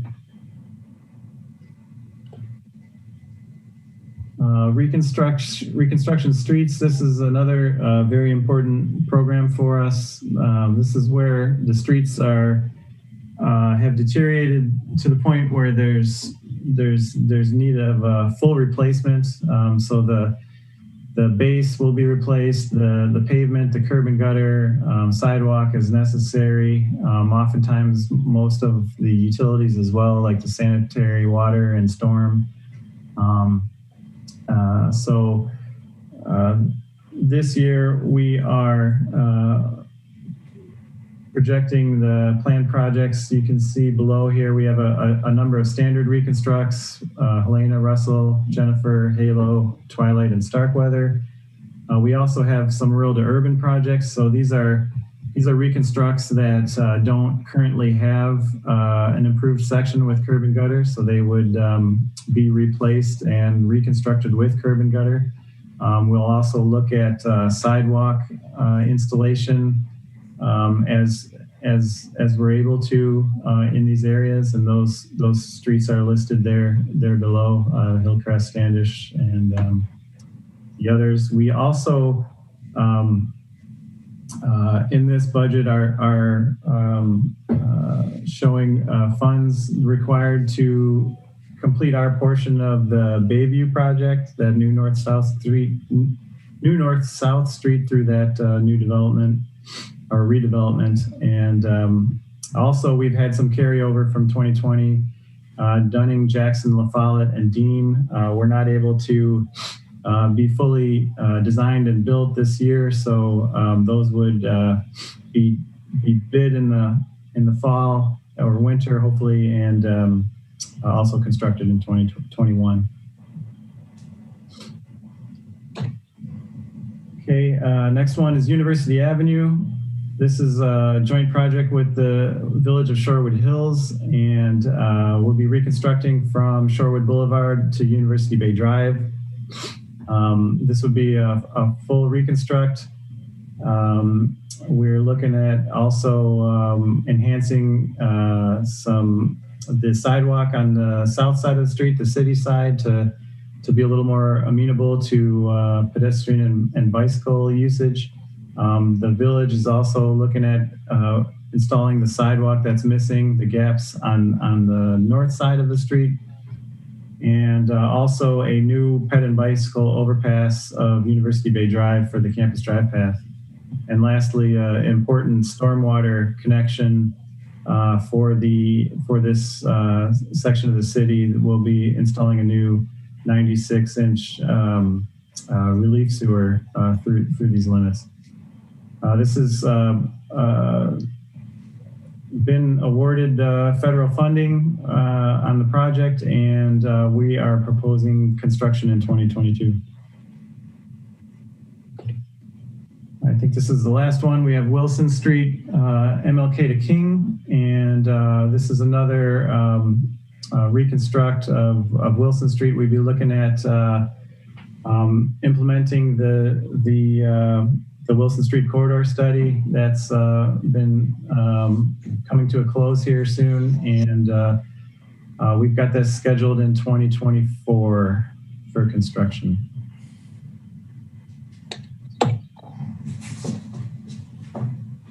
If I could add one thing on the previous project, Chris, University Avenue project, I don't want to oversell the storm sewer relief project or component of the project.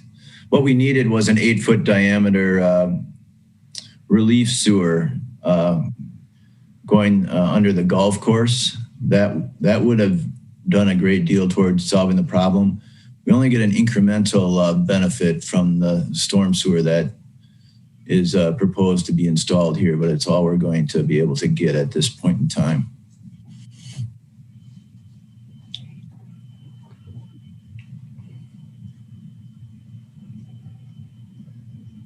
I think we're ready for questions, Chris. Yep. Are there any questions on major streets?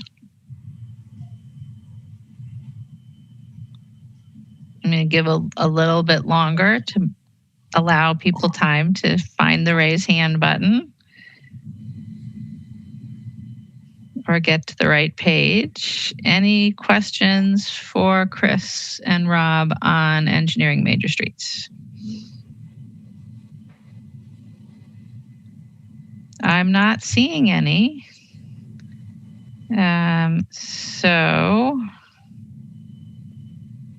We'll go on to engineering other projects.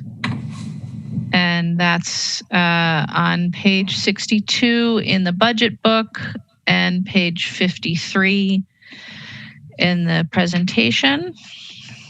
Rob, who's the lead on this one? Greg Fries is going to present on this. All right, Greg.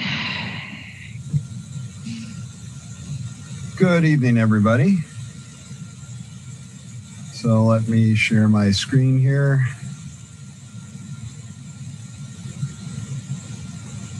And hopefully you are all seeing a full screen of the Engineering Others project. Yep. All right. I like that when it works.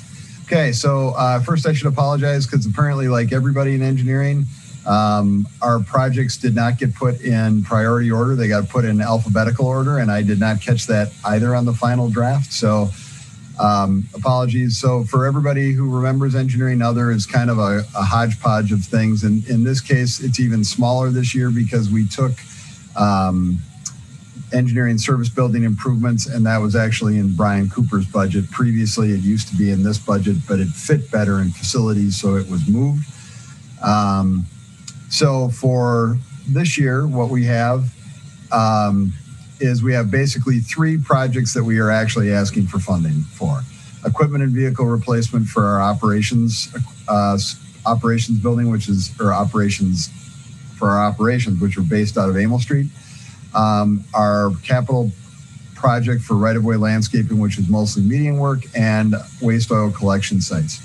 As I mentioned, the service building has been moved to facilities. And the other highlight is we did start this year with a transition of our medians rather than going to maintenance-intensive planting beds in here. We are transitioning the difficult for parks and for contractors to maintain medians to lower maintenance, low mow, or once a year mow, meadow or clover or fescue. We're trying 3 different types this year of coverage. So I'll touch on that a little bit. So aerial photos, again, this is not in order of importance, it's in alphabetical. We don't have a request for 2021. In 2022, we will be doing both aerial and contours or LiDAR data. Equipment and vehicle, excuse me, pretty big budget every year, but we're replacing cars with small pickups for our staff and with electric vehicles. And Kathy has 2 1-ton dump trucks with plows, 2 Vectors, a tandem dump. Okay, so that's a little bit bigger, about a 10-yard with a plow, and an asphalt hot mix because we do have a patch ability. And I think we currently usually borrow a streets equipment vehicle for that when we have to use our hot mix. So this is pretty much removal or replacement of vehicles at the end of our service life. Right-of-way and landscaping, this is what I mentioned previously. So what we have been doing is we have worked with parks, and we are switching over medians that are difficult for parks to mow. So as probably everybody knows, parks hire and streets hire a lot of seasonal staff, and we put them on mowers and mow turf in busy streets once a week about, and that's hard for us to get staff. It's a pretty big expenditure of time, and grass doesn't really give you much benefit, really. And actually, from a stormwater perspective, we usually spew grass out into the street, and then we call streets to come and sweep it up. So there's a lot of unintended consequences here with this. So what we have done this year is we switched over 6 medians, 3 east, 3 west, to a mix of either fescue, which only has to be mowed about once a year, or a clover mix, which provides pollinator benefits, or a low-growing meadow mix that has wildflowers and some grasses in it, but only grows about 6 to 8 inches high and only has to be mowed once a year as well. So we'd like to continue that process in 2021. We also use this as needed to repair fences. So this budget also pays for unexpected damage to, say, the fence along East Wash by East High if somebody hits that fence and we can't actually attribute it to someone whose insurance would pay for that. So if we can, we go after their insurance, and Eric VM gets them to pay for it, but that's not always the case. Okay, Warning sirens, nothing asked for in 2021. And lastly is our waste oil collection site. We would like to bring Glenway Golf Course back online. Next year, it has been offline for about 6 years now, leaving the west side without a place to take waste oil. And that is it. It's a pretty bare budget this year.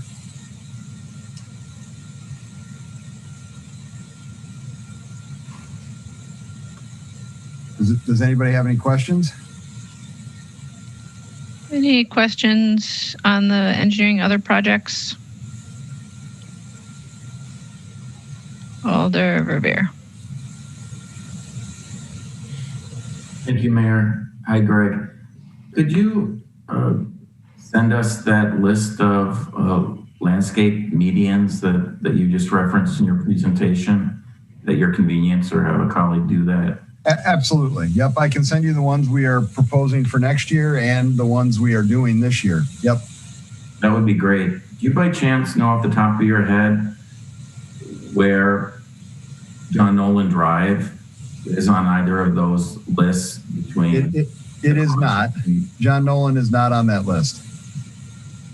No, nothing on John Nolan is on either of the lists. Not for next year. They did do the first one that they converted over to a Clover was on Willie Street, right down there at Blair, that Jim Wolf reconstructed last year. So they seeded that down to a Clover mix last fall at the end of construction.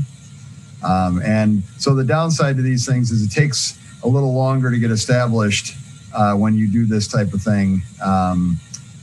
On the front side, because things don't, these type of seeds, except unless you go to the fescue grass, which doesn't have any real pollinator benefits. But if you go with either of the other two, they take off a little slower than grass is doing. They take a little more work up front to get less work on the other side. But I'll be happy to send you all those lists, Alder.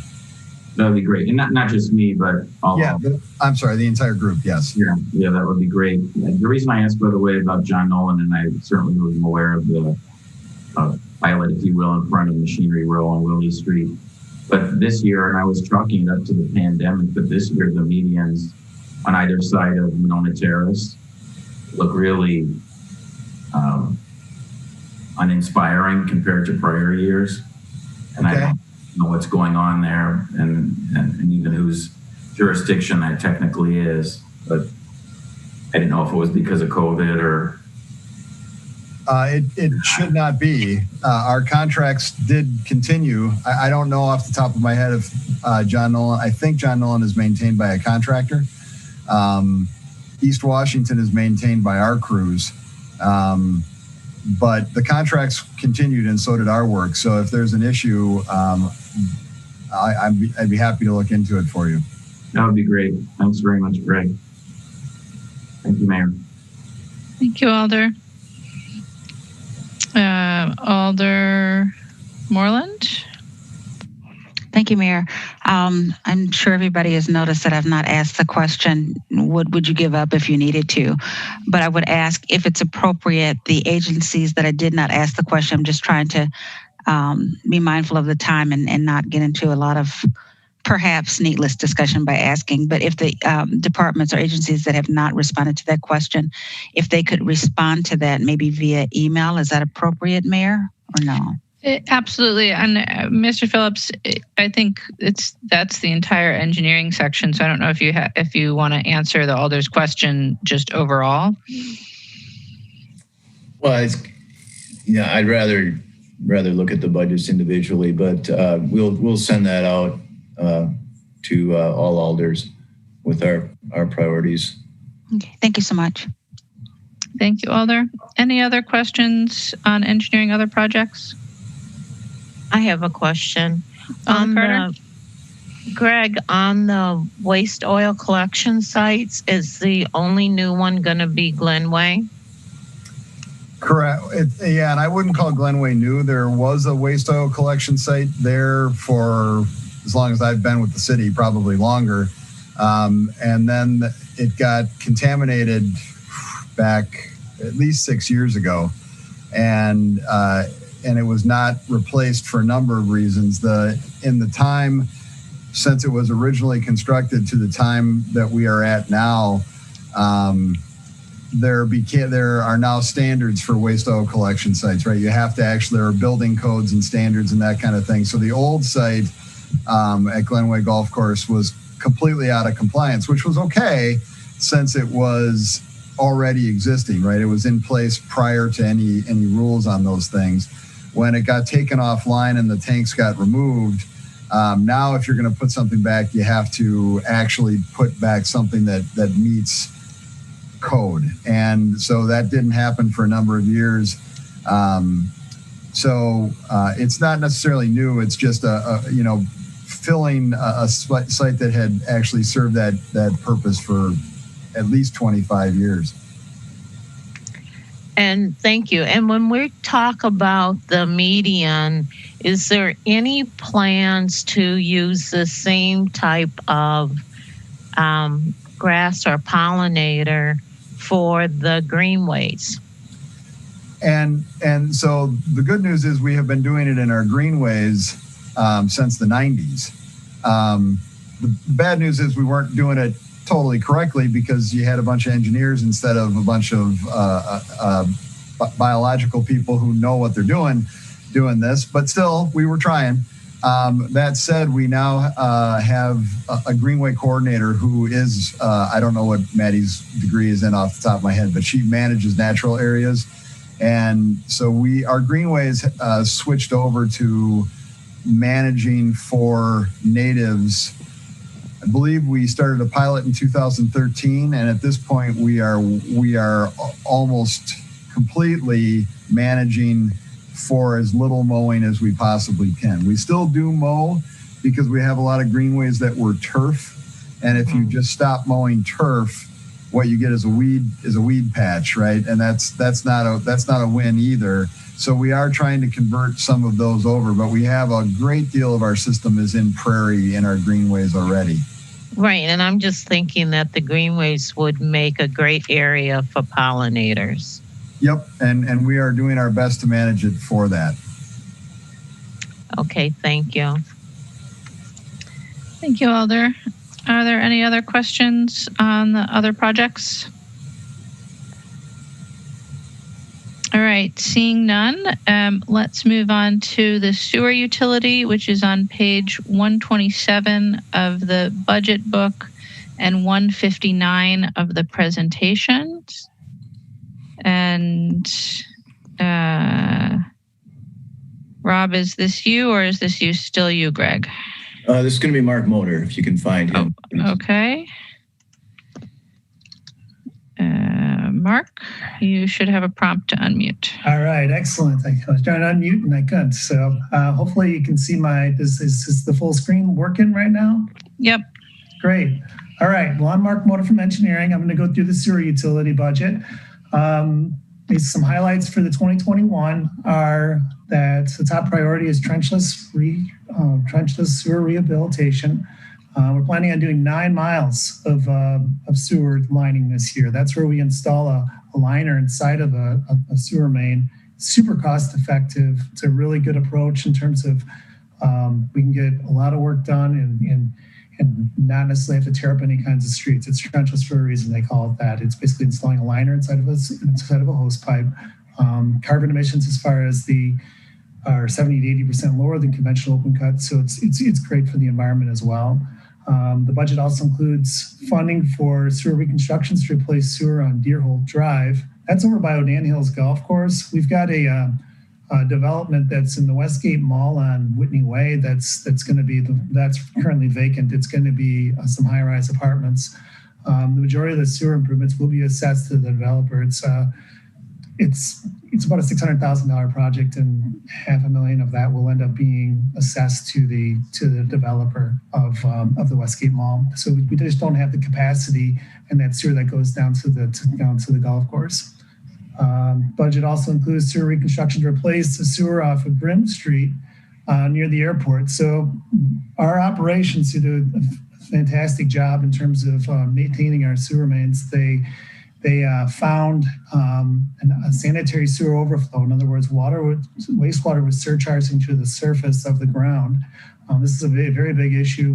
These are things that we do our best to avoid. We discovered it. We discovered that the sewer around it. We did some additional investigative work, and we determined that the sewer is in disrepair. And we put it in next year's budget to replace the sewer. Basically, we did a short-term fix to get by, and then now we will do a full rehabilitation in 2021. Major changes from 2020. The biggest change in the budget is that the 4 lift stations that were separate projects in the 2020 budget are now consolidated into one group. It's one program. It's called the Lift Station Rehabilitation and Replacement Program. So in other words, we've got MMSD does all the work for or maintains our sewers for us. And what we have is we've got 2 different types of projects within this particular program. We've got sewers or lift stations that we're replacing and lift stations that need to be repaired. Repair work we actually have in Madison Metropolitan Sewage District to do that for us, but the replacement of the facilities we bid out, and we design or hire designs to get the work completed, and then we bid out the work under city contract. They're all our facilities, it's just that they're actually maintained by the Madison Metropolitan Sewage District. Then we did some money shifting because I ended up having in the sewer reconstruction budget, I increased the money to the budget because I've got a number of projects that need to be done with the Deerholt and also the Grimm Street. And we also, our operations crews also found a sewer over by Oscar Mayer that needs to be taken care of, but we're going to wait until 2022 to do that.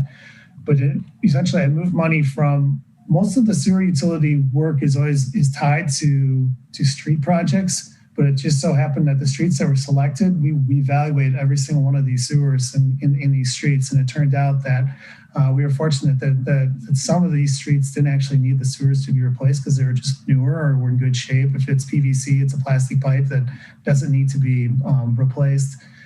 And then finally, we did some shifting in terms of the impact fees. Impact fees are basically installing sewer mains to areas of the city that doesn't currently have sewer. And the sewer allows for development to happen. So moving on to the next slide. These are all in alphabetical order. I did put the priorities on because I learned from my coworkers that we did, as far as the program priority, I'll list them all out, and so that just that everyone can follow along. The emergency generators, this basically provides continuous powers to each one of our pump stations.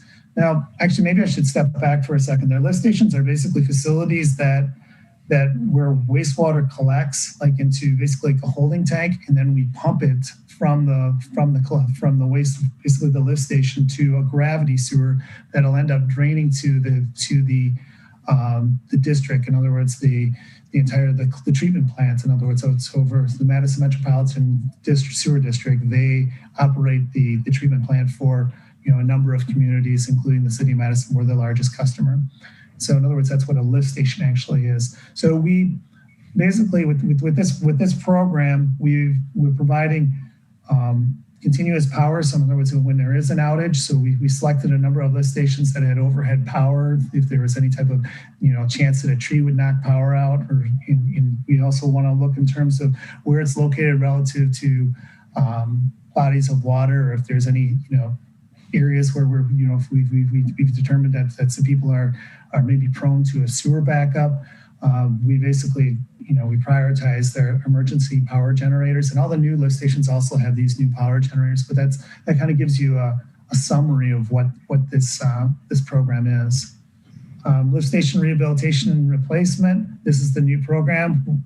We're going to be getting we're going to get 3 lift stations from the town of Madison in 2022.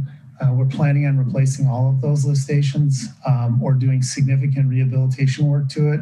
I've budgeted for doing replacement of it, but there may be an opportunity that we might not. But according to Madison Metropolitan Sewage District, who maintains the town's lift stations, they say they're in pretty rough shape. So we're planning on the worst case scenario and replacing those lift stations.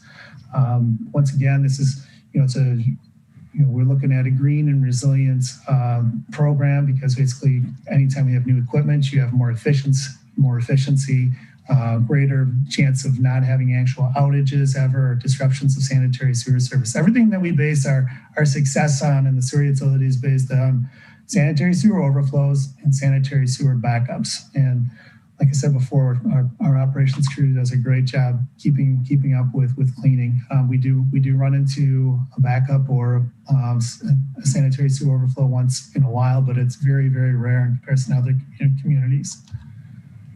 Sewer access improvements. Okay, this program is for providing quick access to our lift stations, and not to our lift stations, but to sewer mains that need to be cleaned. Sometimes this is more focused on backyards, areas where we can't get our equipment back to a sanitary sewer facility that we really want to, we need to clean and maintain. More clean that we can do, the better, more success that we're going to have in terms of disruptions of sanitary sewer service, and making sure that, if there's a garage sitting on top of a sanitary sewer main, it's very difficult. If that were to break, that becomes very problematic in terms of our if there's a garage or a fence that's in the way that we can't get to our facility. Those are the type of issues that we kind of run into, and that's kind of what we want this access improvements for. It's more or less just being able to access our facilities and clean them. Sometimes we put in easements, that we'll do acquisition of easements in this particular program, but most of it's more or less just building like a gravel path to a manhole, so that then we have access to a whole number of manholes that we can keep maintain and clean. Sewer impact fee districts. We don't have any projects planned for 2021. Actually, what I did is I shifted from 2021, 2022 to 2023, 2024. And we have a couple of areas that are, one we already approved last year, the Northeast Gaston Road extension.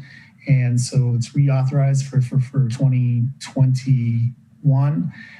That is a project that, when it does happen, is a major sewer impact fee project.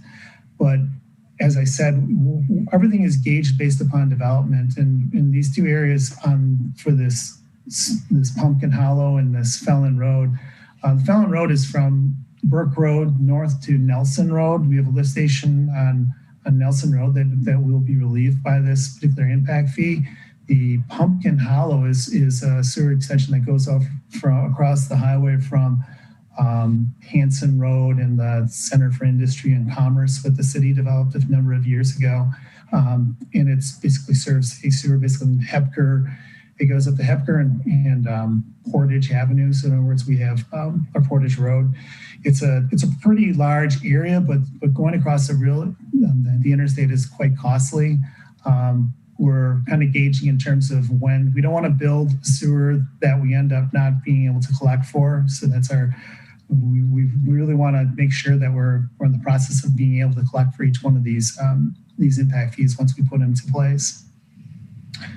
Sewer reconstructions. This is one I kind of touched on before.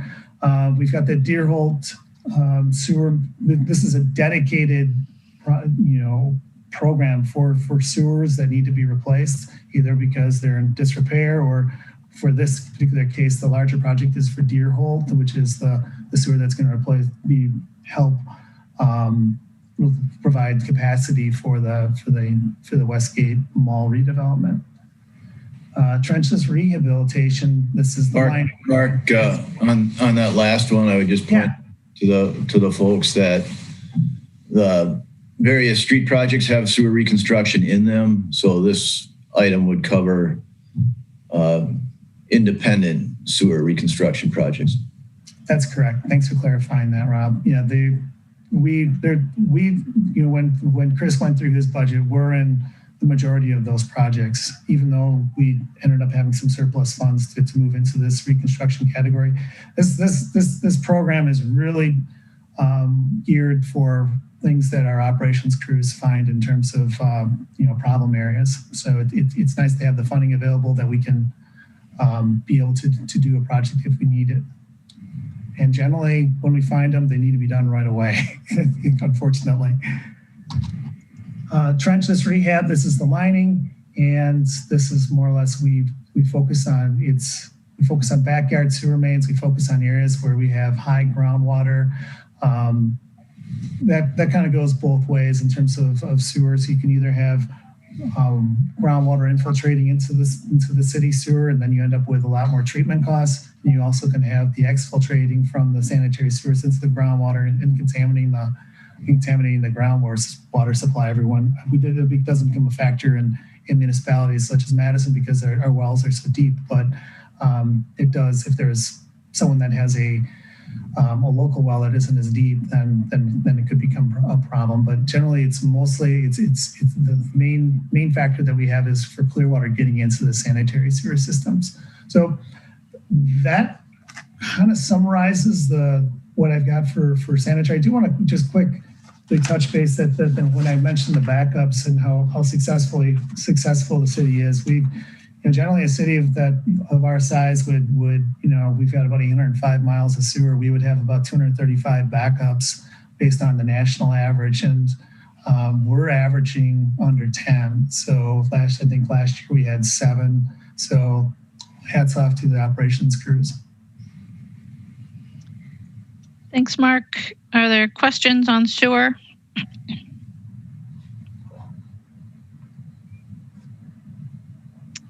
All right. I am not seeing any questions for you, Mark. So we'll move on. Oh, actually, Mayor, if there was the one question that everyone asked about as far as reducing or removing, if there's one category or program that I could reduce funding to, it would be the trenchless program because I have the most flexibility in that program. Thank you, Mark. Alder Moreland's making a note.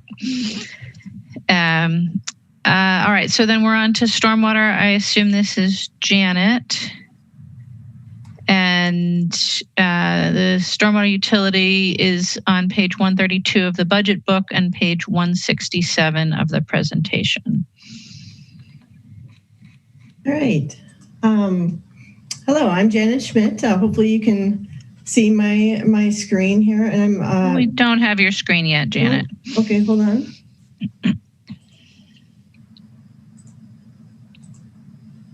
Can you see it now? Yes, there you go. All right, perfect. Great, thank you. So I'm here to talk about the stormwater utility budget. I have 4 programs under that, and I'll talk about them in a minute. So for a summary of our highlights, we've been working very diligently on our flood mitigation efforts, and a lot of you are familiar with what we've been doing. We have 10 studies underway right now, and we have some of these studies that are going to be coming to an end with conclusions and reports probably within the next 6 months. So a lot of our efforts are going to be revolving around the flood mitigation efforts that we've been working on. So part of that too is we want to be able to partner our flood mitigation with our stormwater quality projects. And a lot of these can kind of go hand in hand. So a lot of the projects that are under the stormwater quality program are also part of flood mitigation efforts. We also want to try and highlight the land acquisitions that are part of our impact fee districts. We have several impact fee districts for drainage. Those usually are on the periphery of the east and west side. So as needs come about, we want to be able to prioritize the purchase of these land areas for regional stormwater facilities. So some other major changes is that we're trying to use TIF funds more, and some of this was highlighted in Chris Pedikowski's budgets for pavement management and for the street reconstructs. There are some projects that are going to depend on TIF funding where they did not show up in last year's budget. And then again, more funding for impact fees as we identify these major flood and regional facilities. So for priorities, our citywide flood mitigation is our first priority. This is to a program that helps mitigate regional, local, and backyard flood issues. We do have pots of money for each of those items. Some of the major projects that we have for 2021 include continued efforts out at Hawks Landing. We have a facility for a pond north of that plat. It's also going to have a big regional pond. It's called the Lower Badger Mill Creek pond that had been in the works for some time. So those two big projects out on the far west side of town will be coupled together. We have the South Street flood mitigation project. And again, this additional funding for South Street is for major flood mitigation. This is also underneath Chris's pavement management projects, I believe. So part of this is to help facilitate new development for the Truman Olson site and also for redevelopment of the St. Mary site. Spring Harbor Relief storm sewer, that is going to, again, this is coupled with a street project. This is going to be part of the Old Middleton Road and Craig Avenue project. And it's also going to be utilizing some TIF funding in that district. Our second priority is the stormwater quality improvements. So these are improvements for, again, stormwater quality, which helps us meet our EPA Clean Water Act and MS4 permit requirements. So that could be greenway reconstructs. We have ponds, dredging, that all these things that are required underneath our permit for the city of Madison. We have shoreline and rain gardens as well under this. So some of the 2021 projects, and you'll notice with this one and with the storm citywide flood mitigation, 2021 and 2022 are fairly heavily loaded with these projects. Again, we're trying to utilize some joint energy between the two, stormwater quality and flood mitigation, and get some of these larger flood projects off the ground. So some of the projects for 21 include Hickory Hollow Greenway. This is the section between Old Middleton Road and University Avenue. That's was a flood issue back in 2018 and continues to be problematic in that area. Sauk Creek Phase 3 and Phase 4 Greenway. This had been actually on the books for just a regular stormwater quality improvement. And then in 2018 with the major floods, this has been identified as a flood control project as well. So we're going to try and work on that as a joint project. The Curtis and Coyote Ponds in the Arboretum, that's funding from the Stormwater Utility to help support the UW's efforts for doing extra management in those areas. Old Sauk Trails Pond, we have design and permitting for this year and construction next year. That's a big one that we're going to try to get off the ground. Again, a joint flood mitigation and stormwater quality project for a lot of the properties that flooded out there.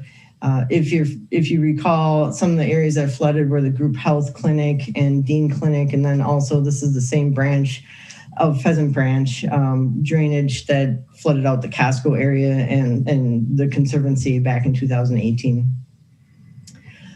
Spring Harbor Dredge, that's dredging the harbor for navigation. We have rain gardens and green infrastructure initiatives that we're doing. We're starting our pilot program this year, and we're having funding for those projects in the future. Hawks Landing sediment traps, that's an agreement we have with the Hawks Landing Golf Course to do some improvements on those properties.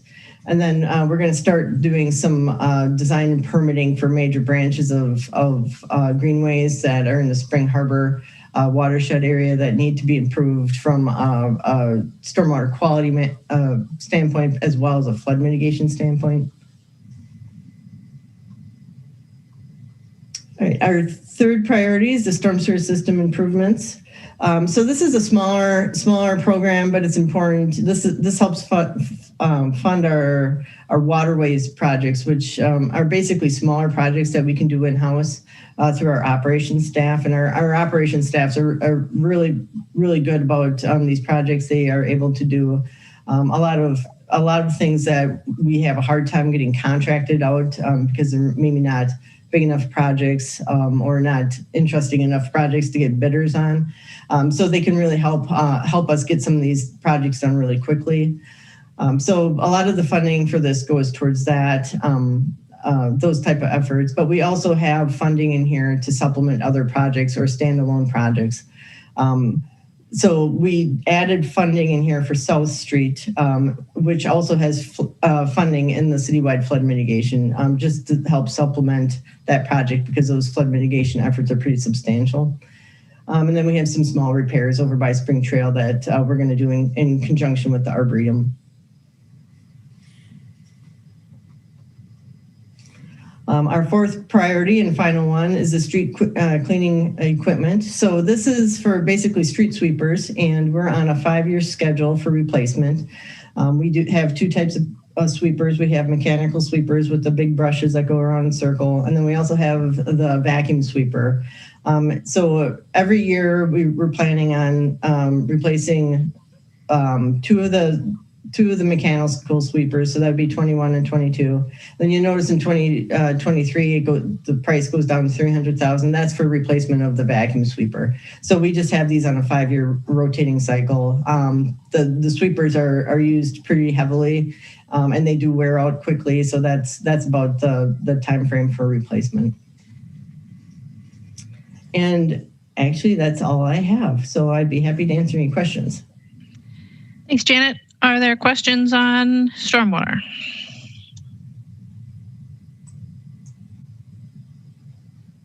I am not seeing any questions for Janet. So thank you, Janet, and thank you, Rob, overall. And unless there are any other questions on anything that we've talked about tonight, Laura, do you want to just give an overview of what we're talking about tomorrow? Yes. So tomorrow we'll pick up at 4:30 and we'll go right into agency briefings. So we will hear from the library, all of the remaining divisions of Public Works, the divisions of PCD, and then we'll end the evening with the divisions from transportation. All right. So now I think, Alder Carter, a motion to refer the capital budget to tomorrow night's meeting. Yes, a motion to refer the capital budget until tomorrow night. Alder Harrington McKinney. Second. It's moved and seconded to refer. Is there any discussion? Is there any objection to recording a unanimous vote in favor of referral? Seeing no objection, the item is referred. Alder Moreland. I move to adjourn. Alder Carter. Second. Moved and seconded to adjourn. Is there any objection to recording a unanimous vote in favor of adjournment? Seeing none, we are adjourned. Thank you all, and we'll see you tomorrow. Have a good evening, everyone.